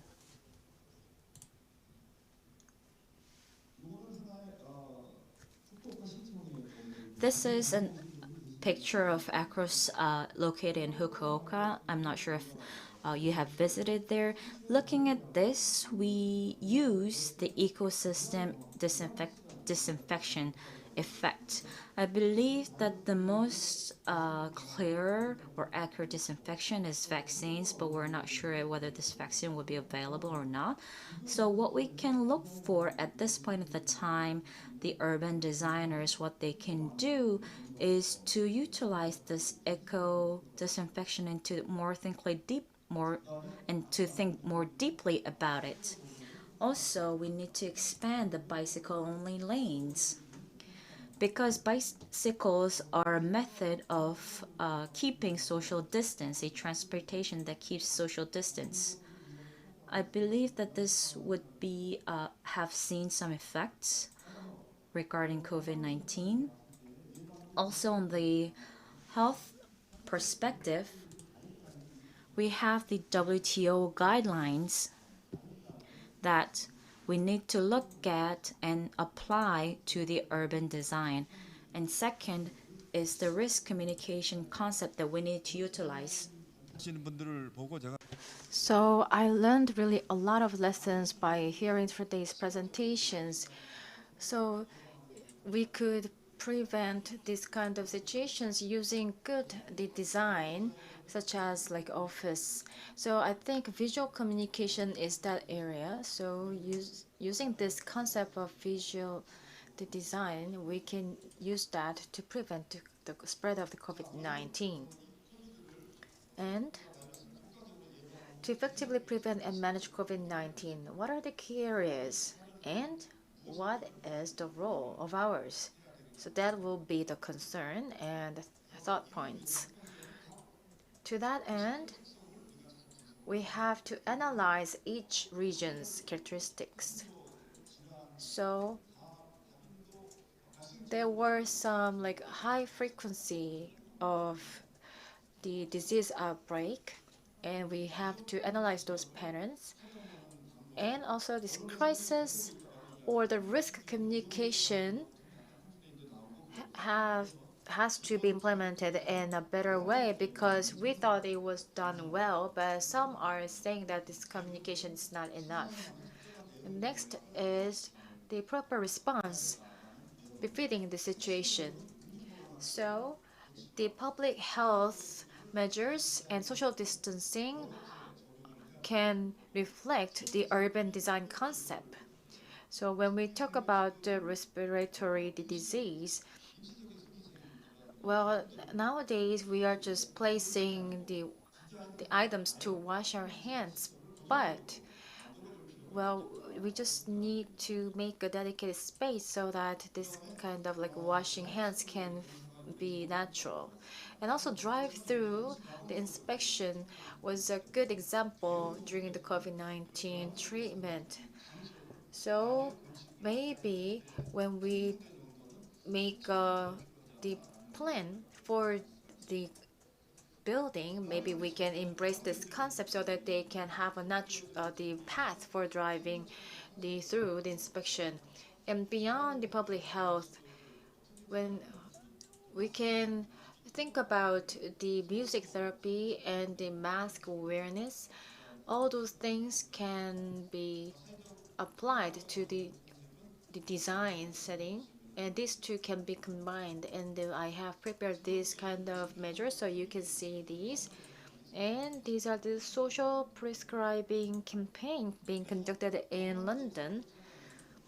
So for social prescribing, not only the hardwares, but the music, volunteering, employment, reading, the exercising, the greenery spaces, arts, all those concepts should be embraced and reflected to make a better design. So also the preventive, the quarantine, ecological, behavioral, or the psychological, the quarantines are also needed.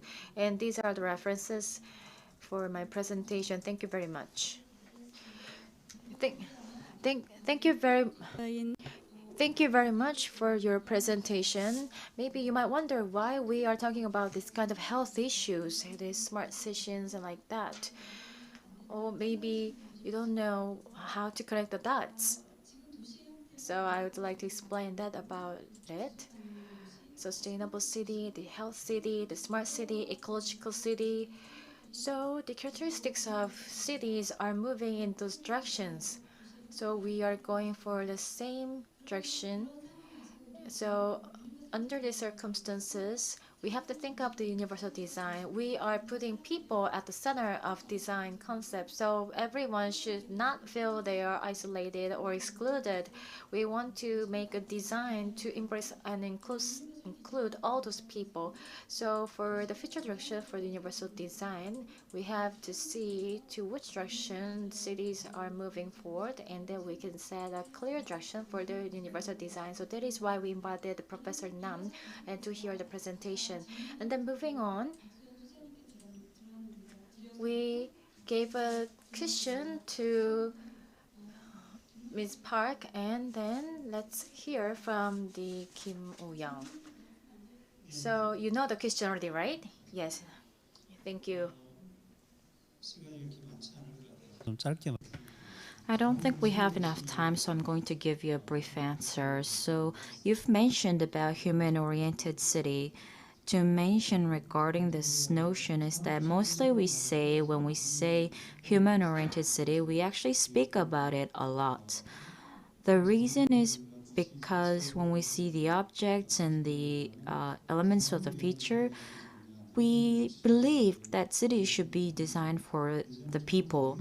However, I have a different view on this, a different interpretation, because we talk about untact, and also on the same line we talk about the fourth industrialization of smarts. We have smart cities, also smart homes.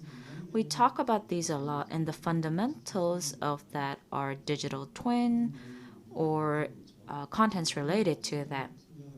So when I think about those, when we say and design the city, we first design the city, then we have the people to live in.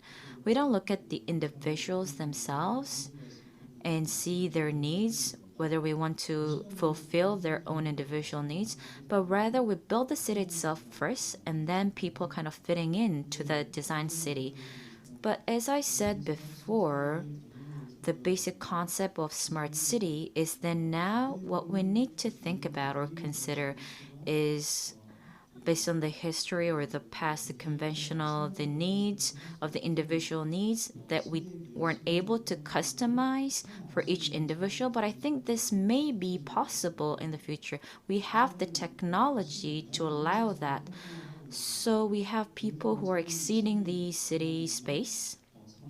For example, I live in Seongnam, which is in Gyeonggi province, but my office is located in Seoul.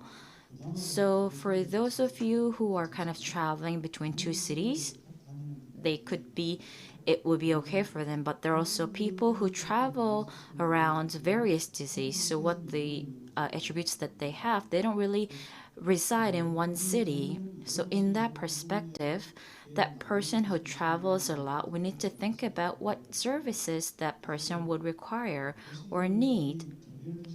So in each individual city, they have their own characteristics or uniqueness of it. And there are some attributes that emphasizes that, but on the contrary, what we see is that these individuals, the personal characteristics of those individuals or their needs, how can we provide the services or fulfill the needs of those each individuals a more customized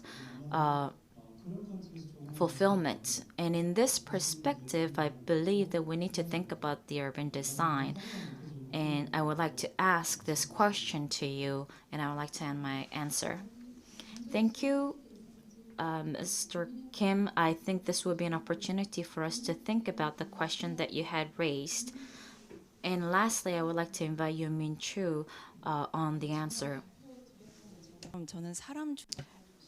As I presented before, not only the physically, the mentally health is important, but also the environmentally sustainable city is also important. So to do that, the creative and the paradigm shifting ideas are needed. And also, it should be followed by relative policy measures. And I would like to suggest one of those. And now, because of the smart city is becoming a buzzword, and then living lab is also emerging as a new concept, the quadruple item. So the academic, the civic, and the community and the government, they are all working together to come up with a measure and to find a solution to address the concept. And the SMG is also pursuing the IoT lab, and I've been told about that, but it's not just about the technology. It doesn't have to be really smart, but if the concept is smart, then it's still, sometimes the cities don't work well too. So this kind of brilliant ideas should be tested. And also in cities, the regulation sandbox should be lifted so that we can give opportunities to have more creative ideas in the field. So I hope the kind of policy measures can be implemented. Thank you very much. Thank you. So the word for this year is COVID-19. So that's the official name of the coronavirus. So after the COVID-19, we have to think about how to live in the post-COVID-19 era. So what frame or what paradigm should we promote our digital design? So among the foreign speakers, we could hear some of those the ideas, and they sent a video clip, so we'll watch them now. Going back to when COVID-19 first hit, the instinct for many cities, including Singapore, was to close public spaces to prevent social interaction. Through this experience, we recognize the need to safeguard flexible social spaces that can adapt to the changing needs so as to provide us with meaningful interactive spaces while safeguarding the requirement for safe distancing. To facilitate continued use of our public spaces in a responsible manner, we have also recently explored the idea of tactical urbanism. Example, we have piloted some creative design interventions to our existing public spaces to remind the public on the safe distancing requirements. As I've earlier shared, we will continue to review our policies to encourage provision of more naturally ventilated public spaces within private developments. We call them POPs, privately owned public spaces.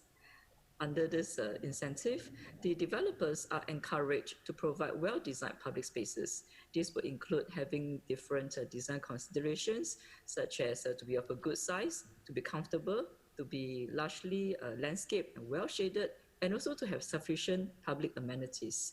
We hope these public spaces will become our urban city rooms for the public's greater enjoyment of our city. 여러분 아마 통역으로 나가서 들으셨을. Thank you for listening. I believe that interpretation has been ongoing, so you'll be able to understand. And I believe that how greens could play the role in vitalizing the public spaces, and by doing so, we'll be able to achieve social distancing. In the same line, what has inspired me is that the public space could be considered as an individual's room. That is how Singapore is planning to do so and be part of their city design. In this regard, I believe that how this paradigm could be included or applied in universal design approach that we are going to take. Next, we will listen to Jeremy Professor. Hello, I've been asked to respond to a question about design policies for urban architecture, and in particularly to respond to the Seoul Metropolitan Government's commitment to universal design for all. I think that in my presentation, I tried to show that looking at the whole community and community engagement and all the different facets and abilities and ages of the community is incredibly important. And I would emphasize the relevance of design for all.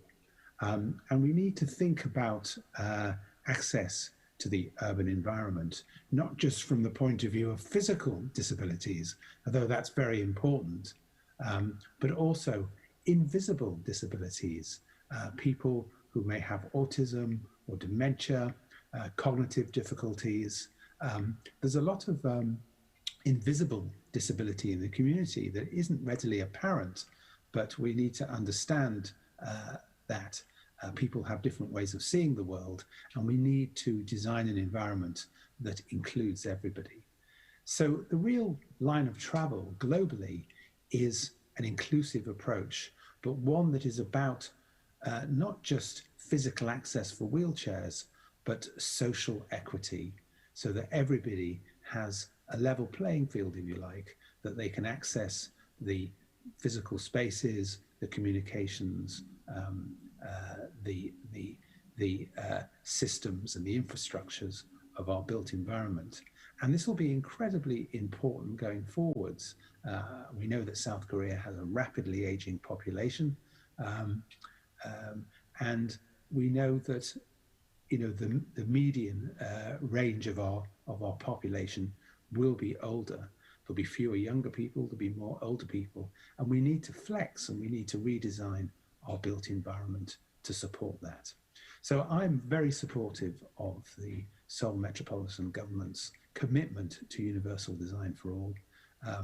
It's something that's been mirrored in other major metropolitan areas around the world. If you look at Norway, for example, they have a very ambitious inclusive design target to make all their cities inclusive in terms of access by 2025.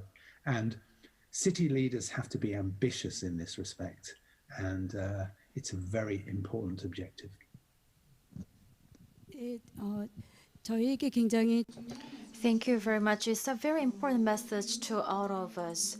When we talk about the universal design, we are not only talking about the visible, the obstacles, but we are also thinking for the unseen, the obstacles. So that was the message was again emphasized by the Professor Jeremy Mayason. And not only the physically seen, but also they should feel like comfortable to have an access to anything so that they can live freely in our society altogether. So once again, I think it's important to include all these people, especially sooner or later Korea is getting into the super aging society. That means the total among the total population, the aging population is taking more than 25% of them.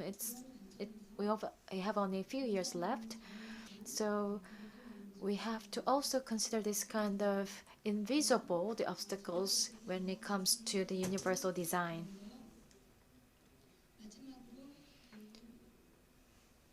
Lastly, there are some questions from the online floor. Oh, actually, we received the questions in advance. So I'd like to ask some of those questions. We actually are behind the schedule, so we have to speed up a little bit. Professor Jimin, you're sitting next to me, so my question goes to you as a general citizen.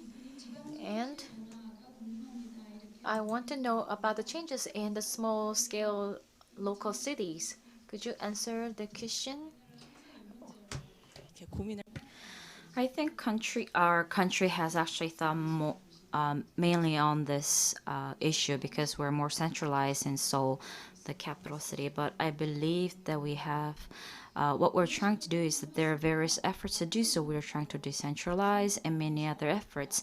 I believe based on this, maybe we can take a bottom-up approach in the future. So these local regions or the towns or villages, that they can take the vision of the urban development of other cities to work together with their communities to actually change the governance structure of each city to take in the characteristics or the uniqueness or the strength of each cities to make their cities more attractive. Now we're talking more on the smart cities and also the technology that we see that which allows us to actually listen to the lectures that takes place in another place. So on the work as well, on the occupation as well, people can actually work from a different city that they're based on, and also we communicate well with people within the nation itself, but also across the globe. So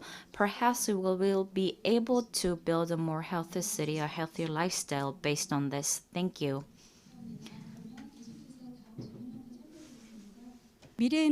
Thank you very much. Let's move to the next question. How can we cover the next futuristic concept of the urban space? In the future, it is difficult for us to forecast the future specifically, but we have to think about certain characteristics. Digital setting or the shared economy, the co-working economy, there are some of the social trends.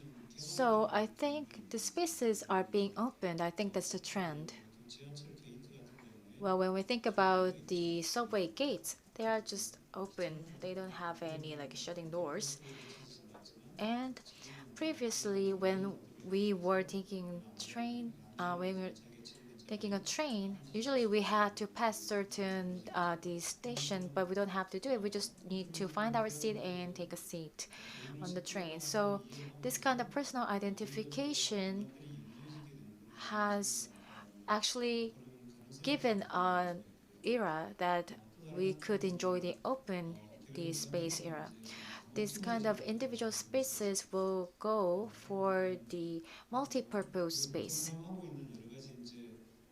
Usually, there are the information infrastructure when we take a rest or when we want to take some leisure activities or when we spend some time with our family members. We have to use those technology devices, but with the same device, we can use that for working.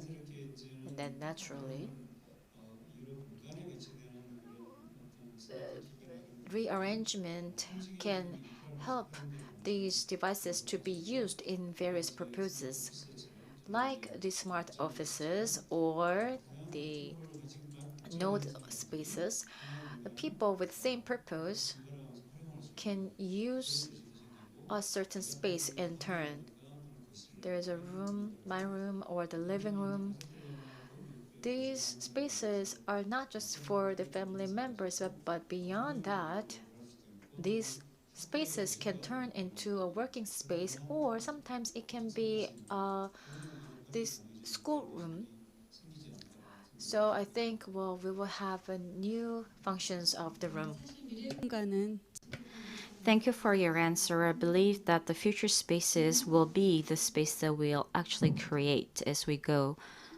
Nextly, can I ask you again on this question in this regarding of universal design of the aging society? How can social problems change?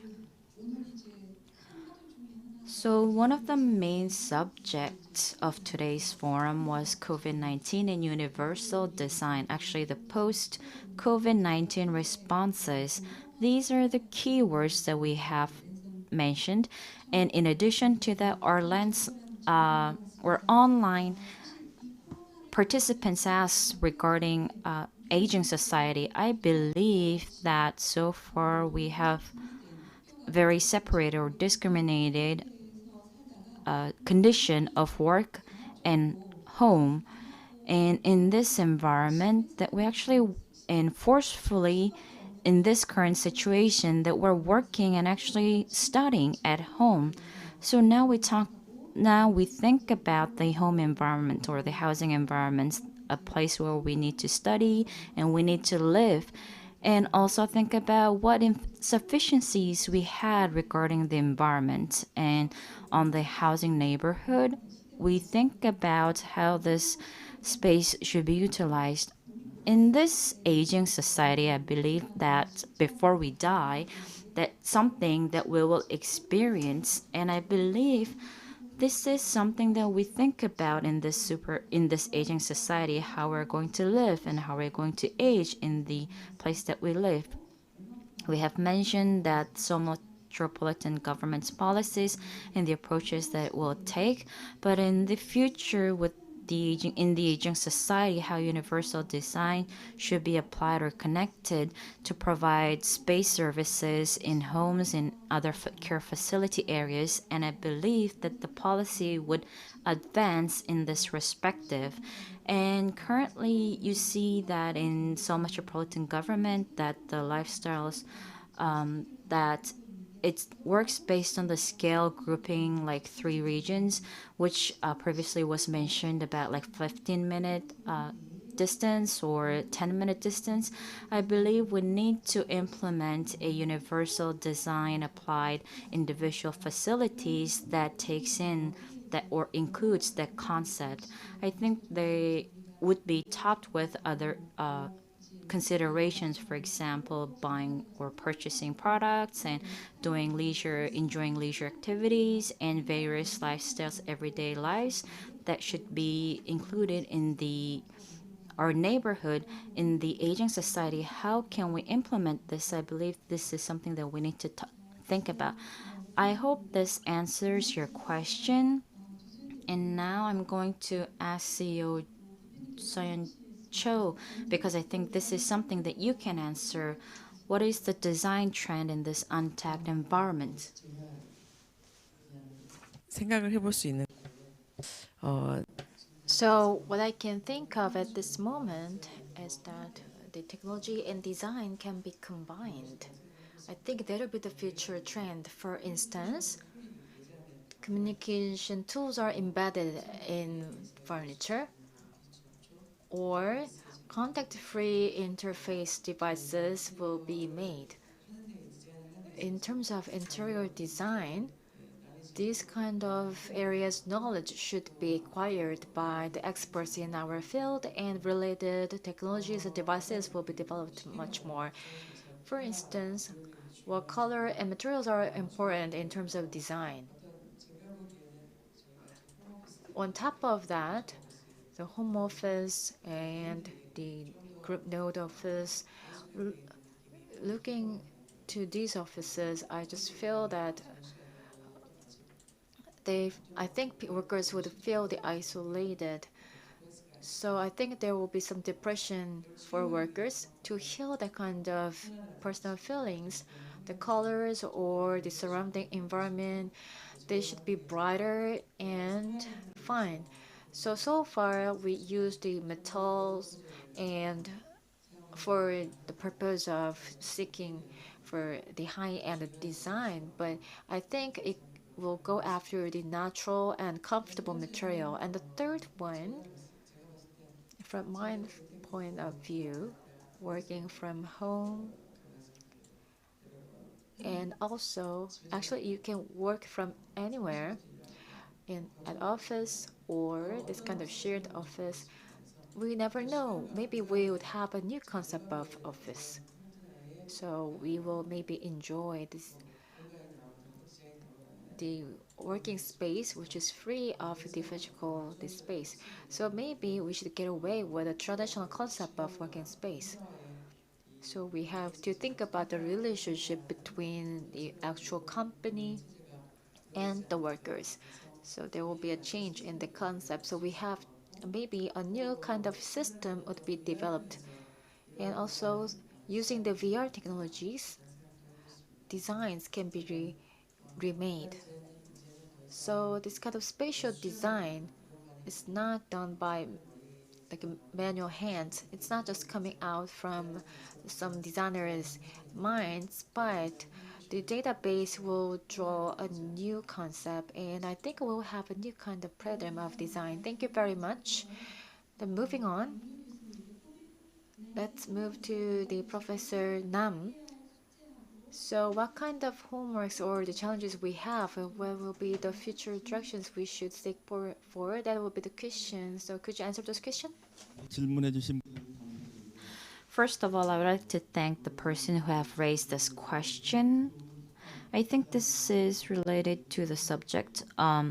It may be actually quite new to those who have majored in design, healthy cities. I'm going to give you an example, then move on to the strategies. First, when we enter a building, at the lobby on the first floor, we have the information desk or the reception desk. And when we ask the person on the desk, we can ask them for the direction of the restrooms. This is the structure. So if you look at that, it takes a lot of time to go to the restroom after entering the entrance. So what we can do in the post-COVID, can we make a facility or a structure where a person can walk in or go through the gate, then immediately go into the restroom to wash their hands? I believe this is something that we need to think about. I refer to this as disinfection city. So rather than moving on from the cities, that what we can do is that the saliva or the droplets, once if some person coughs in front of them, could they avoid the infections in this regard? Can we apply this in the actual constructions? And when we're using elevators, when the person next to us, when that person coughs, we actually are very concerned. And does it really safe? This is something that we need to think about. Is it really safe in our disinfection cities?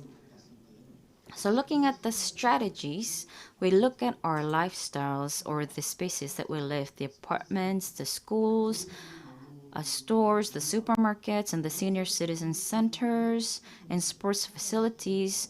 I believe this is a time where we need to evaluate those facilities. We actually are looking at more on the disinfection side rather than the functional side. So we need to make sure that it's hygienically disinfected and clean.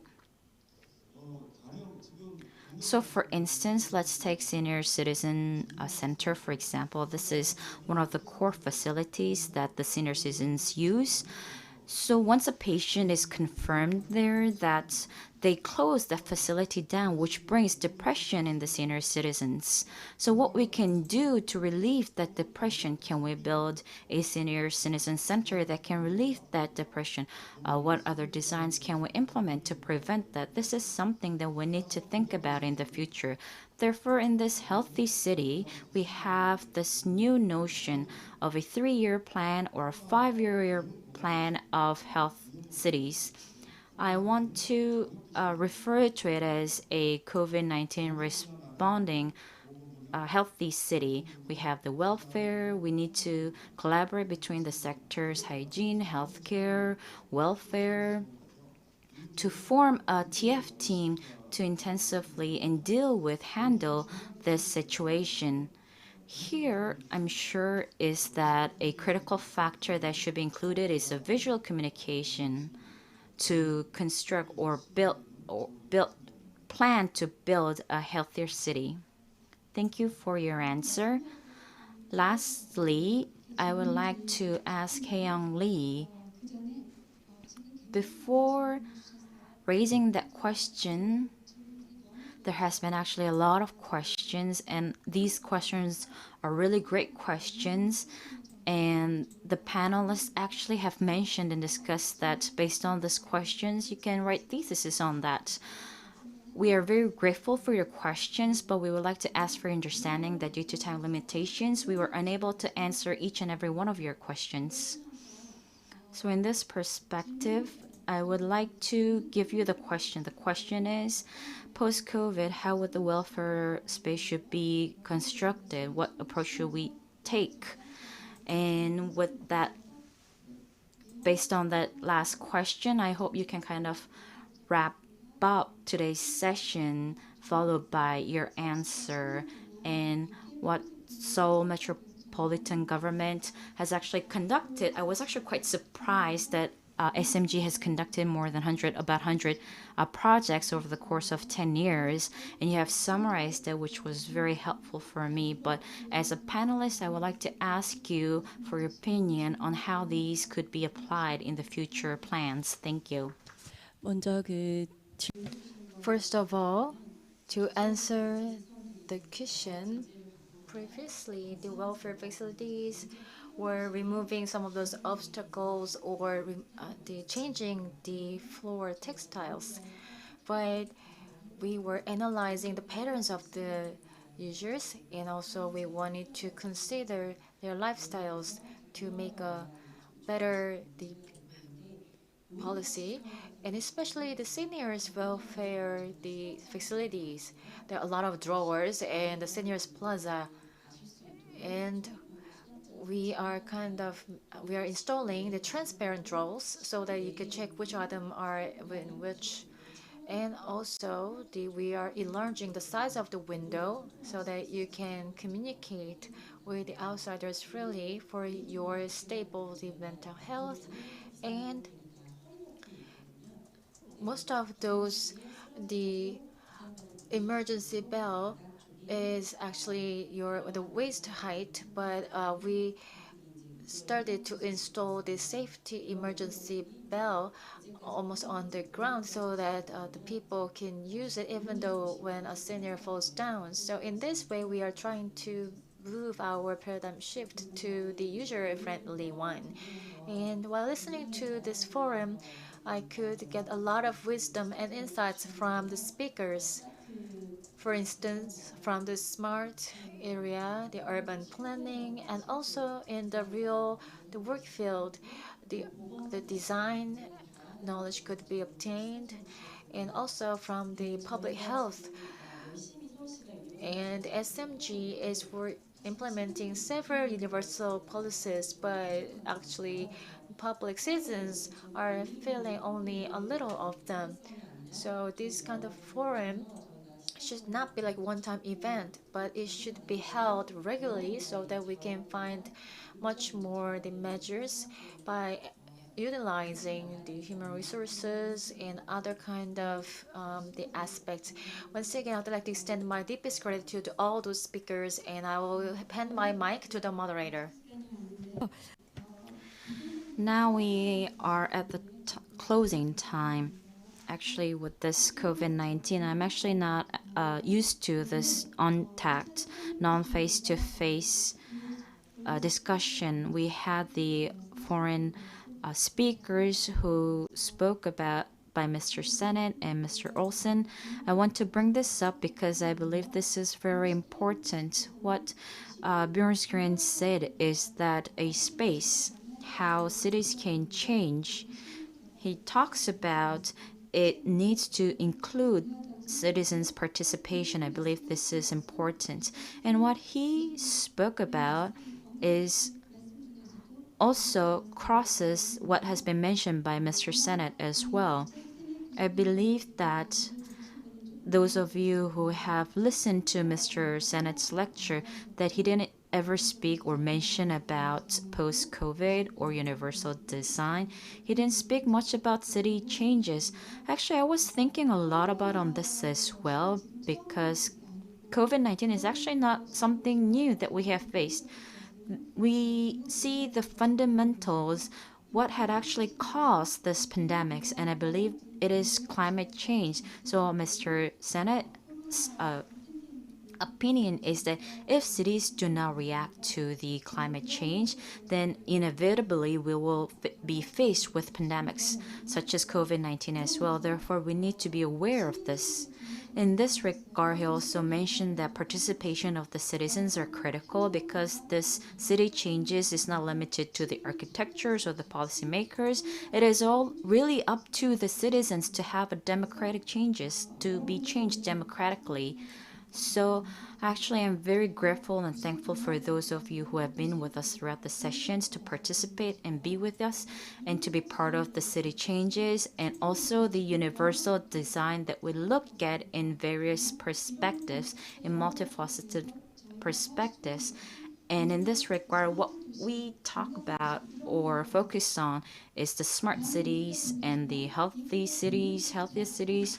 We do talk about them, but we also do not see the appearance or the emphasis on the vulnerables. We have the socially marginalized or the welfare vulnerables. We need to actually seek for universal design that includes an inclusiveness, encompasses all those who are at the marginalized. By doing so, we'll be able to share the pain and to build a city that can do so. I believe that Seoul Metropolitan Government, a design division, has worked hard on the past decade to work on these various kind of projects. And based on that, we are able to have this panel discussions, and I believe that this panel discussion will be a help to what outcomes or what projects they can conduct in the future.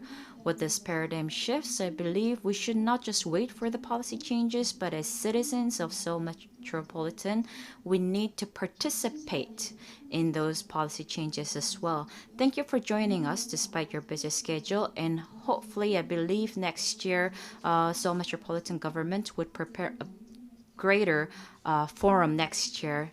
Thank you for being with us today. Thank you. Thank you for your participation today. I know that this is an online forum, but I believe that we cannot hear you, but I wish that you can give us a big round of applause. Professor Yoon and the panelists, I would like to give my heartfelt gratitude to you.